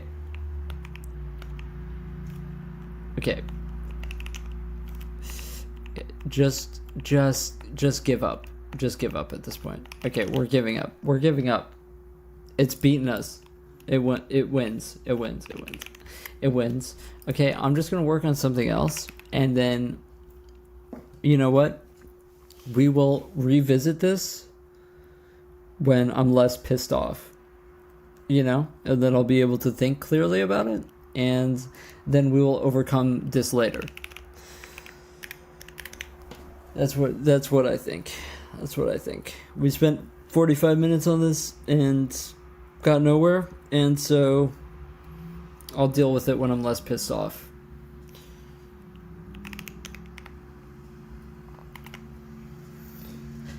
That's sometimes just the way it is.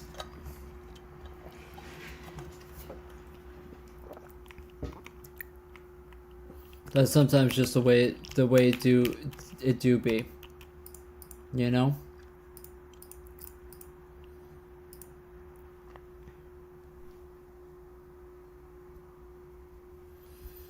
Okay, so let's make sure that all of this works again.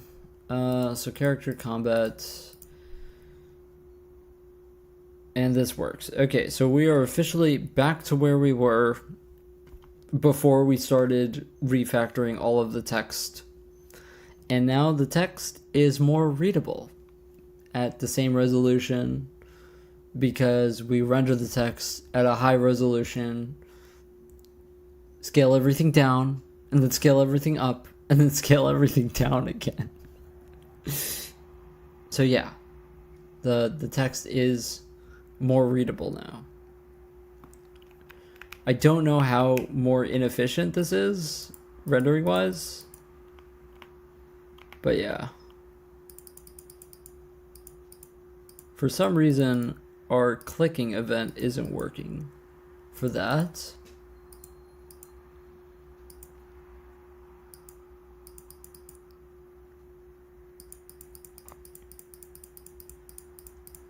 I'm kind of wondering why. I'm kind of wondering if I click up here or something.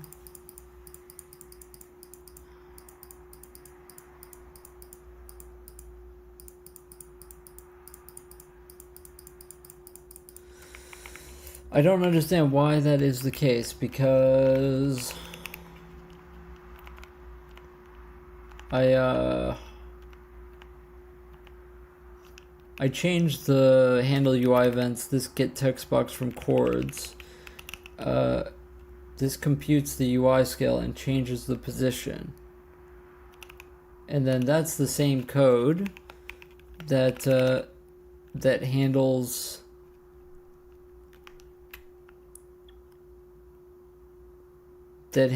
the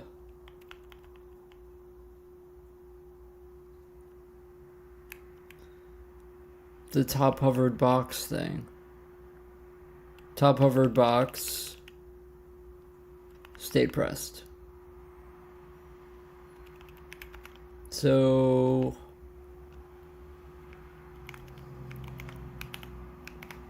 And that's the same code that we use to select them in editor mode. Oh, it says that the box color is red. Oh, it's just not adding it to the... Huh. Okay, so it's just not changing. It's just not changing. It's just not changing. The text isn't updating, so... Let me see. Why would that be? Why would that be happening? Why would that be happening? Let me go to our where I changed that. It's select attack, add text box to draw buffer. But then it doesn't change until we click UI change.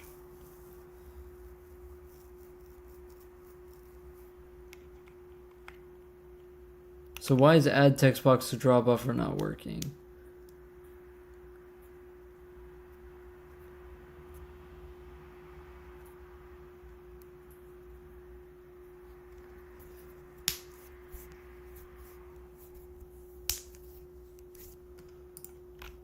What could I have changed that made this not work?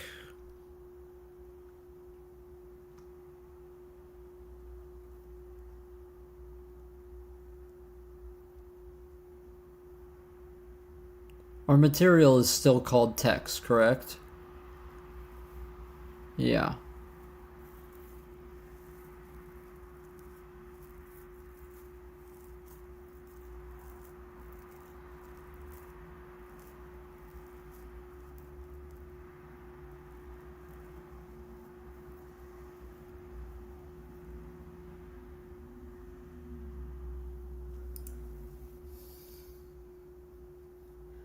Draw buffer region.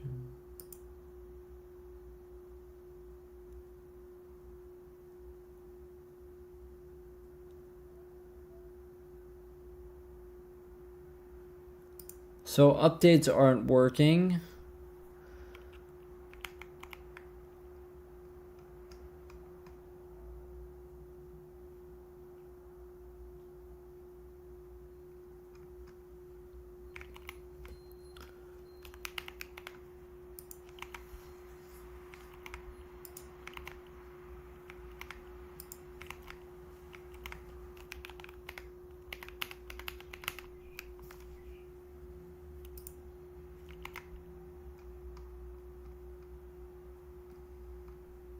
Okay, so I'm not getting a printout that there's an error.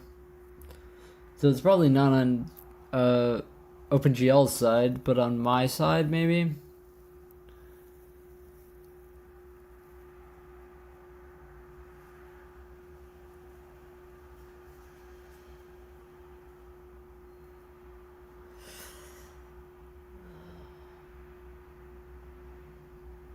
It's definitely the vertex data, not the SSBO data.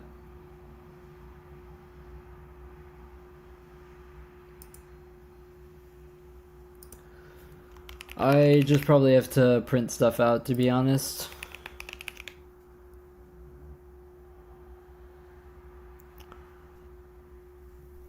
The only thing that's different about this is that it happens after our main frame buffer instead of going here. It's the only thing that's different. Theoretically, it should be the exact same thing.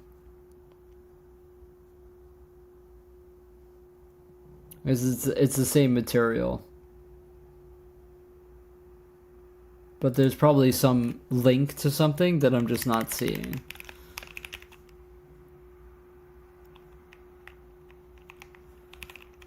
It's only changing when I rebuild UI buffers from scratch and not when I update it during the frame by calling subdata. So I don't know what the issue is there. how changing my material could have done that. Not sure.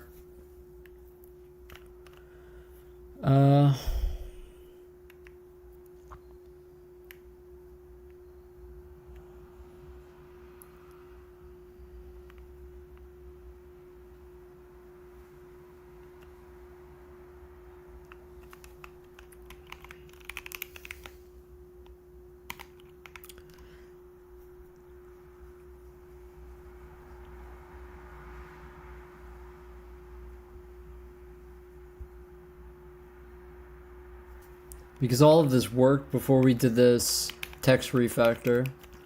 So I expect it to work now.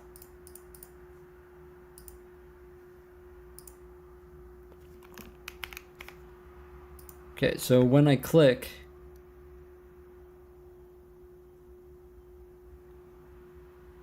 okay, well the battle log is just taking over completely.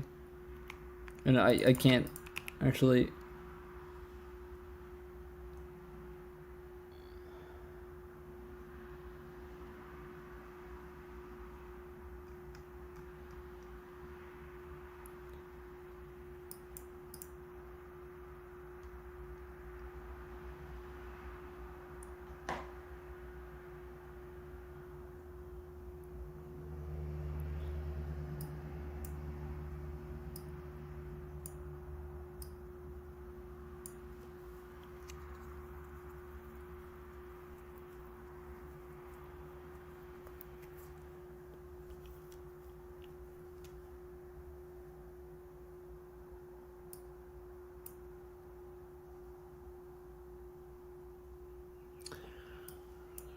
I mean, this is correct. This is correct.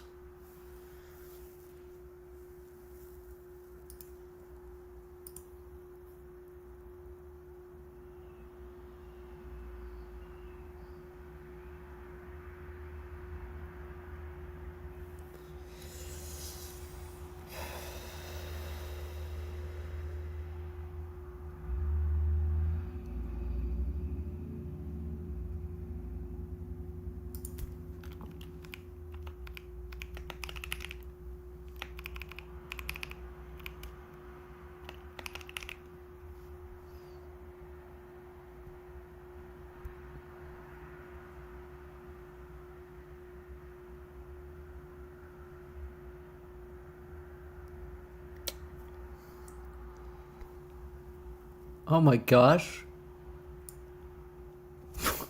What? Did my ghosty config just open? I didn't click anything. What? That's so weird. Yeah, I don't know what's happening with that. Because it's something where every time I change it, it doesn't actually...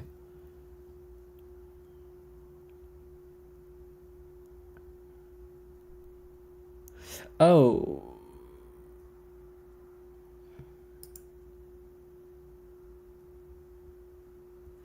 We don't actually... Hold on. Group is dirty equals true. Wait. No, but I'm already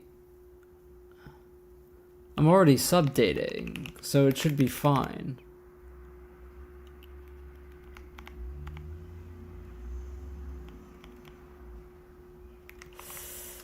Layout text, display text, layout text. It's all layout text.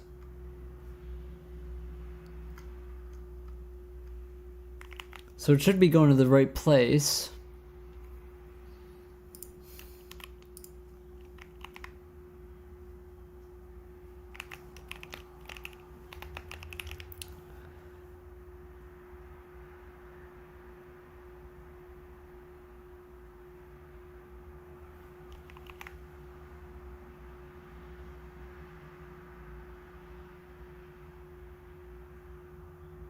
Oh shit.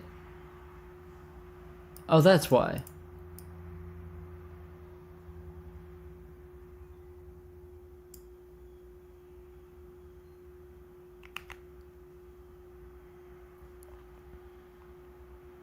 That's why. It doesn't get down here. It early returns here. It early returns at one of these.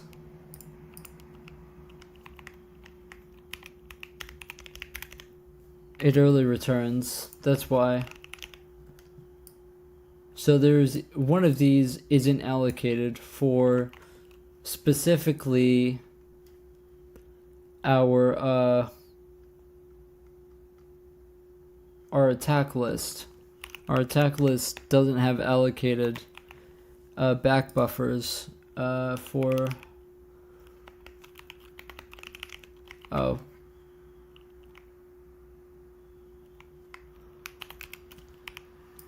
Yeah, so let's see. Let's try and do the test here to see. When I click on it and try to update it, we should see drawings. Oh, never mind.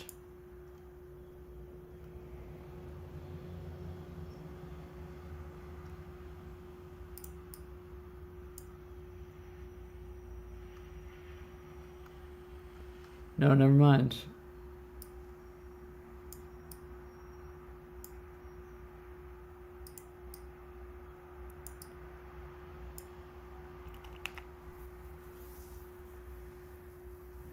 No, never mind. It goes through.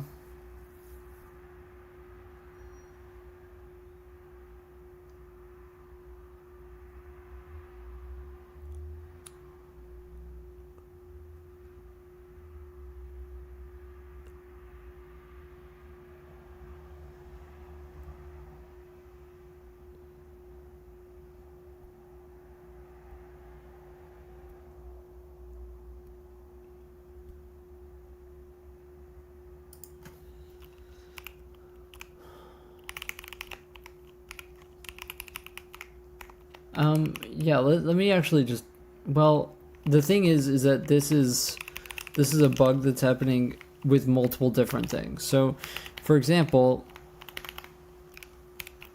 it's also happening, I noticed, where if I make an element and we change the text size of it, for example,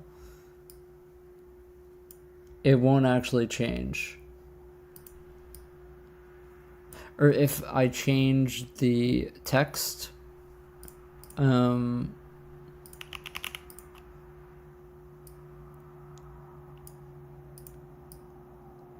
it won't change until I click UI change? That shouldn't be what's happening. The text size should be changing in real time. So I don't know what the issue is.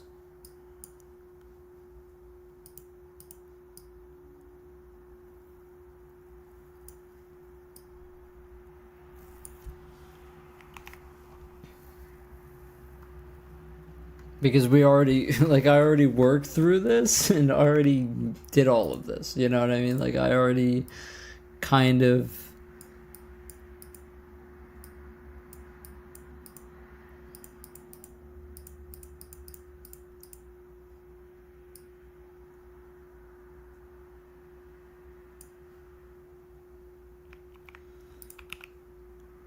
I think that it's just...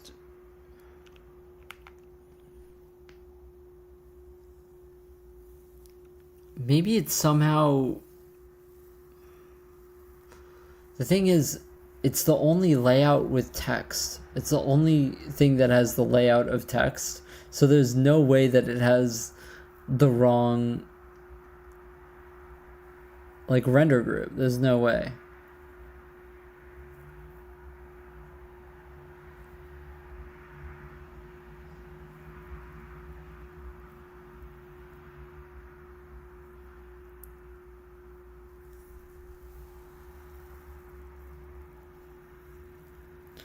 I wonder if there's something different that this frame buffer does.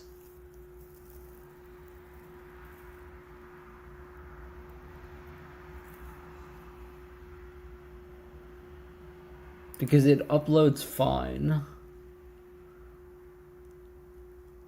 And we know that it uploads fine, and it's uploading to the same thing.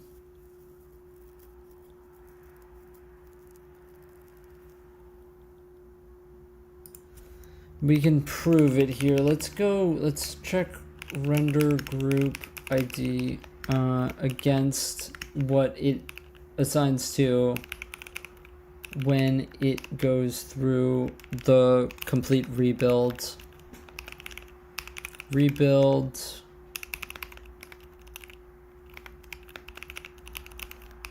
Rebuild UI and draw.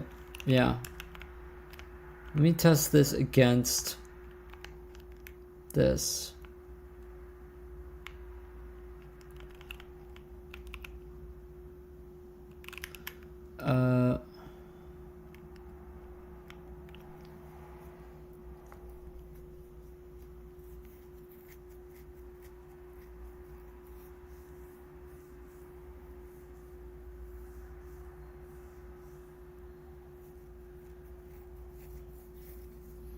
Definitely has a draw start. Everything has a draw start. Let me check. So we'll check then this.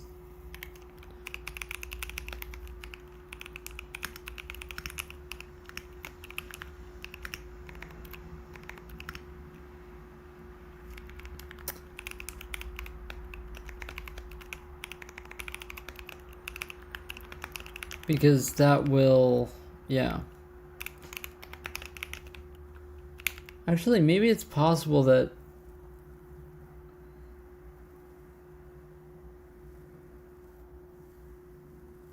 these are going to the wrong, no.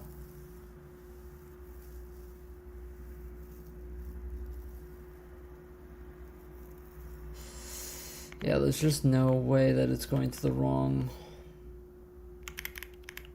Okay, let me test that then.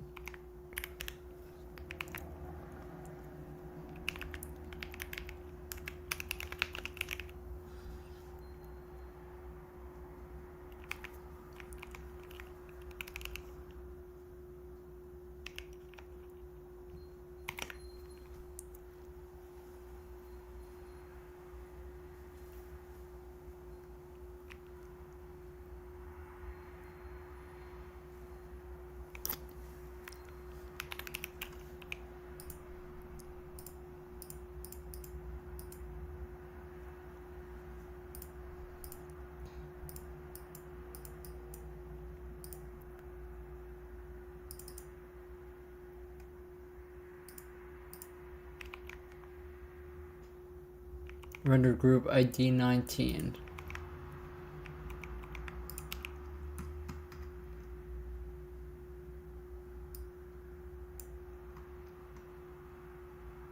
TextMat ID 19.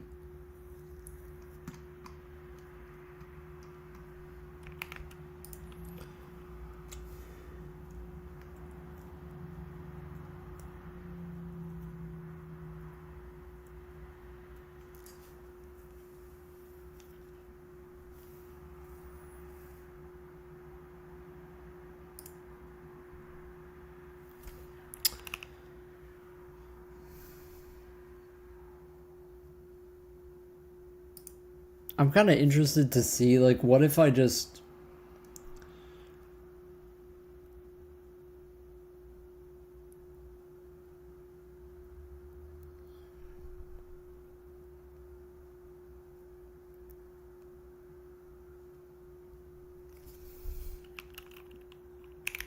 I'm wondering if we're even touching the buffer at all at this point. Like, I don't think that we are.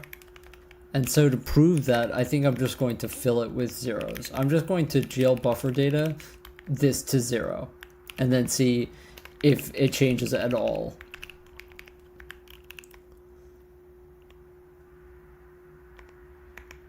We're just going to go, I don't really care about the max size, but technically it should be max characters times 6 times vertex size times, oh wait, no. We have to put the size first here. So it would be max characters times 6 times vertex size times globals.menu count times max UI elements. And then the data is going to be null, and we'll just do GL. Okay, so if we do touch it at all, then we will now know.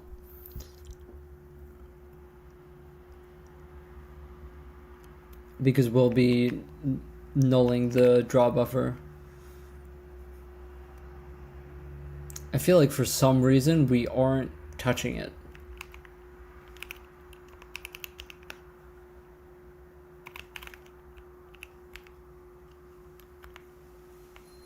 Because we aren't seeing any changes in real time.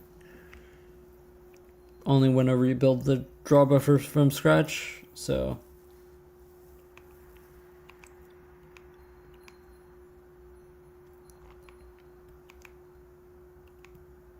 Okay.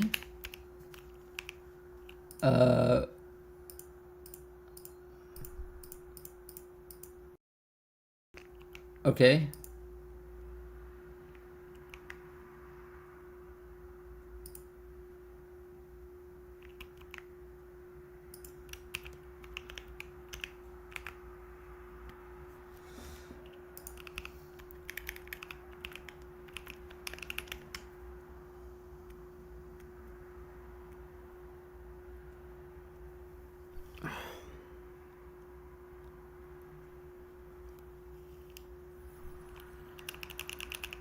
I mean, sure, I guess. I don't know.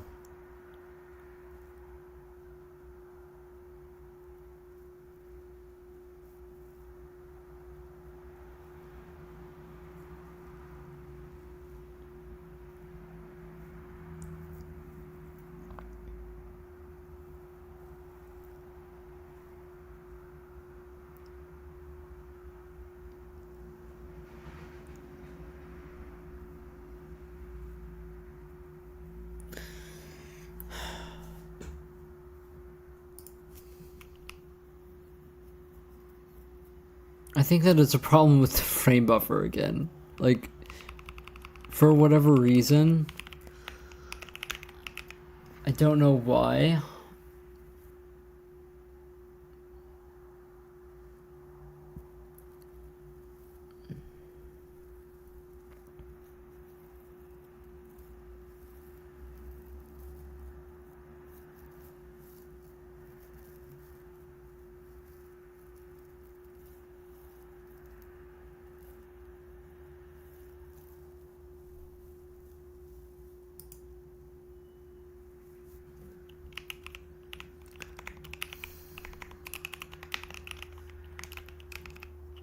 I mean, like,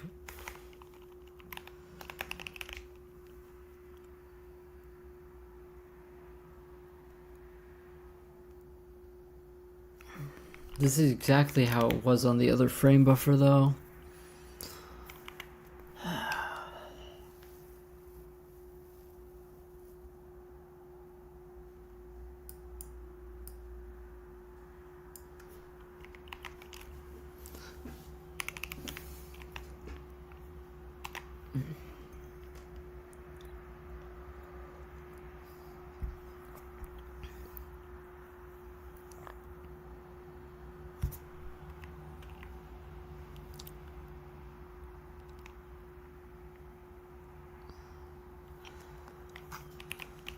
Yeah, dude, like, I'm out of it today. I don't understand. I don't understand why us changing this buffer changes the full screen pass.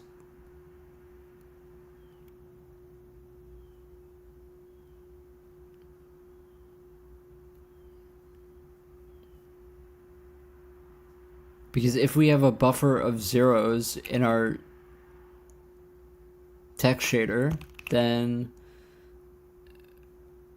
we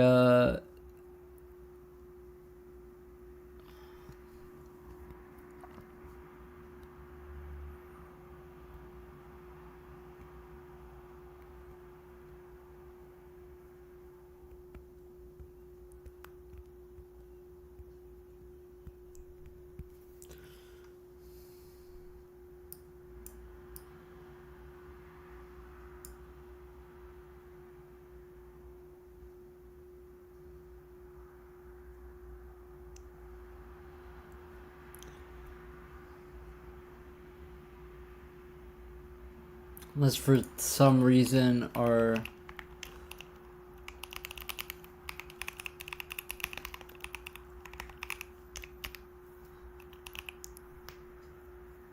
What do we do here that we don't do there?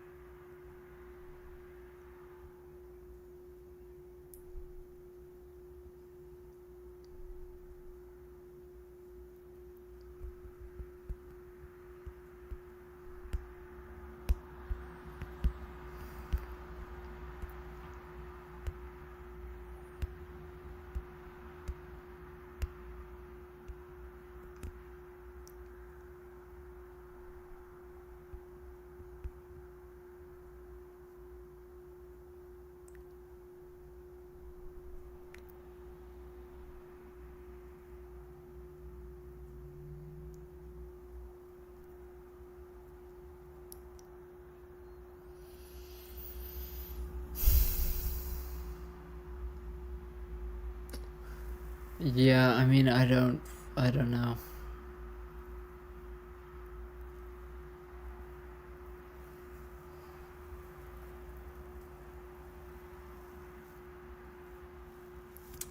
Something I'm kind of interested in is if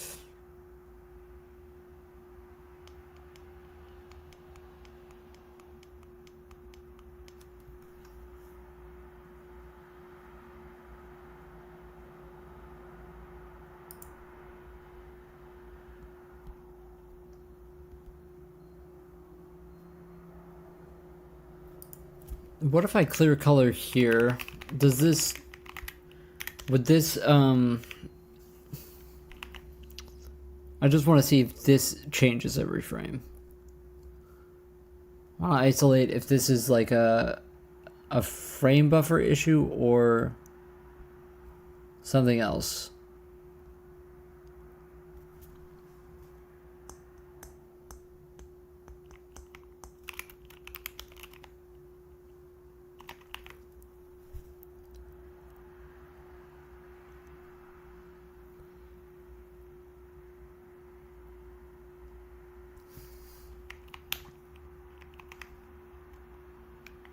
Okay, so now let's see.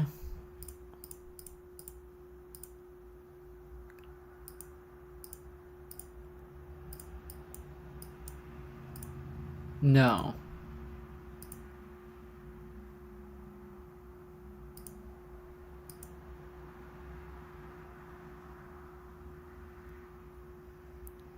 I can research what is the issue. It has nothing to do with OpenGL. I'm sorry.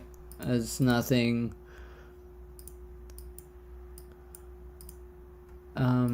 Yeah.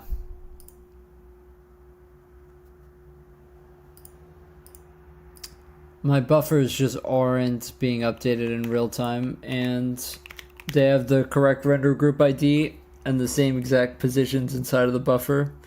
And I'm just doing something wrong somewhere. But yeah, I'm sorry. It's nothing that you can help with, unfortunately.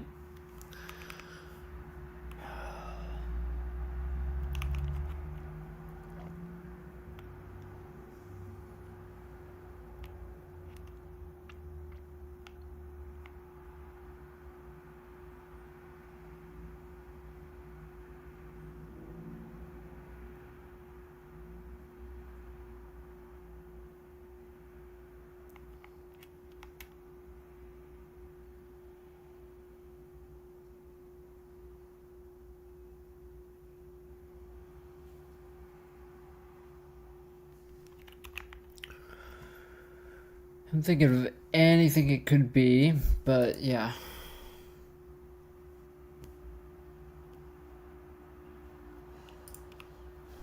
Let me just see if this works again, if I literally just place it back on the UI frame buffer.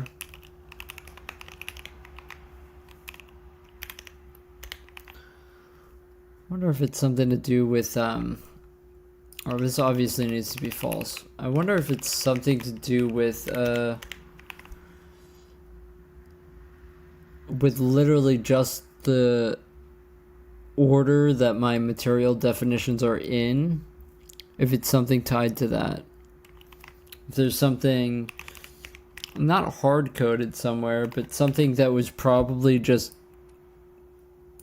you know, poorly designed, and then it just worked by accident, and I didn't really...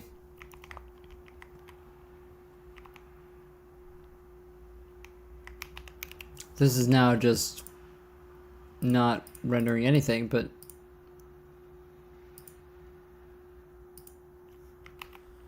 yeah, why is this not rendering anything? What's the problem here?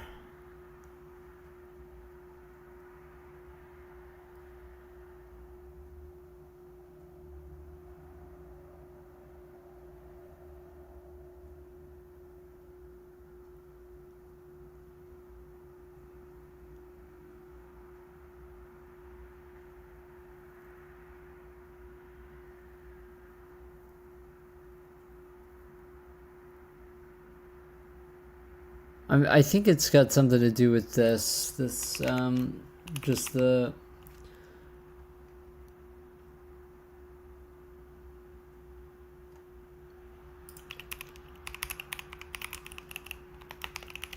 I wonder...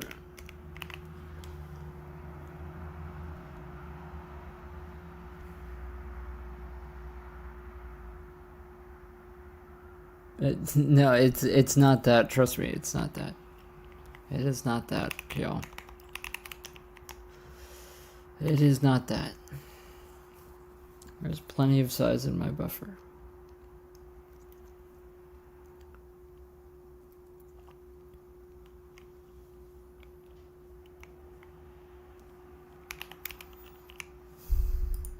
Okay.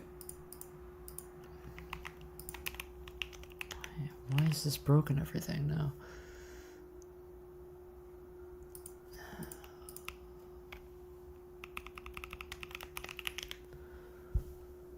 Yeah, I don't know. I've been messing around with the render pipeline, and seemingly I've broken something somewhere, like really bad, to the point where I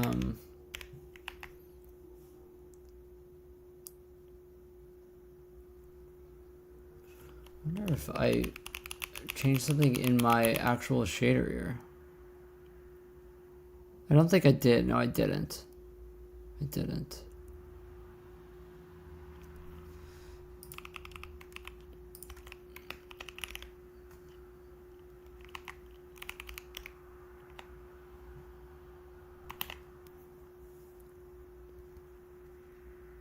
No, it definitely... I'm sorry. You know, it's not an OpenGL error. It's not. It's not. It's not any of that. It's not any of that, dude. Yeah, I mean, yeah.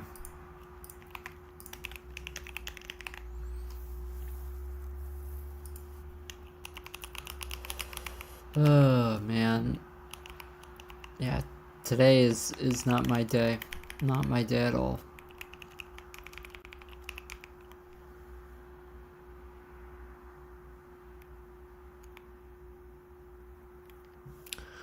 Yeah, I wonder why that specifically isn't working. No.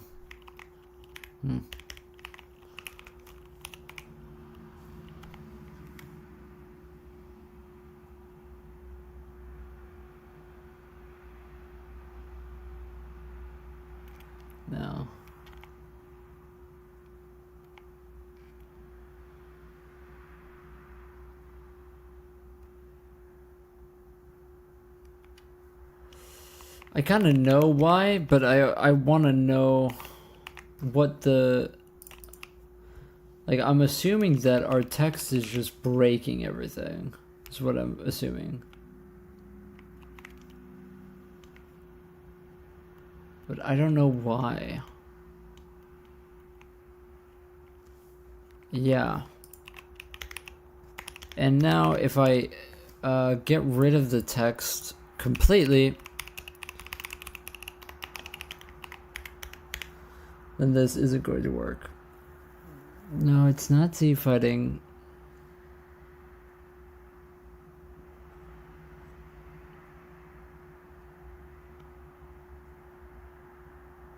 No, it's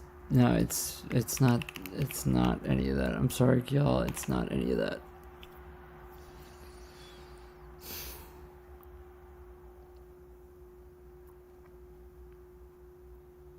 It's not any of that.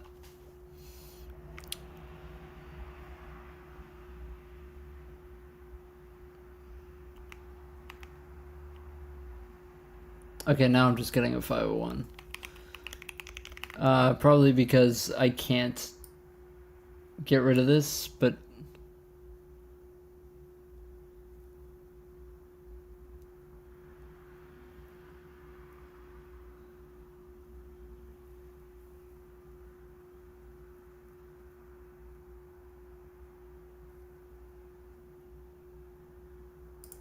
yeah, I have no clue why my why my render passes are so intertwined at this point. Where, yeah,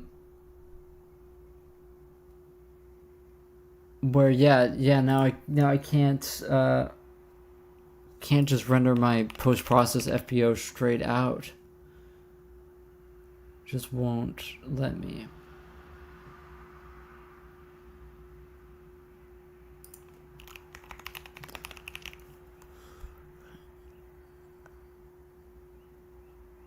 And I thought it was because our UI frame buffer was being a problem, but now I'm not so sure. Honestly, I think I don't know.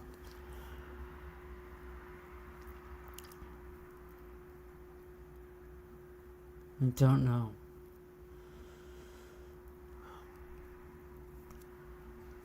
We should be just outputting it to that frame buffer and whatever. I don't know. I've changed so many things around today, and I was making so much progress, and now I don't know. Honestly, if I just had kept the text the way it was yesterday, then we wouldn't have run into any of these issues. So yeah, take with that what you will. I guess I feel like just pretty defeated after many weeks of working on this, of the specific UI BS. I'm kind of tired, to be honest. I'm tired of it. So yeah.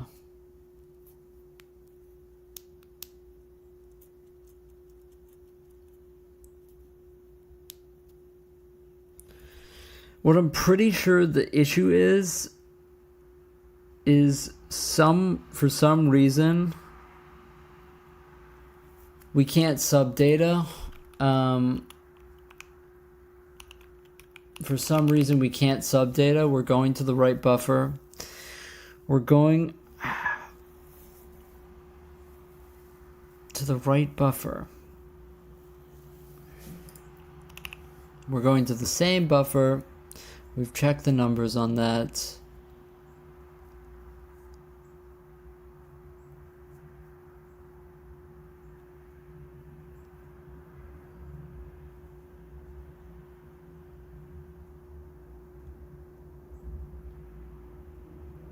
We're just not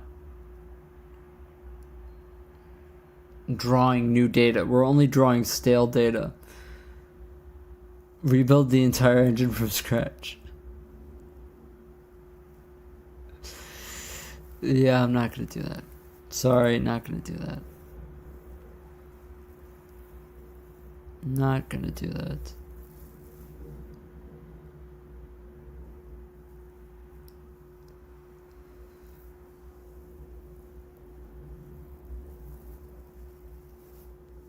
I mean, honestly, my architecture isn't that bad, if I'm being honest.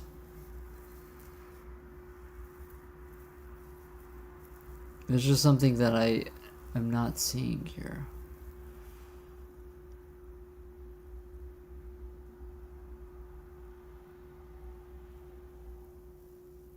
There's something that I'm not understanding that's going wrong.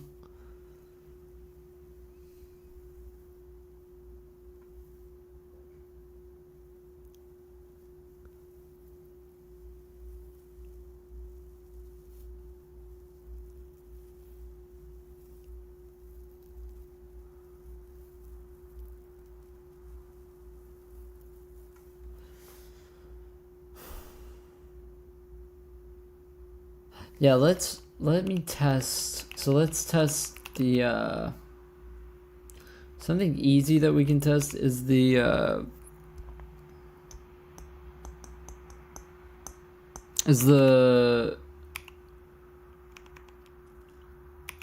what did I call this?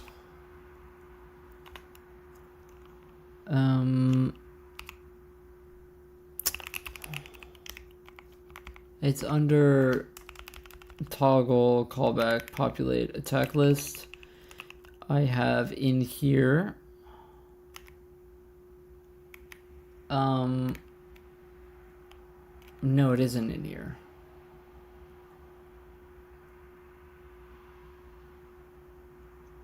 Oh, it's in push. Oh, it's in test push battle log. That's what it is. So let me go back to actually pushing a random number. So let's just do rand. And see if that is updating.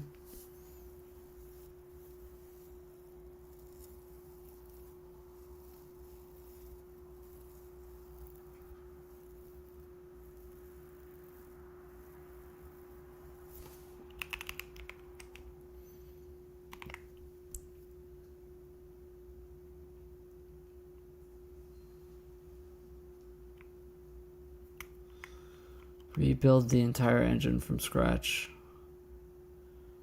Okay, so that is updating. It's only updating the bottom though.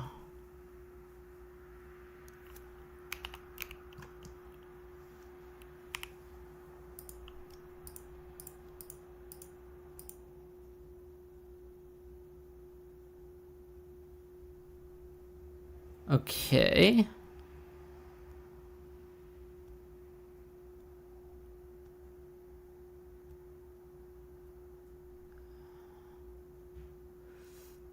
It's hard to tell if the text is actually changing though.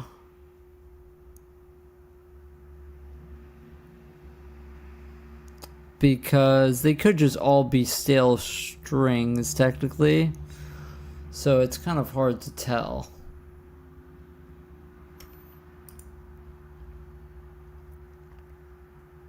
It's hard to tell.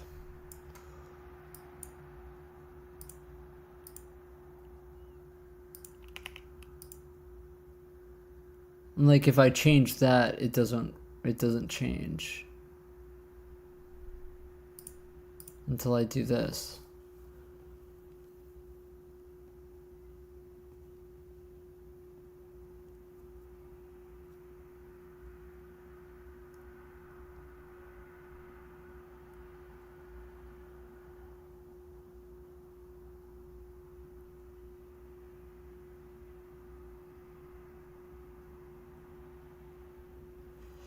Yeah, these could all be still strings. I'm not entirely convinced that they're actually updating because yeah.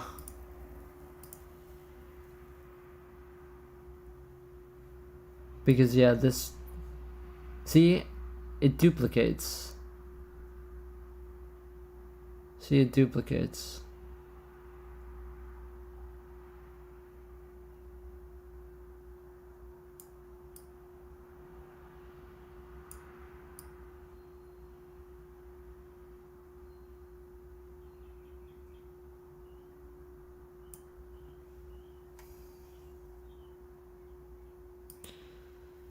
What I'm assuming is that somehow our positions in the draw buffer are incorrect. And that's why when we push into the draw buffer, we're duplicating.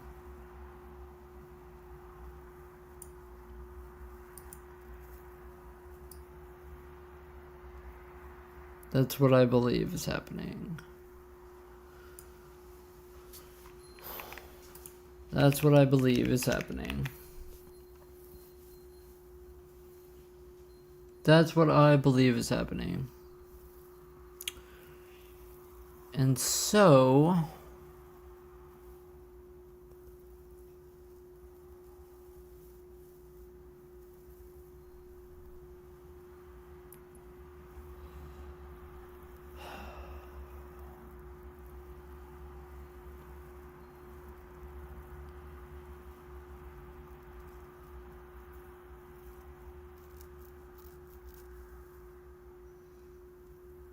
we write into text box draw start, right? But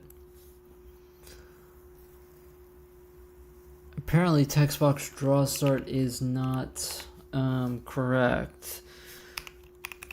But we set text box draw start from the same thing.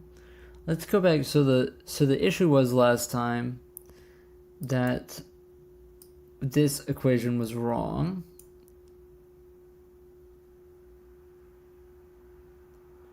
Size of text vertex. Layout vertex size. So let's take a look that we didn't accidentally make a typo for whatever reason on our text vertex, because that would, if we did, then that would explain it. I don't think that we touched it, but for whatever reason, maybe when we were messing around here, we touched something. This layout is going to be here. Let's just go through it and make sure that it's correct. Let's go side by side with text vertex. And let's see what's going on. So 2 floats, 2 floats, 2 floats, 4 float, 4 float, 1 float, and 1 UID. This is all correct. Yeah. Yep. Unsigned int. 7, 7. Okay.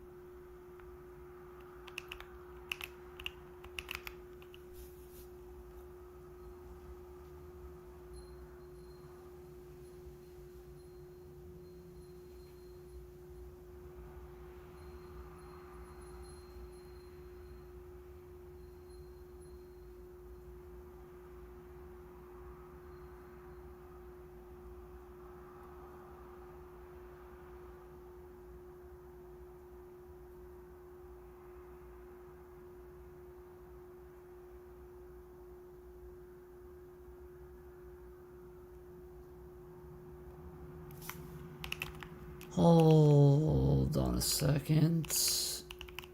No, it couldn't be that.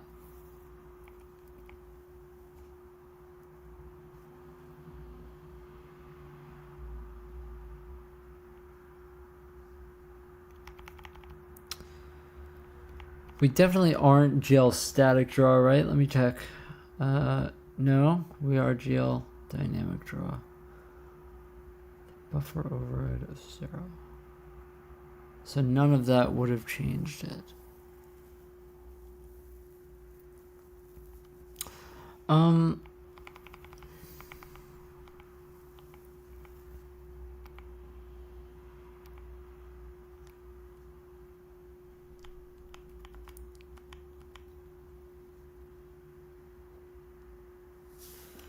Honestly, me changing this earlier was just probably me being stupid, to be honest. I should just probably have this at 0. Like, there's really no need for me to do that.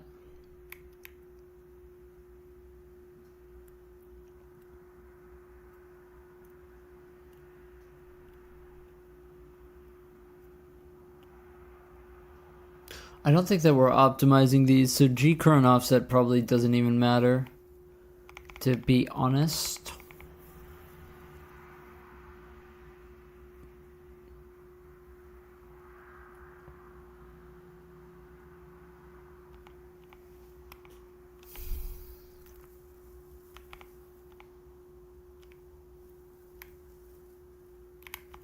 Just make sure that,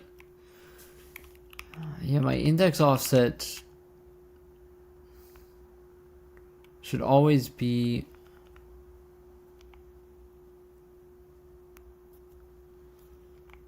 0.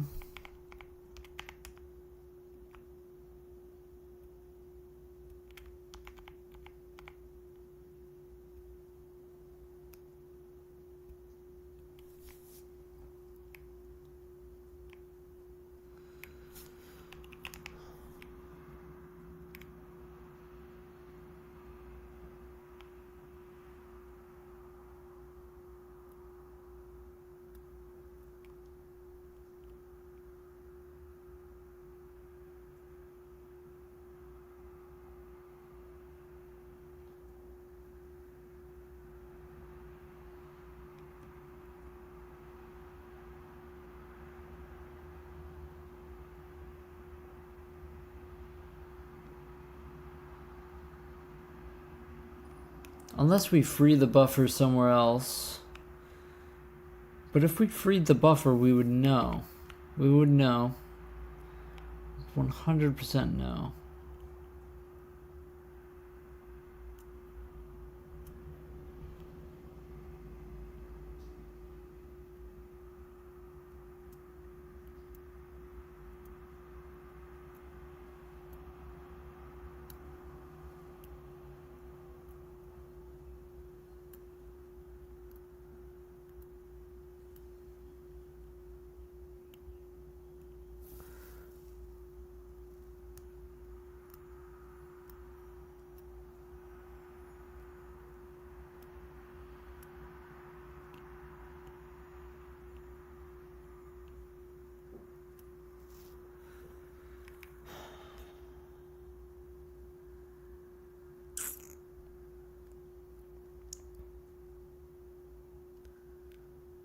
Oh, shit.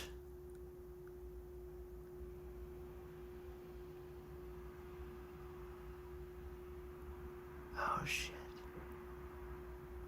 Okay, hold on. What if the problem has nothing to do with that, and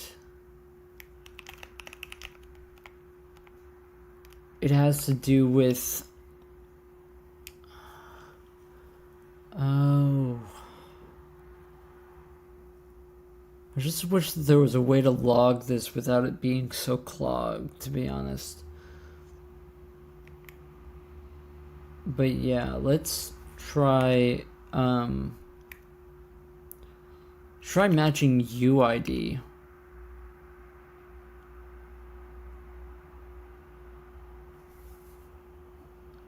To the draw start.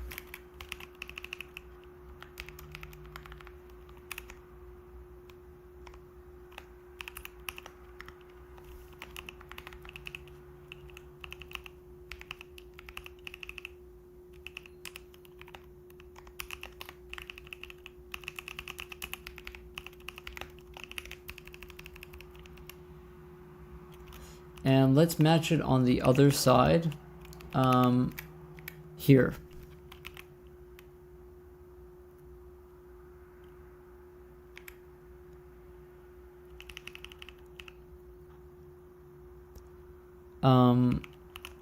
With our draw start.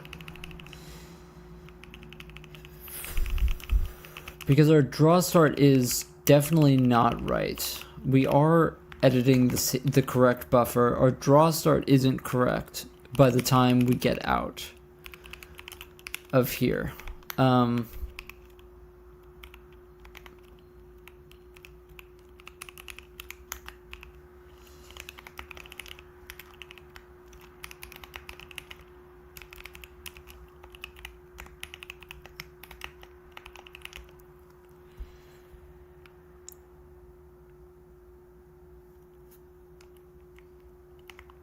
And so this way we'll know. Let's make sure we get rid of that thing up here. Okay.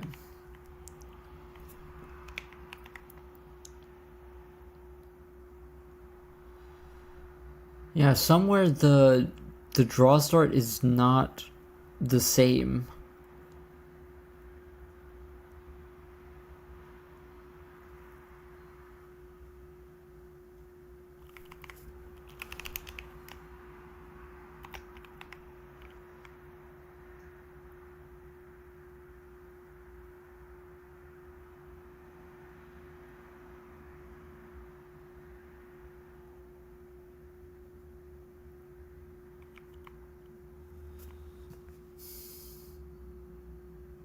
Okay, so this is before we initialize our draw buffer, so that's completely different than when we press UI change.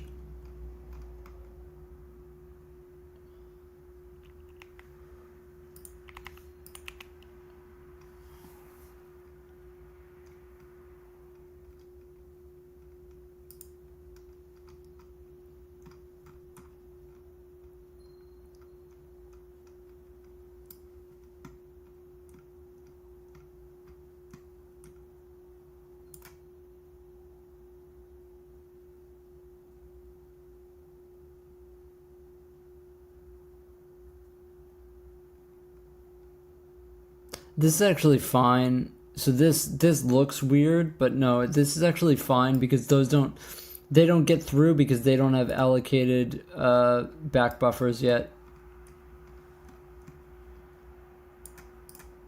Now this isn't fine. Or maybe it is. Maybe it is fine actually.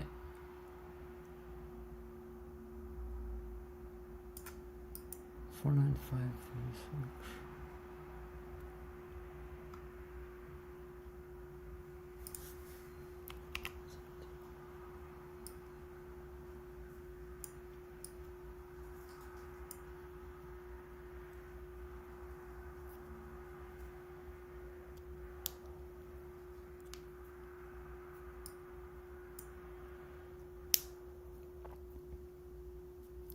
The numbers are correct. They match up.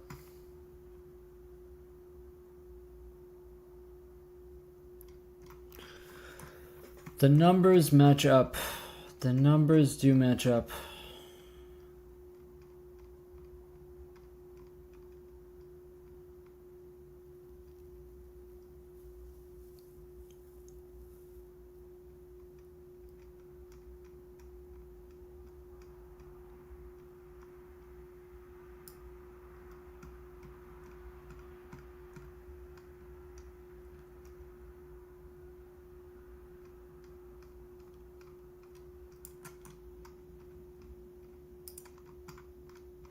Yeah, so it's writing into its correct pre-allocated space. All of this is.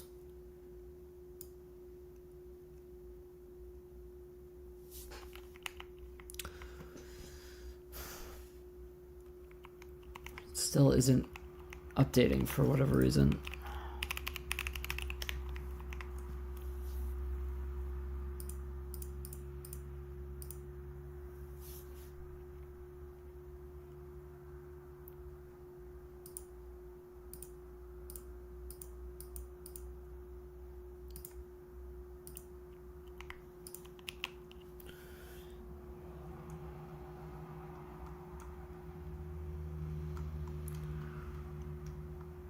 Yeah, and this was right to move up.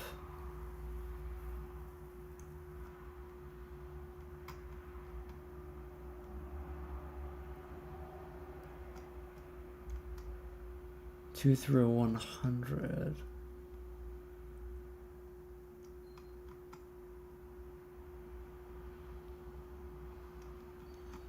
I mean, yeah, those are the only ones that should be.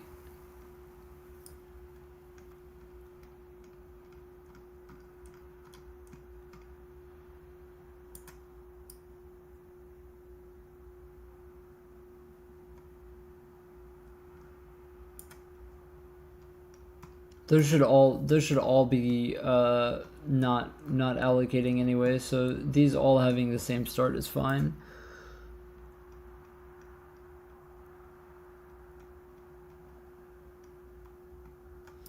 What isn't fine though?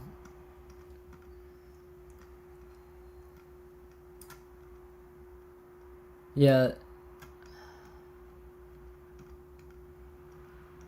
I'm only seeing 0 through 99. 0 through 100. Where's the rest?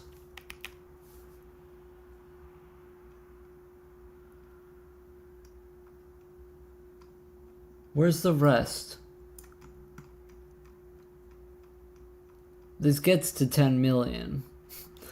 So where's the rest?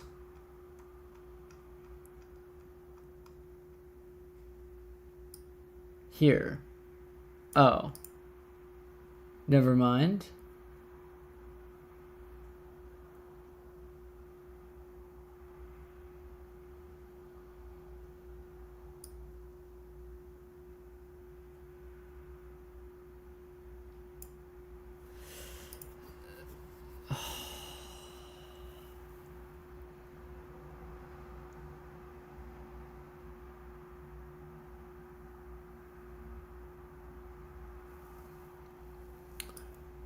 This is 11 through 230, I think. That's what we're looking at.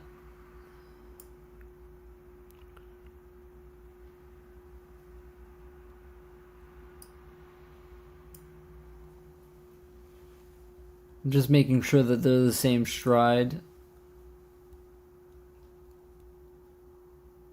I think that, yeah, it should be like 46,000. Or I mean 460,000.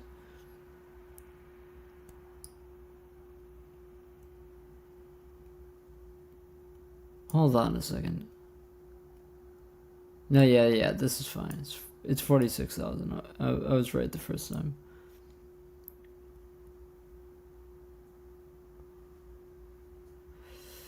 Don't understand this big gap here. Oh, maybe I do. But for 224?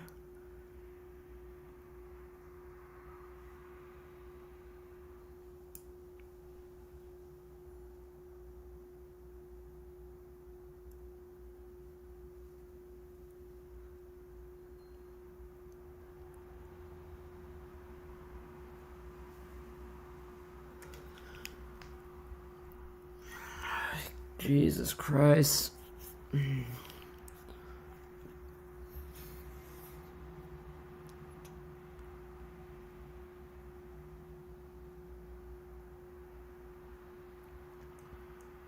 Yeah, I think that this is a total red herring, actually.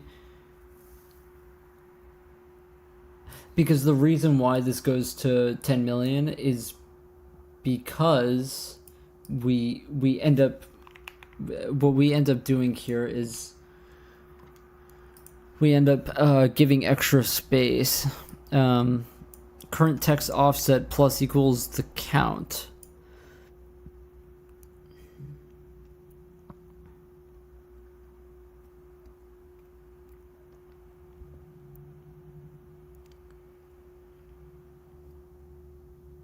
Equals the count.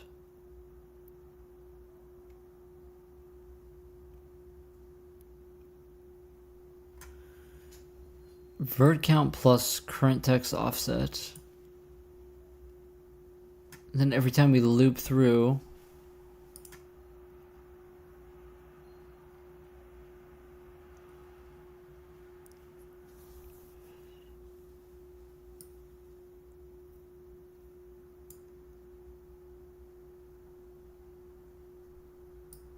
hold on a second.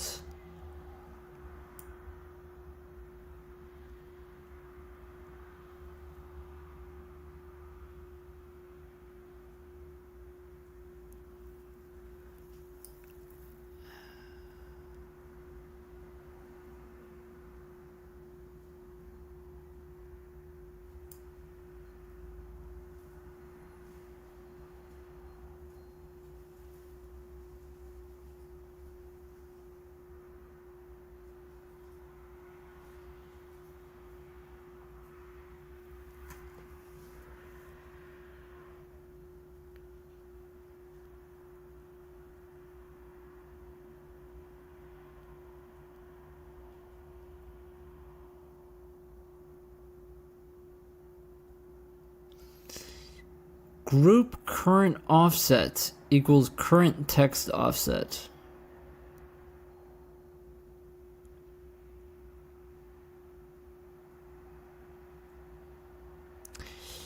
Group current offset equals current text offset. Group current offset equals text offset. That just seems wrong to me. That just seems wrong. That just seems wrong to me. Hold on.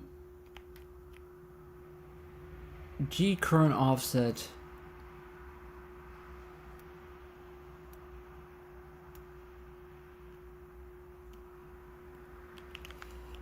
That just seems so wrong.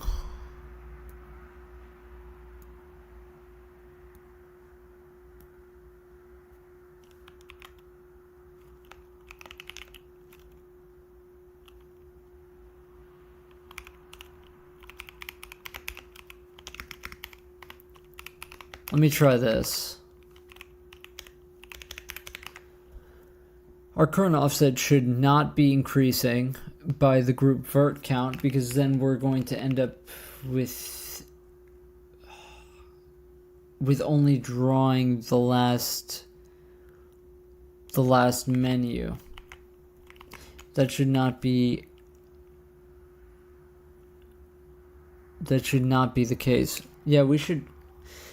I don't know why I wrote that. This group current offset equals the current text offset.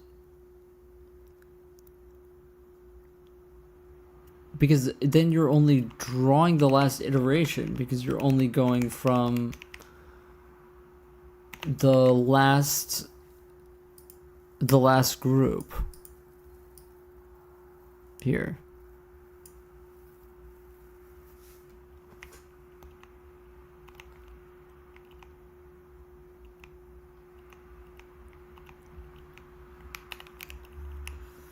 Okay.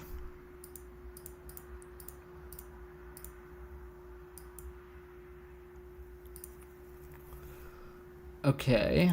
Let me try.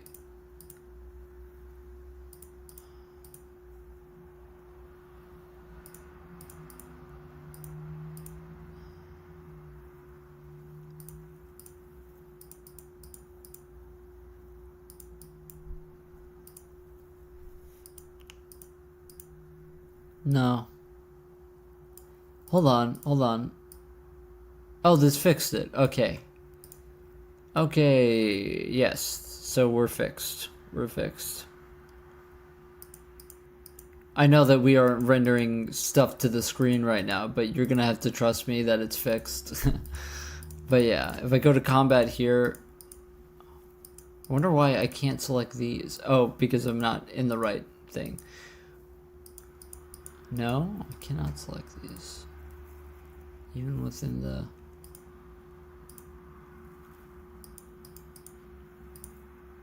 Oh, maybe I'm not toggled. Oh yeah, I wasn't toggled. Okay, so if I change this text size... Okay, it's updating now. Okay, so what happened was I, for some reason, wrote this line of code that doesn't make sense. I don't know what I was really thinking here. I think maybe I was testing something. And yeah, so this group current offset, by the way, this is a batching thing. So when we have multiple render materials that get batched into the same VBO, we need to have a current offset for each mesh, right? So this is what this G current offset is. And so for some reason I was assigning this to it. I think that I was testing something a long time ago and I just forgot to change it. So that's figured out now. Now to like unfuck the rendering pipeline that I spent a while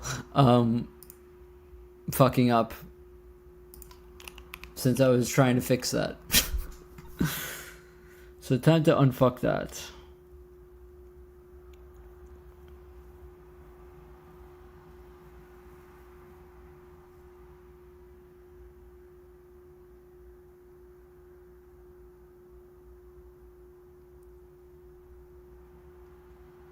Did I delete this again? No, I didn't.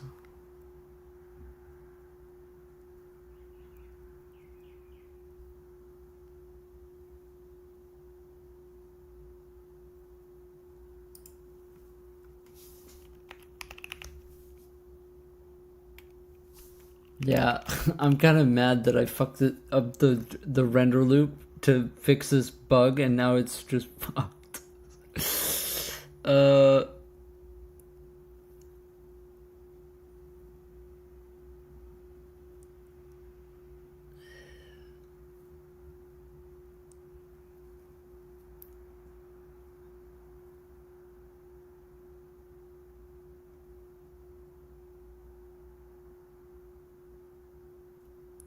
Everything kind of looks correct, like as it was. I think that for whatever reason, this was at 0.0. I think. Maybe this was at 0.0. What did I change here last?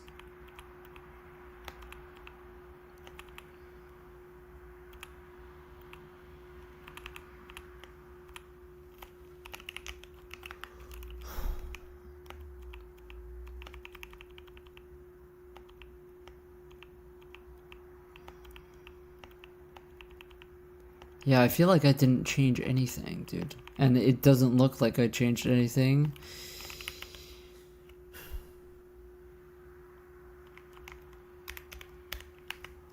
Doesn't look like I changed anything.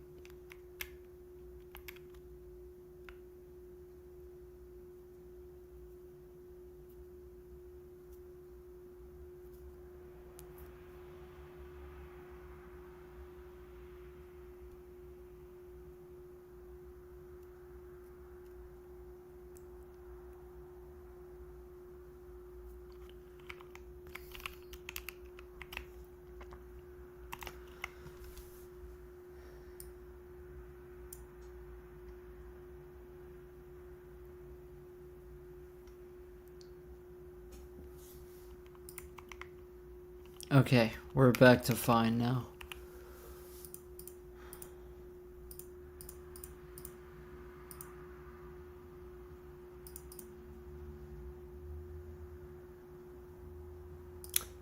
You know what's interesting is that this is back to not toggling on the thing.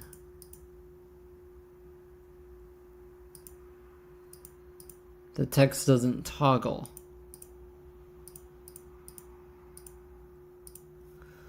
So it's kind of like one step forward, one step back type of thing. So I have to figure out why text isn't toggling now.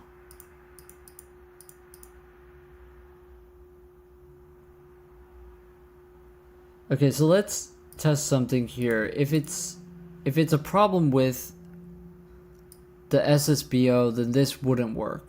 This wouldn't work. Oh, you know why it's not toggling? It's because I disabled toggling in the shader while I was unfucking this. That's why it's not toggling. Because I disabled this because I was pissed off. That's why it's not toggling. That's why it's not toggling. Okay, so you know what? After all of this, I'm actually just back to where I was yesterday. Or actually 2 days ago. We've made it back to where I was 2 days ago.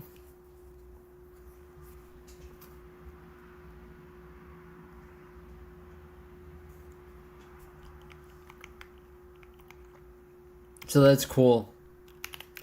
I really enjoyed doing all this. This was really fun and cool. We should do it again. Yeah, it's great.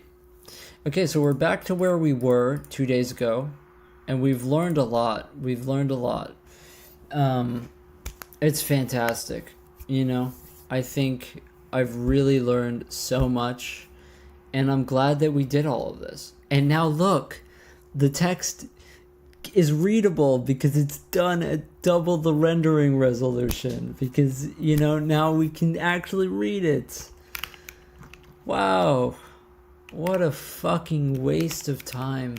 Oh my god. Oh my god. Jesus Christ. What a fucking complete waste of time. Oh man. I can't wait. Once I end the stream, I'm gonna go back and I'm gonna look at back at where we came from, and just I'm just gonna laugh when I realize that none of it changed that much at all. I'm wondering why this isn't masking, but maybe it's just because it's on the edge. I know that it's working since this masks. Like this 100% is masking that. And do our events work? Our events now work, and this works again. Okay, thank fucking God.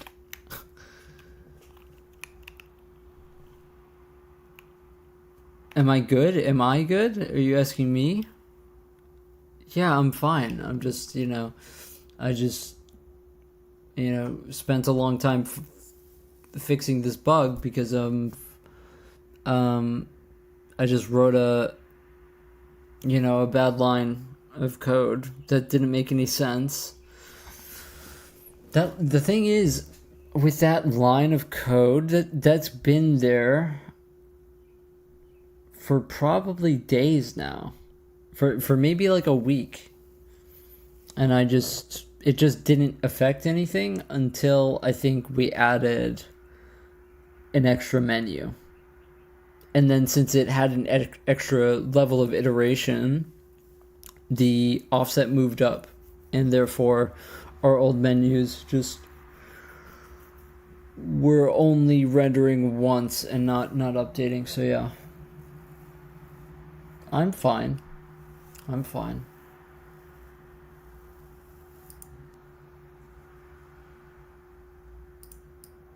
But yeah, I'm not rebuilding my entire engine. Absolutely not.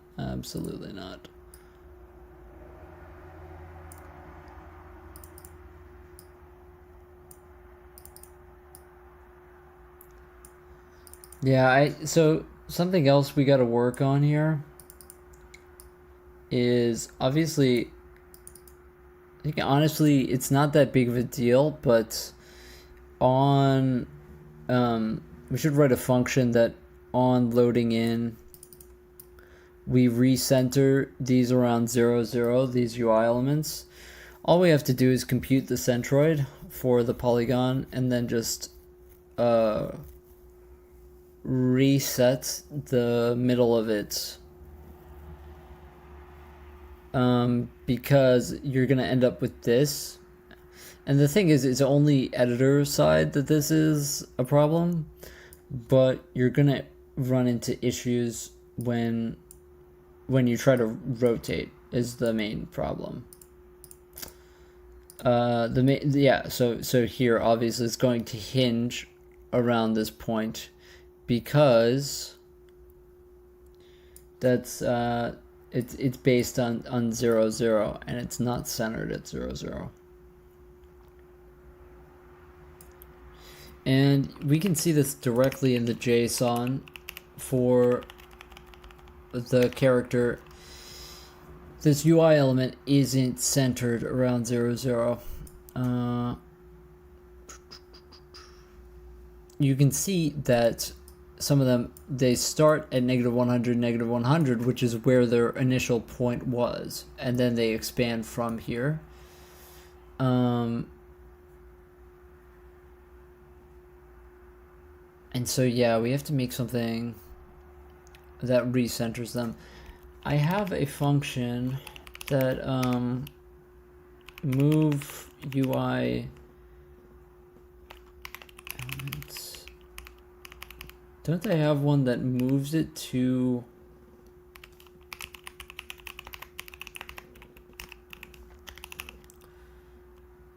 maybe I don't actually.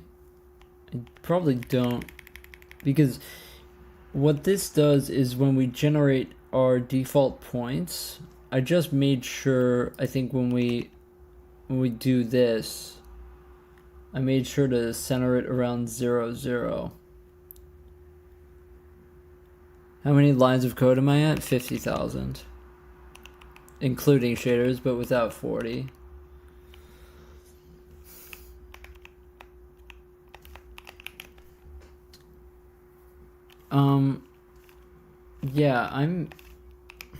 I wonder, I just checked this actually.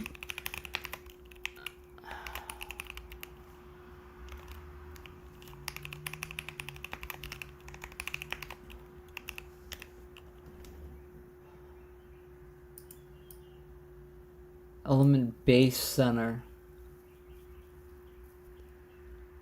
What's base center on each element? Base center is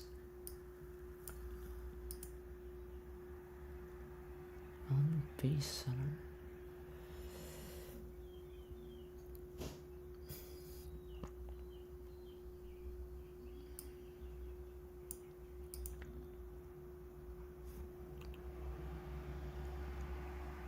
Oh, this is on menu change. That doesn't even matter. The base center is always 0, 0 is the thing, and the translation gets set to pause.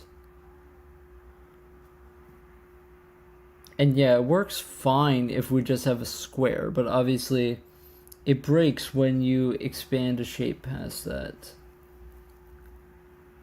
So I need to recenter somehow. The issue is that it's actually not going to be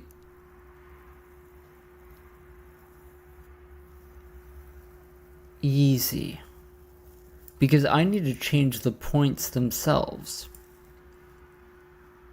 I can't just change the center.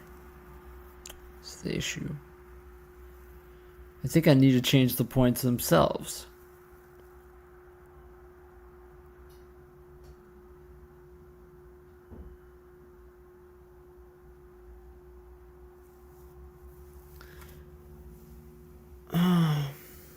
So how do I do that? I mean, I know how to find a centroid for a polygon, obviously, but how do I like renormalize?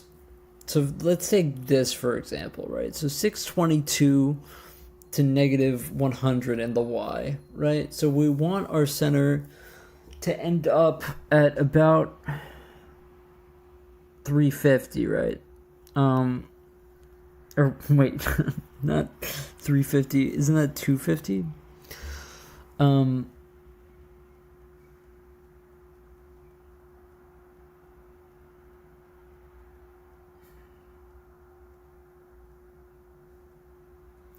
So if our center is at 350, Then to renormalize the points, well, we can think of it like we're at 0, 0. And so our distance to each one has to be the same. So if we're at 0, 0, then we have 600 in one direction and 100 in the other direction. And so what we would do is we would subtract 350 from 600 and then 350, wait. Now, yeah, you need the,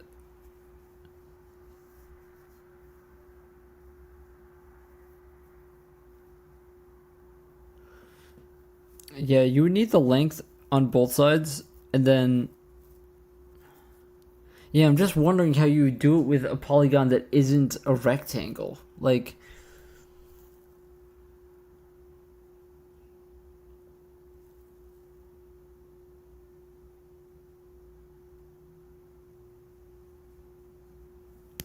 yeah, I don't know if this would work for a polygon that isn't a rectangle, though. Like, I'm just thinking in two directions, X and Y, you know? Like, it would work for that. It would work for a rectangle because we can just divide the length and then just add on each side.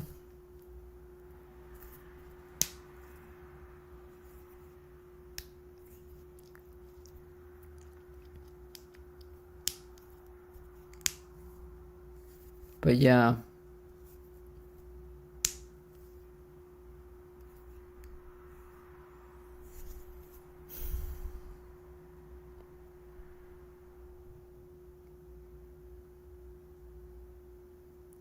Yeah, I don't think that there's actually an easy way to do it. I'm probably gonna have to look up a formula. But yeah, I don't know of a formula that does what I want it to do, though. Like, I mean, I can find the centroid. The centroid isn't the problem. The problem is I need to renormalize all the points around 0, 0. I need to move all of the points. So basically, oh, actually, no, this is fine. No, this is fine. This is fine. We find the centroid of the polygon, and then we just find the vector to 0, 0, and then we just add. We just literally add. That's fine. That's fine. That's fine. Yeah, let me see. I have formulas that do this, right? So, compute center 2D is what I used before. I don't remember if that's like a naive convex hull sort of triangulation thing, but I think it should be good enough to work with right now. So let's test this out. So let's go to when we load UI from JSON. I just want to iterate through all of the UI elements before we scale them.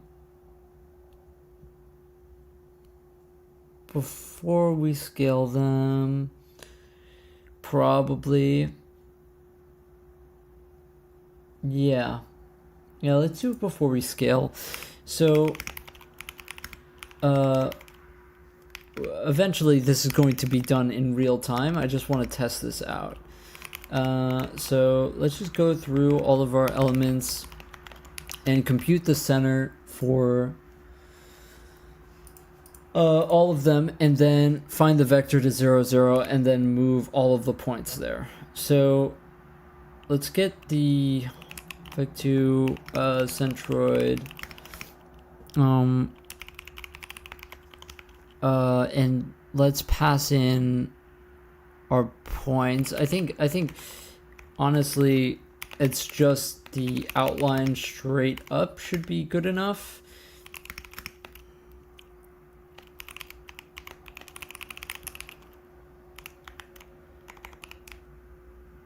Okay, I'm lagging quite a bit. Oh, that's because I'm still in my engine. That's why I'm lagging. So this is going to be L outline.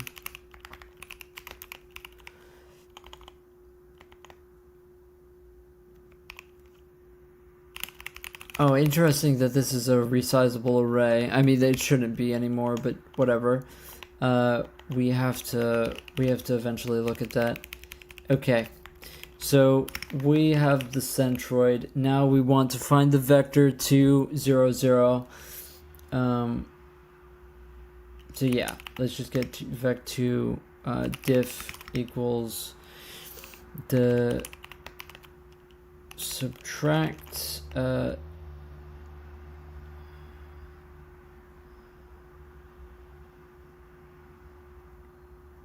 wait, hold on.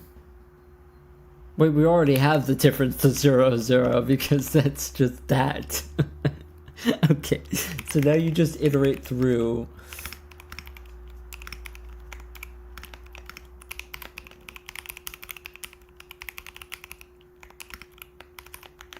You just iterate through the outline, and then you want to go L outline dot buffer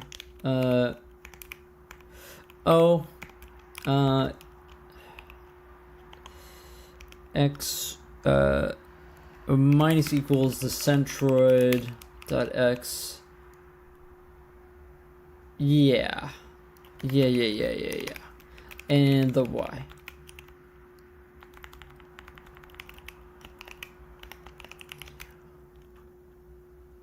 What do we think about that? What do we think about that?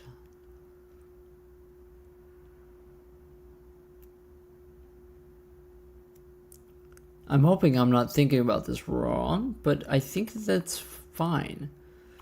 Okay, let's test out what that does. I think because the centroid minus 0, 0 is just a centroid. So I think I'm fine to just apply that to all of the points on the outline to move it to 0, 0. That makes sense to me in my brain, and so that's what I'm doing.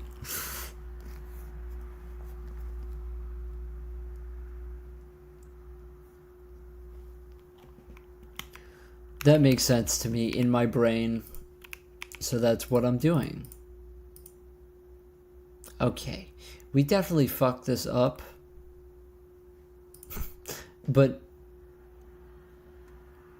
okay, but it's the correct shape still is what we care about.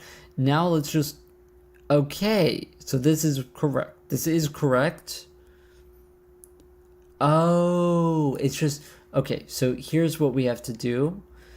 All we have to do is now move the translation in the opposite direction.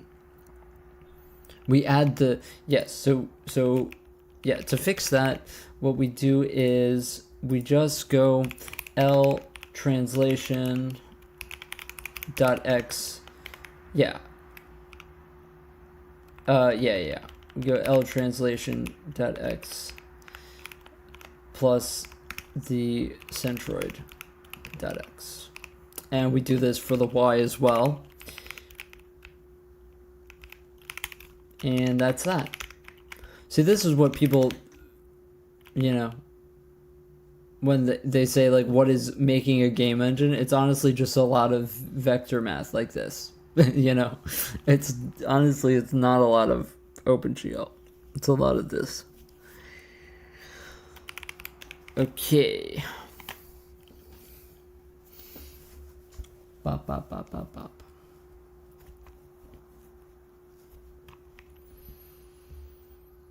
And now I have to figure out, I have to refactor and put everywhere when we change UI points. I want to have this thing running in the background when we do that so that we don't have to reload. But yes, we are in the correct place now, and we all hinge on 0, 0. Fantastic. Fantastic. Yeah, I gotta figure out why. Actually, no, it makes sense why this doesn't. Yeah, it needs to be built before. Yeah. So basically the issue we have now, basically everything is finished. Everything is finished. The issue that we have now is that we're kind of suffering from success.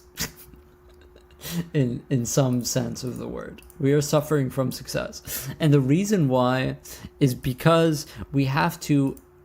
Yeah, this is very interesting that this ends up taking this. Yeah, that's also a bug. What is happening, why we need to click UI change on initialization. Now we can toggle this menu as much as we want and it will be fine. But we need to click UI change on initialization because we need to allocate in the first place. Now you might just think, why not just allocate to max UI elements? Well, that's because on any given menu we can have 1000 UI elements. And pre-allocating space for all of those buffers, including the convex holes, to click on them would be incredibly costly. I mean, we can do it. It would end up being what? Like, I could only imagine, like, a lot. It would be a lot. And we can compress it a bit, but yeah. I don't know the way around that. But at the end of the day, it's just text boxes. Like, it's not that much data, that much memory. But yeah. It is interesting that this, when I UI changed this, it did take that away. This is interesting. This is very strange why that would happen. Okay, so that's a bug that we have to fix.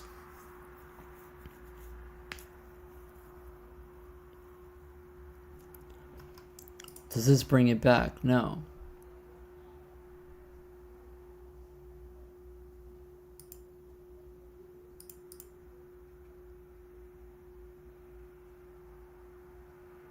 Oh, you know why? Oh, interesting.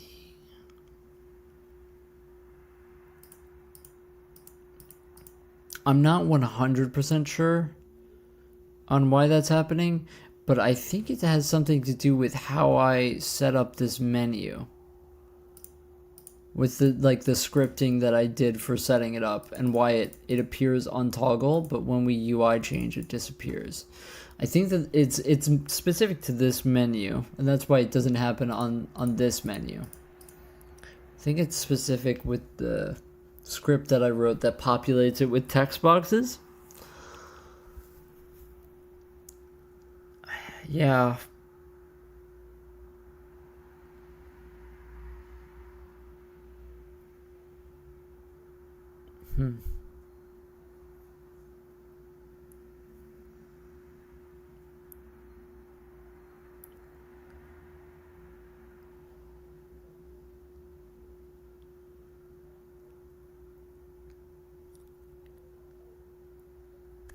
What time is it? 7? 7? 7 o'clock. 7 o'clock. 7 o'clock, mate.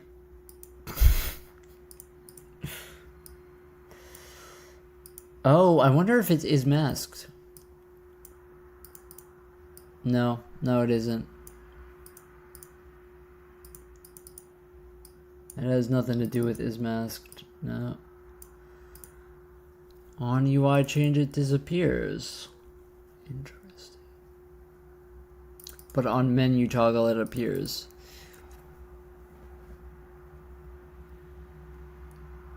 Very strange. Obviously strange because what we're doing here is basically just a mini UI change, by the way. What we're doing here is we're just changing the text size, which does a mini buffer upload. for this. But for whatever reason, when we click UI change,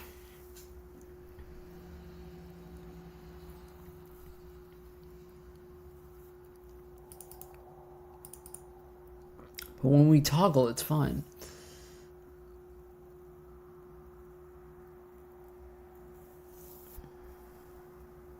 Actually, so while we're here, we should test.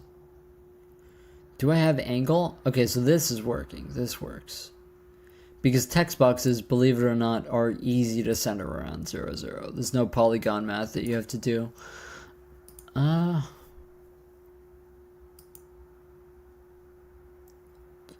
I don't know. I do not know. I do not know. Sam, I am? I do not know green eggs and ham.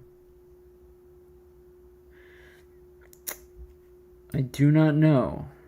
I do not know.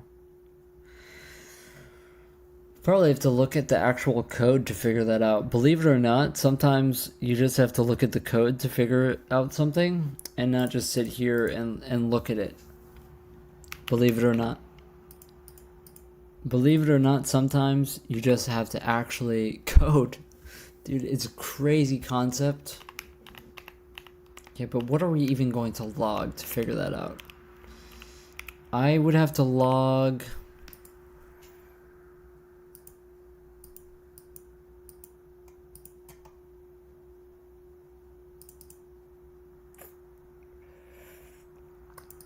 what would I have to log to figure this out? On UI change, it disappears.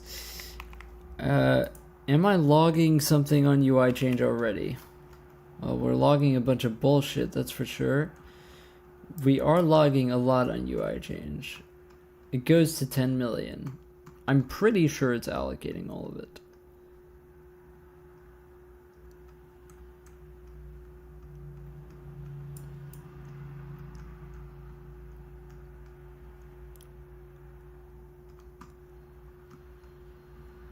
$100. I wonder what UIDs they are. I'm like pretty sure that those are them. And they don't have space. Maybe not. Maybe I'm just being dumb. It's possible that I'm just being stupid. And I'm looking at the wrong thing. I mean, it might be those ones from 200. I think that it is the ones from 200. And if so, they are getting allocated space. God, I wish that this wasn't so fucking verbose, to be honest. So this is 1, 2, 3, 4. Well, we can count, believe it or not. This is 12.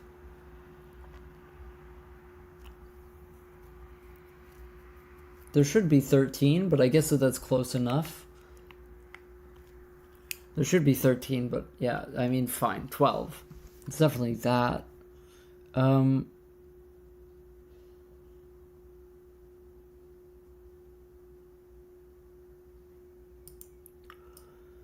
They are allocated space.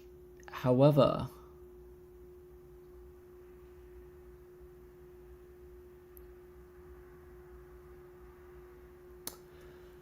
there's some data that when we upload it during toggle, it's not zeroed, but when we upload it from rebuilding the buffer, it's zeroed. So I wonder if that's the SSBO data or if it's vertex data. I don't really know. I would assume that it would be vertex data since that's what we're uploading. And it's not a UID issue. I hope it's not a UID issue because that would be a big problem. That's a big problem. That's a big, big problem. I would assume that it's this.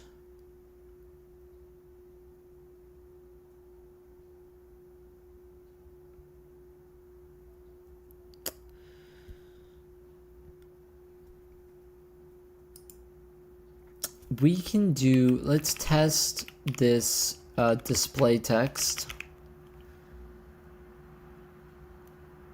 for it. Let's make sure that len isn't less than or equal to 0, because that would mean that we wouldn't draw it.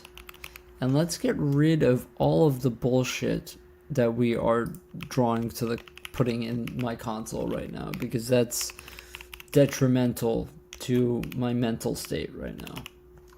Having all of that just print out with that, to be honest. So let's, you know what, even better than this, let's look at the UID as well. Hey, SOS, how are you? What do I do for work? I don't. I'm hoping one day someone will see this and be like, wow, what a badass. But I've worked in restaurants all my life, so not this. I'm self-taught. I'm self-taught.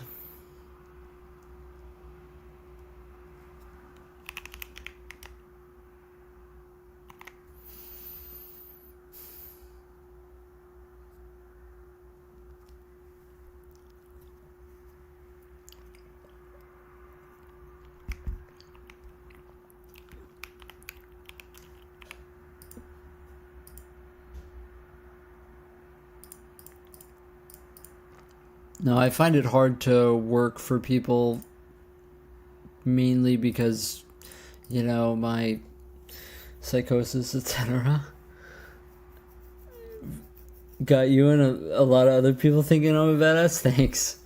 Thanks. Yeah, I mean, I learned, I had AP computer science when I was like 16, and since then I just code off and on. But this, I've been doing this for a few months now. Yeah, so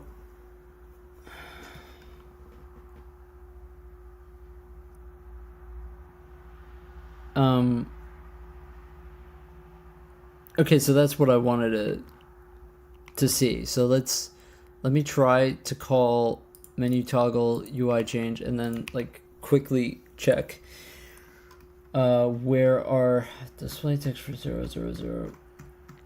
Okay, so I wanted to see this does appear. So the text is definitely there. The text is definitely there. And this is it was the 200s, like I thought.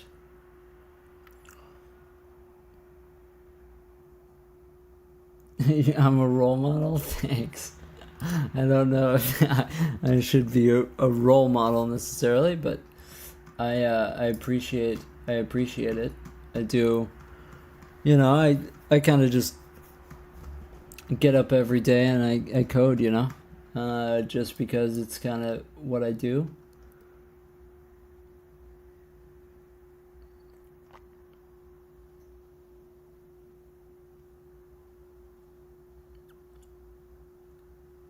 Yeah. Yeah, I mean, that would be the text that I am.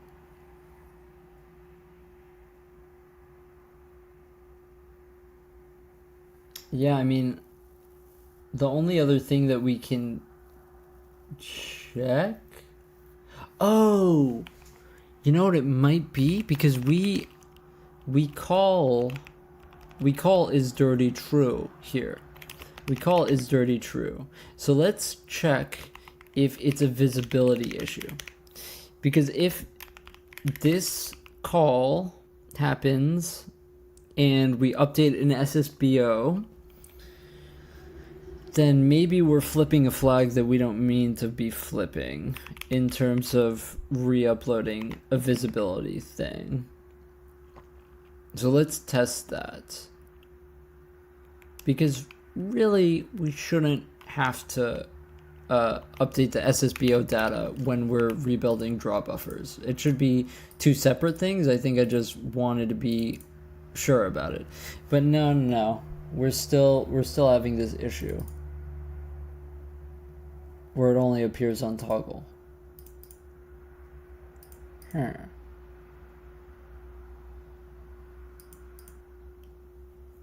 It's almost like it flips its flag.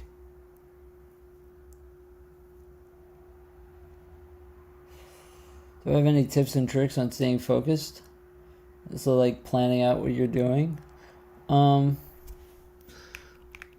I kind of over focus is kind of my problem. That's why I go live for like, the entire day. I just kind of like, I find it easy to stay focused because when I'm not focused on this, I'm like, thinking about things that I don't want to think about. So, maybe just have a life of things that you don't want to think about, and then you'll stay focused. I plan out how I'm doing in a sheet like this is what I keep. Every like kind of when I start like on a new like system or whatever, I'll just have like a rolling kind of sheet of what I do, and I put like X's on things that I know I finished like good, and then I'll put slashes on things that I feel like might break. And that's kind of like my system. You can do like whatever you want. I don't like have this like open sourced, so I don't use GitHub. I have like my own backups that I make just like when I know, oh, I'm gonna add a huge refactor or something, then I'll just back everything up, just so that I have something to look back on. But I feel like, yeah, I feel like if you refactor yourself into a hole, it's kind of on you to get yourself out of it when you have this much code, So,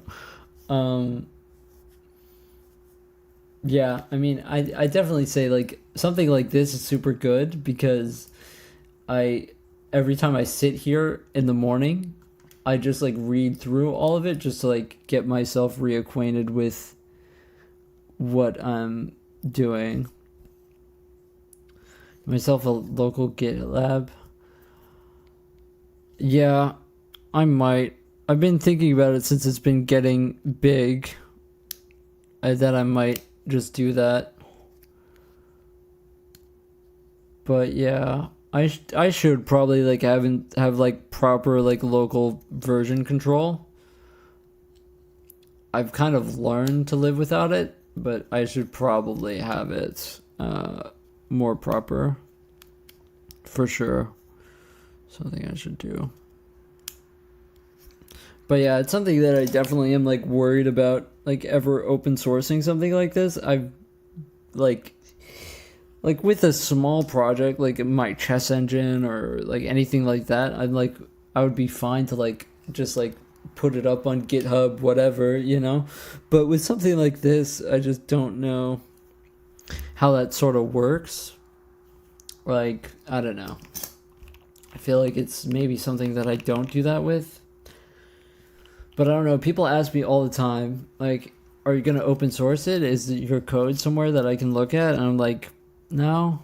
I just like, I don't know.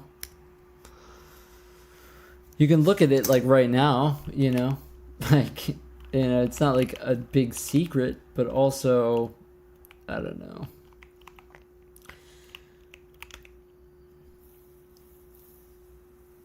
What we can check the SSBO as well. We can check assign SSBO data. But anyway, I'm sorry. Maybe I don't have good advice about this sort of thing. I apologize.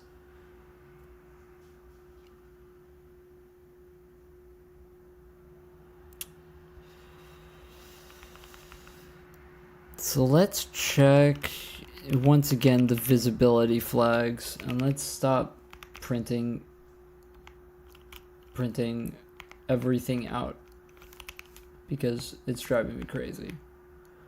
Having to scroll through 1,000 lines is driving me insane. Let's just check the visibility flags. Because this wasn't happening before we changed some stuff.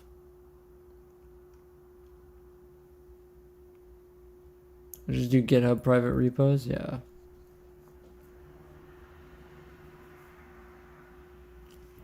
Inspired you to start learning. That makes me happy. I've heard that a lot recently. And people like coming here and like, you know, you inspired me to do this. You made me want to make my own engine, etc. And that's just like, that's incredible because there's been many times in my life where you couldn't pay me to do some shit like this. All right, peace out. I hope, yeah, show me whatever you end up working on. I love taking a look at other people's stuff. It's better than looking at my stuff. So let's look at UIDs 200 to 213 and try and look at the visibility flags. Yeah, the problem is that we're also printing out a bunch of bullshit too, which is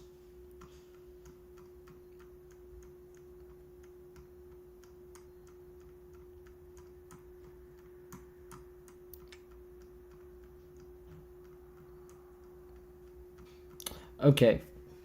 I'm gonna give up on that. I don't know why. Oh yeah, the reason why we have all of these is because they're moving every frame. They're moving every frame. They're moving upwards every frame. Yes. So if the box UID is greater than, I already had this, greater than 120, then let's print it out because otherwise we're not actually going to even be able to see.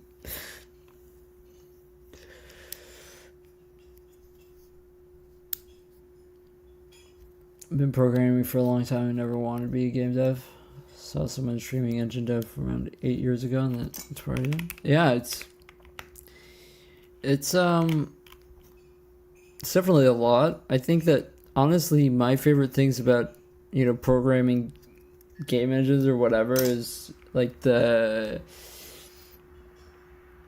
don't know. It's like a whole like world of stuff. There's like the sound system, the lighting, the things that it's like its own like ecosystem. It's like it's very unlike any other type of thing. So the visible one, this is all supposed to be toggled visibility on.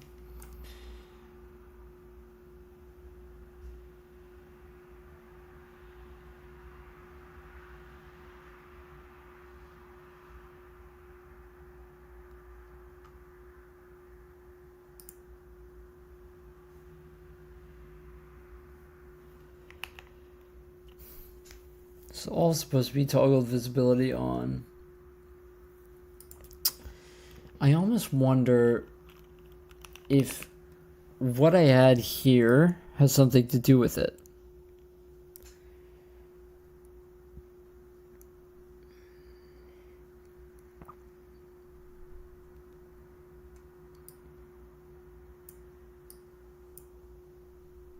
Aha. Aha. It does have something to do with it. Yeah, I don't know why I did it this way. Why I was doing it this way at all. What I should have just done is, first of all, because my idea is that I wanted text to have different materials so that technically you could have different materials for your text. For whatever reason, I wanted to generalize that because I'm a psychopath. And so what I ended up doing was I generalized it so that you could have it going to different VBOs, okay? And what we're going to do now is we're going to say, fuck that, we're not doing that. And we're just going to run that back. We're just going to run that back. And instead we're just going to do one because it's all on one VBO. It should just be going. We should just have one upload for it, because God knows I just love to make things fucking complicated for no reason.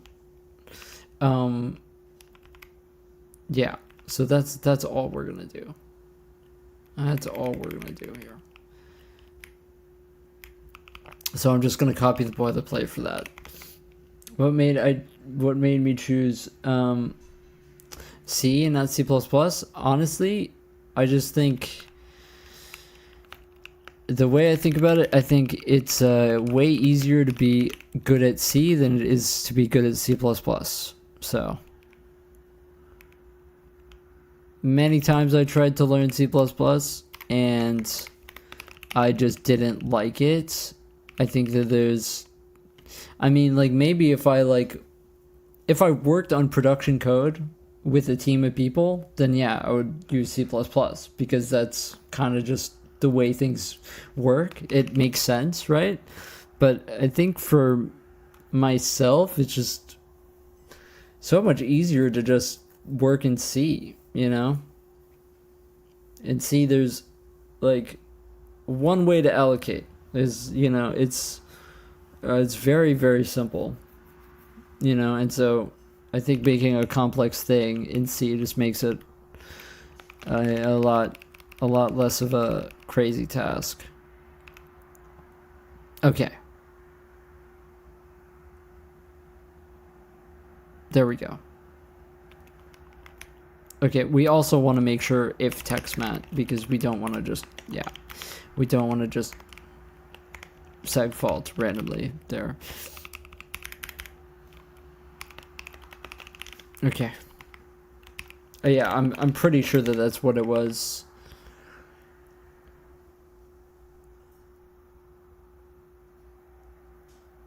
Yeah, for whatever reason, I wanted to generalize that. I don't know what I was kind of thinking, why a human would have different materials for their text, but that's what I was thinking.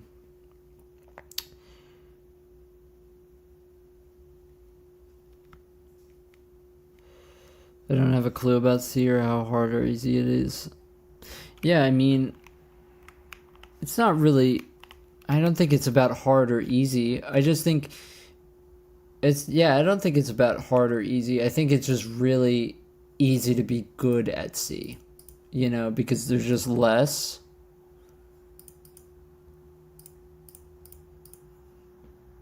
And it's a very old language. Okay, so that works now. It works now. Yeah, so we were just uploading incorrectly. We were just uploading incorrectly.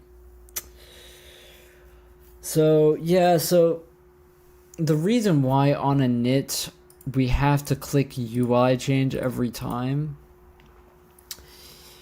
is because we need to... it has nothing to do with the things. The reason why we have to do that is because add text box to draw buffer has these buffers that are inside of it, aka temp buffer, original outline. These things are actually just temporary buffers that are only used when we fill the draw buffer. However, they need to be allocated for each text box beforehand.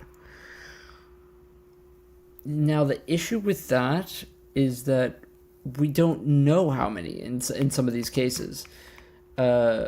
For example, with something like attacks, we don't really have an upper limit set up. And so that's something that I have to figure out. I think that we do allocate it. I think that we just aren't doing it correctly, maybe. Because we definitely on setup character stats, for example, we have a script here that does create new text box, and this allocates it.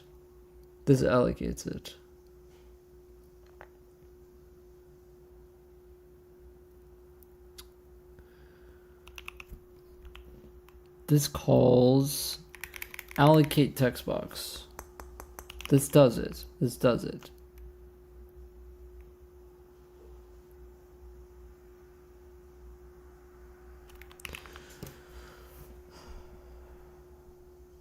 Oh, yeah, so it actually, so if len is less than or equal to 0, then we return. So if there's no text, then we return. Reason for that is there was something here math-wise that we would be really not doing good if it happened. And I don't remember what that was, but I remember being like, oh, yeah, well, it does kind of have to be less than or equal to 0. There was something where I was like, oh, can't we just like remove this line? Like, and then just like, you know, but I think that there was something where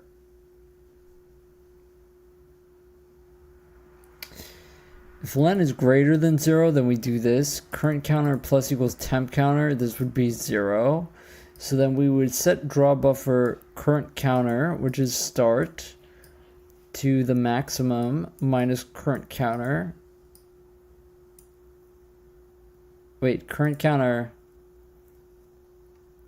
plus equals the start. Current counter equals the start. Oh, so we're this just fills the rest of it with zeros is what this does. So it would be filling the maximum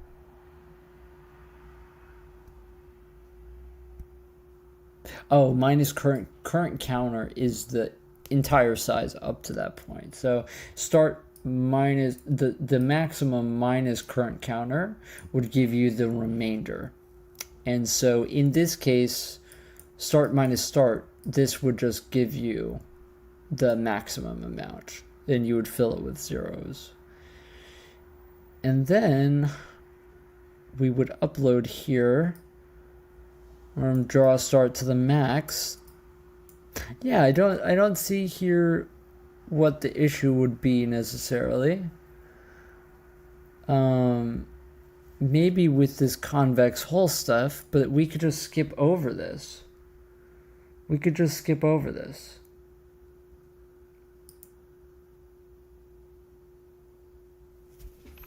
Yeah, we could just say if len is greater than 0, then we just do all this convex hull stuff. All this convex hull stuff, by the way, is only here because we need something to click on, right? But if there's no text, we don't need to do that yet. So I think what I'm just going to do is we're just going to try this without it, just so that, yeah. But yeah. I don't see anything that would break because we would just fill the buffer with zeros and then yeah.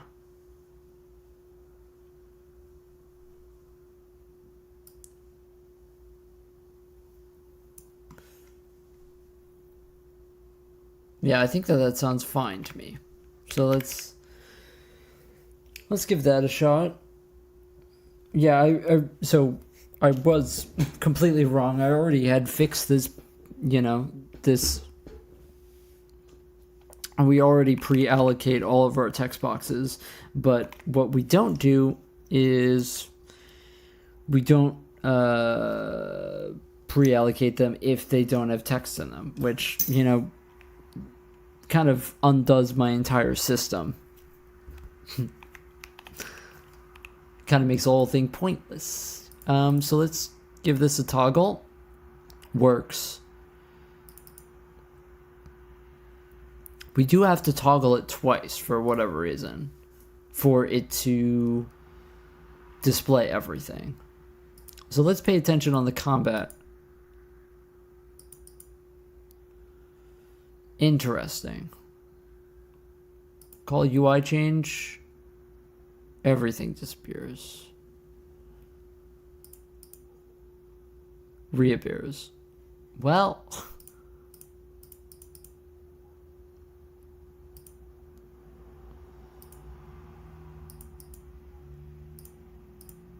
truly bizarre.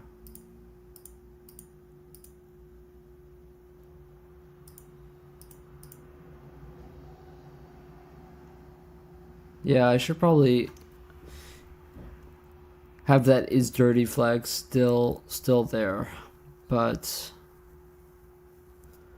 yeah, there still are some hitches and bugs with it, unfortunately.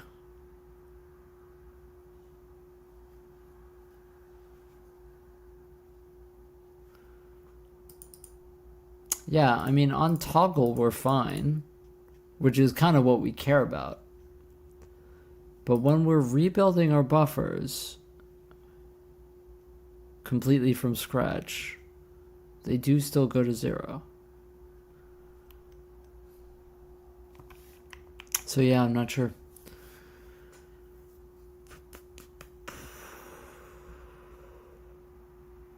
Not sure. But I do think that I have been live for a long time today.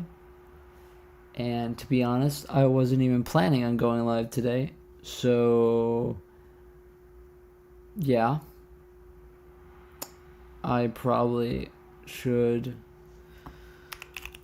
get out of here soon. What a great way to end the day, though, with somebody telling me that they're so inspired or whatever. That was really cool to see. It's up and down.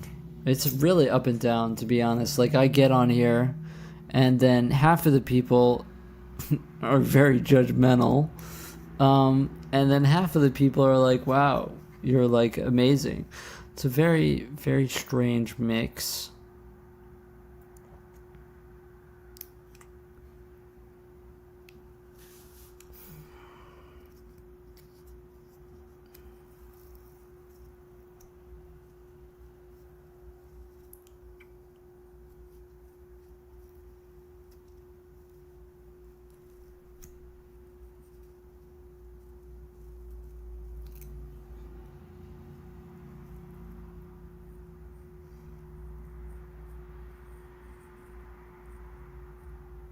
Oh, that's why. That's why. Current text offset isn't useful at all. That's why. Draw start should be just vert count.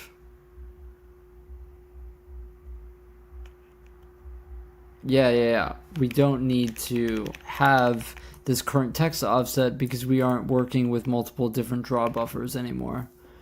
Because we just flattened it into one. So that vert count plus that extra space was just messing up our stride, I think.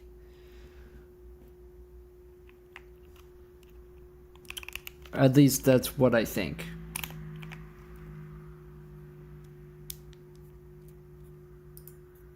At least that's what I think. I think.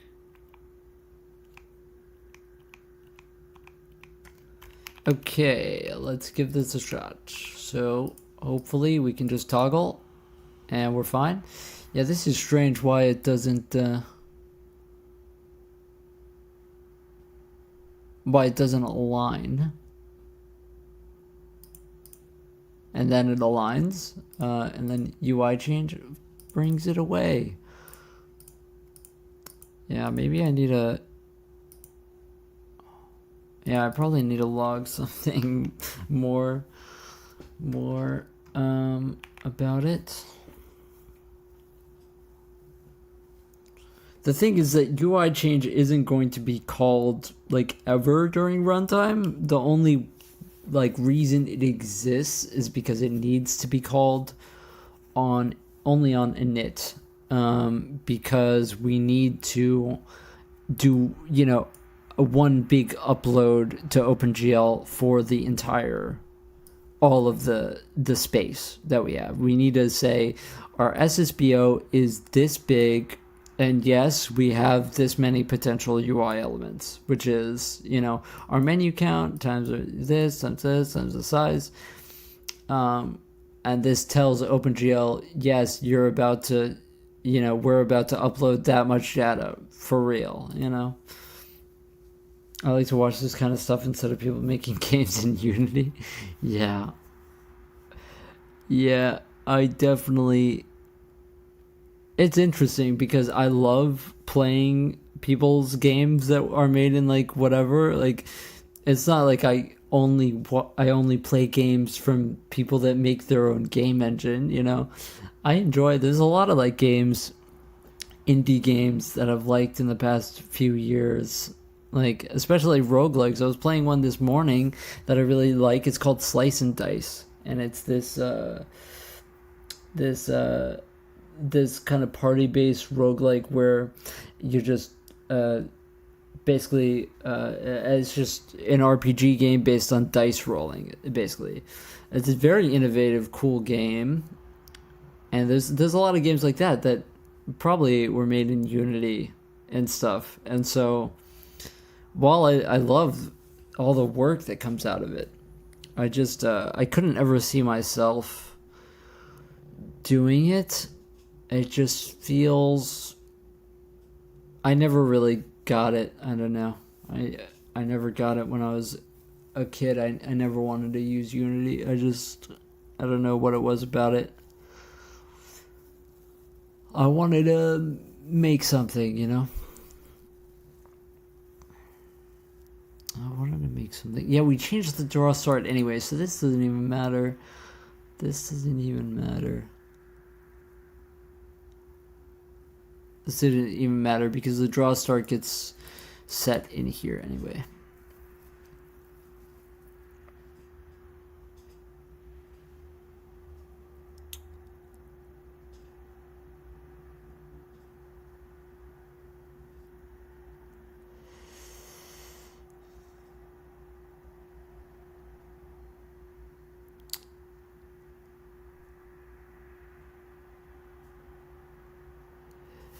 Yeah.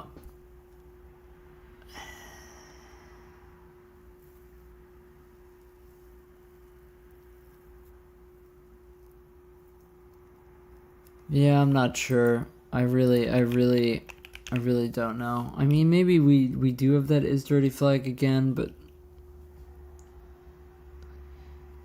yeah, not sure.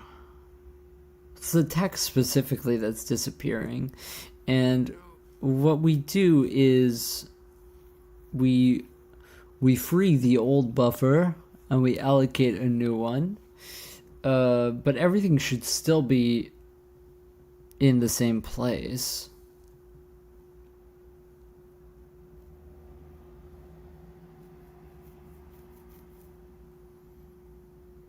And we know that everything has the same exact text.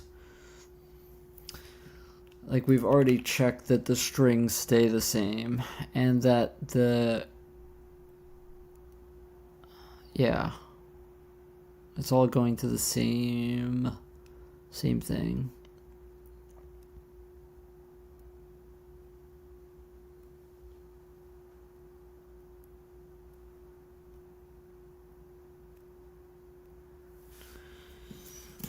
Yeah, a lot of them are artists. They spend a lot of time flapping around with assets. Yeah. Yeah. I kind of wish I was a better artist instead of a programmer, to be honest, because I feel like it would be sick, you know. But yeah. They make a lot of cool stuff. What is zero? Zero's state. Yeah, we don't use that at all.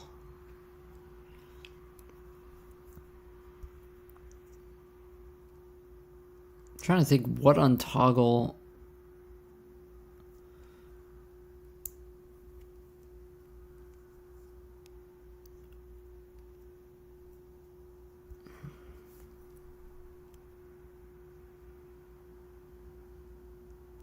You know what I wonder? Actually, here's what we're gonna do. We're gonna just turn this to true. And we will get rid of this.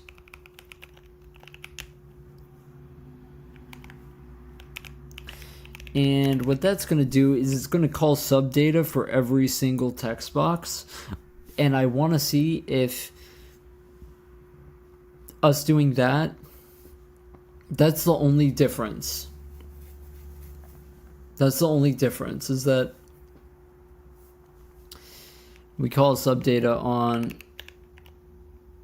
the whole thing versus just parts of it. Because I have this flag that says update that I was like, I want to be more efficient and we don't want to call subdata on every single element. Let's just keep the overhead to a minimum and call it once when we are rebuilding the buffer. But I want to see if that fixes the issue. That fixes the issue completely.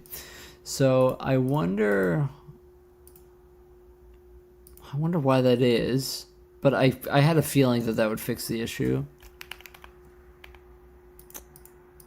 I hate when I fix an issue like that, because it's like, yeah, it works, but why? Like, you know, I feel like there's something that later down the road I'm gonna notice that caused it. And whatever. But yeah, so okay, we're back to everything working. Still don't have Bloom working for the text, which is sad.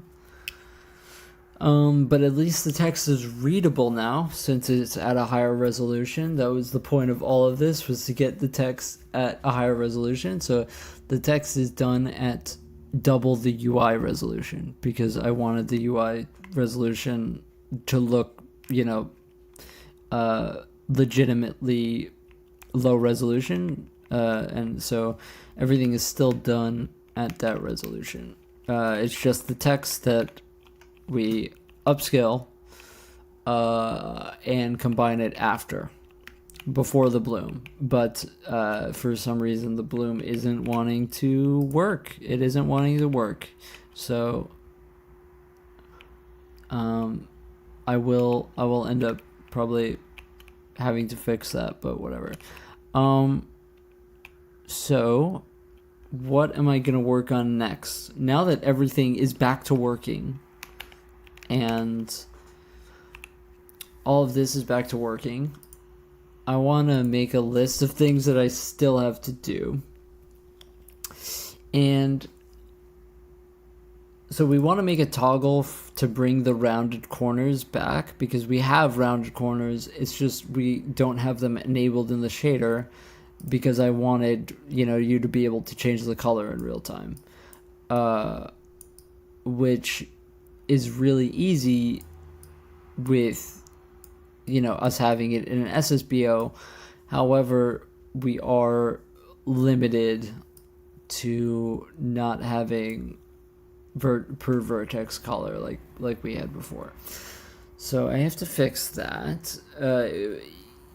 We could either have a toggle for color, for SSBO color for simple polygons, or what we could end up doing is doing the same thing we do for the text with the UI elements, which is probably what I will end up doing, which is for UI elements, we have an upper limit of vertices for each UI element. Right now we don't. Which you may think, oh yeah, these are just hard corners. Why? Behind this, which we aren't rendering anymore, you can go back into VODs and look. These are all actually triangulated meshes with rounded corners on the inner and outer outline. It's done, you know, using a bunch of math, but that's what it is. And they can have an infinite amount of points. The reason I did that was because I'm crazy. Now that we have an upper limit for text boxes, though, and that system works so practical and well, I wanted to have the same thing for UI elements. And so when we change the color of a UI element, all it has to do to change the per vertex color is just go into its draw buffer and do one upload to opengl, so that we don't have to change everything.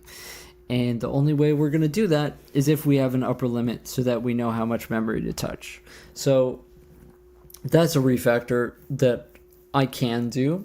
the UI .c file is officially 10,000 lines. It is one of the largest files now, which is insane because you think UI system not that complicated, but it is kind of complicated. It's almost as complicated as the baked lighting and everything else in the engine. It's kind of complicated because we have draw layers, we have event handling, we have hover handling, we have this is all dynamically set up.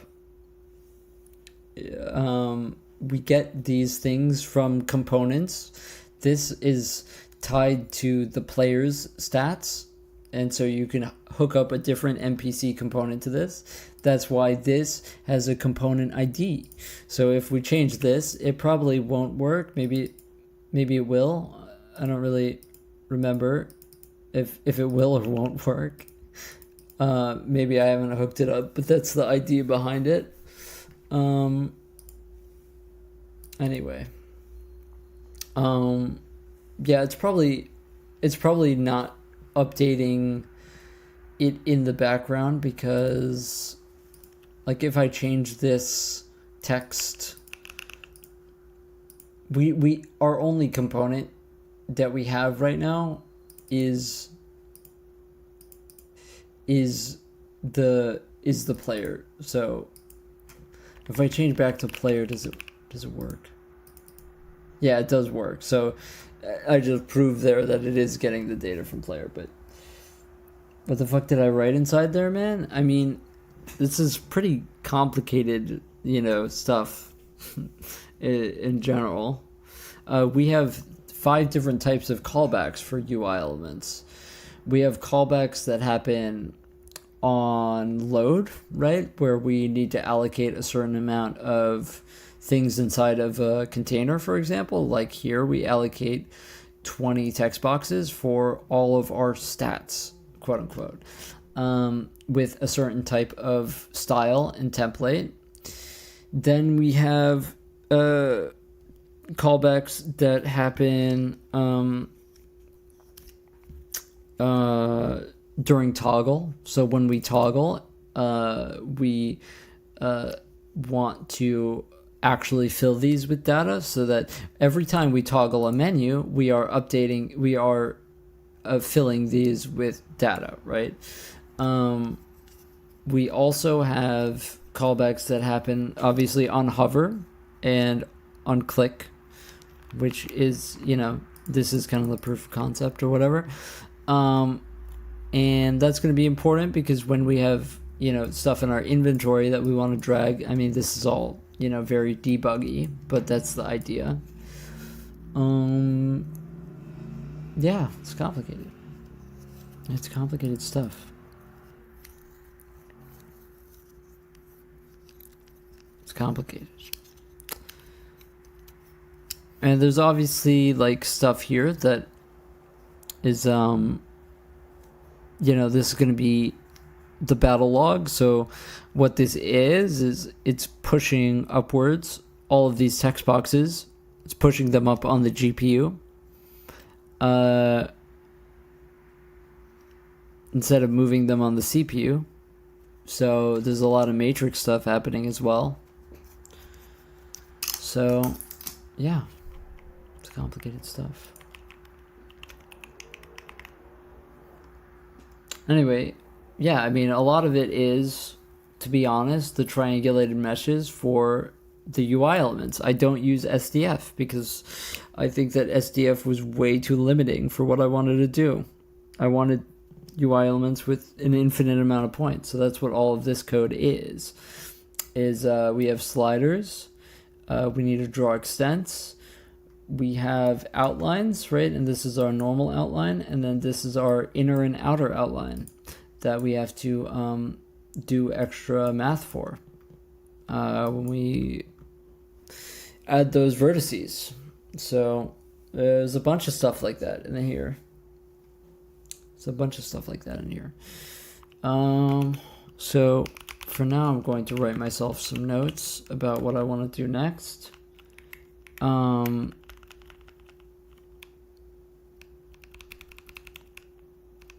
Yes, so we did this.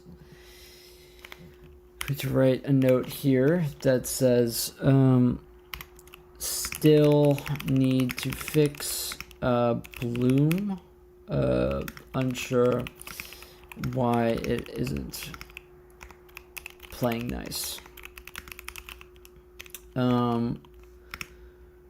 Next, we also want to do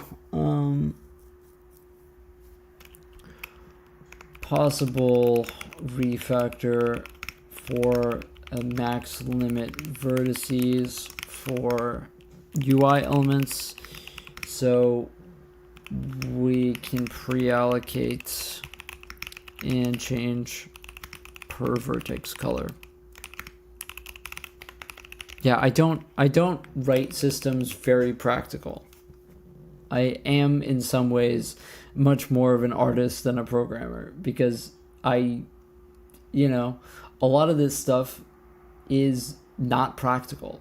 Like having triangulated meshes with rounded corners for UI elements is not, it's not something that most people do. Most UI systems are just SDF based, and you can have circles, you can have rectangles, you can have stars, you can have certain predefined shapes, right? And maybe you can stretch them out on the GPU with, that sort of thing, but you can't actually change the vertices yourself, and that's what I wanted to do, because I wanted something that was truly kind of open-ended. However, it does end up being, 10,000 lines, because it's a pain in the ass. There's a reason why other people don't do it that way, it turns out.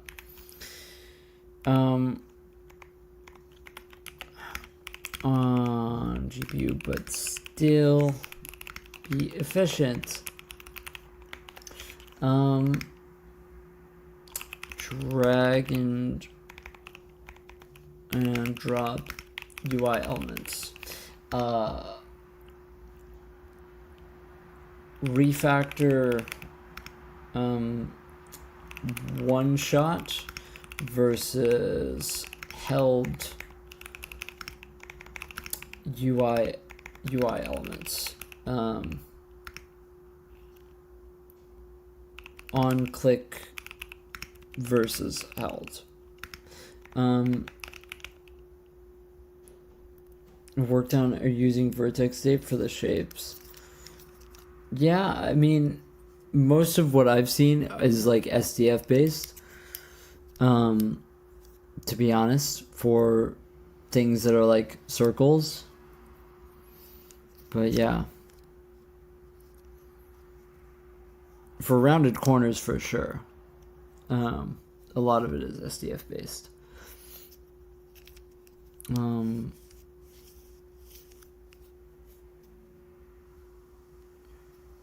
Yeah.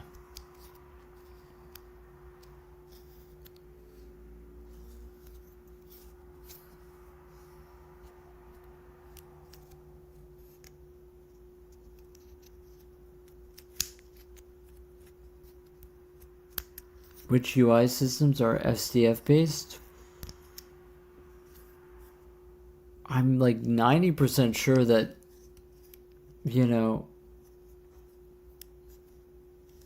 if we looked up nuclear right now, I'm 90% sure that it's SDF based. In terms of, circles and stuff like that is, rounded. We can take a look. But I couldn't find, honestly, any example code when I looked up on triangulating an infinite amount of points. It was kind of difficult, and it still is really janky. But yeah.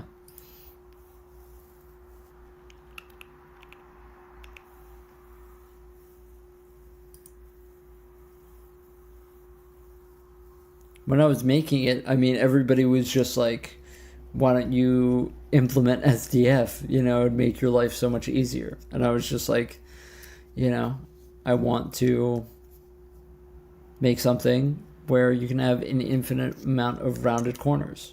So that's what I ended up doing. If you want to look at what it actually looks like, then you can see it right here. All I have to do is make the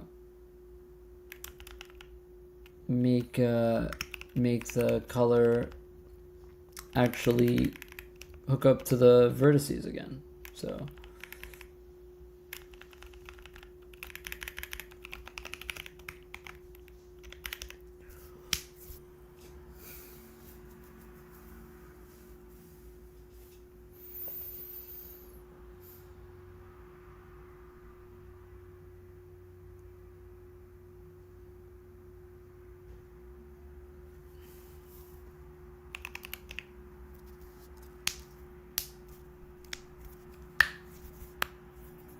yeah, I mean, maybe that's the case. I just know that everybody that I talked to about this was, you know, implementing SDF in their UI systems.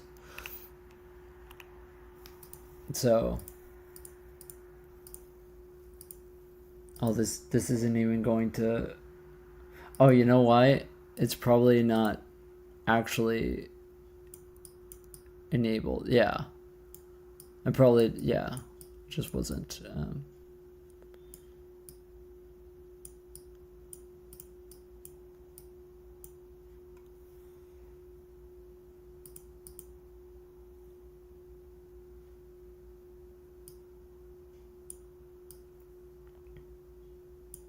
Yeah, it is kind of janky, but it is my jank. It is my jank.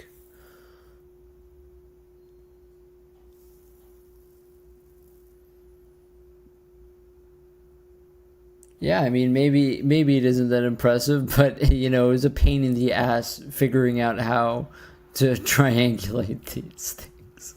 You know, it was an absolute pain in the ass, absolute. So that's my kind of argument on why I have 10,000 lines of code. You know, it was not easy, not easy in the slightest.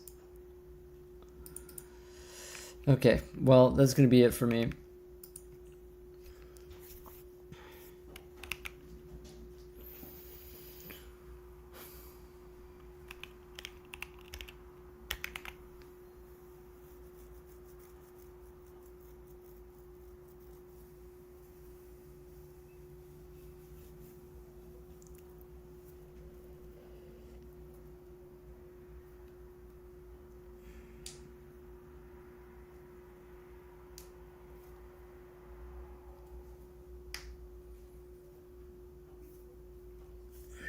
All right. Hey, Zizan, I'm about to get out of here.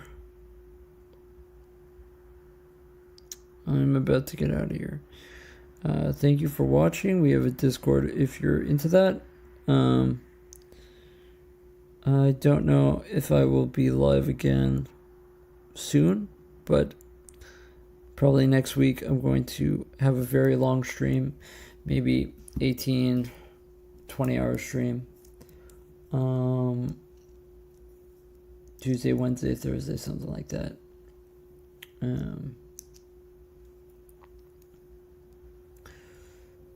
Yeah, mine goes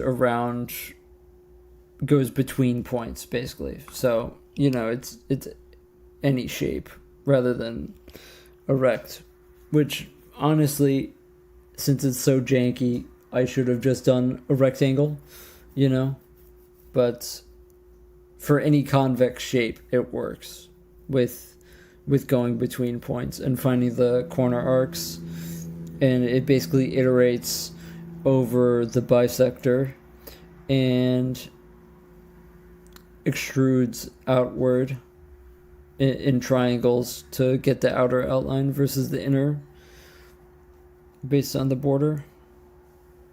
Yeah. All right, I will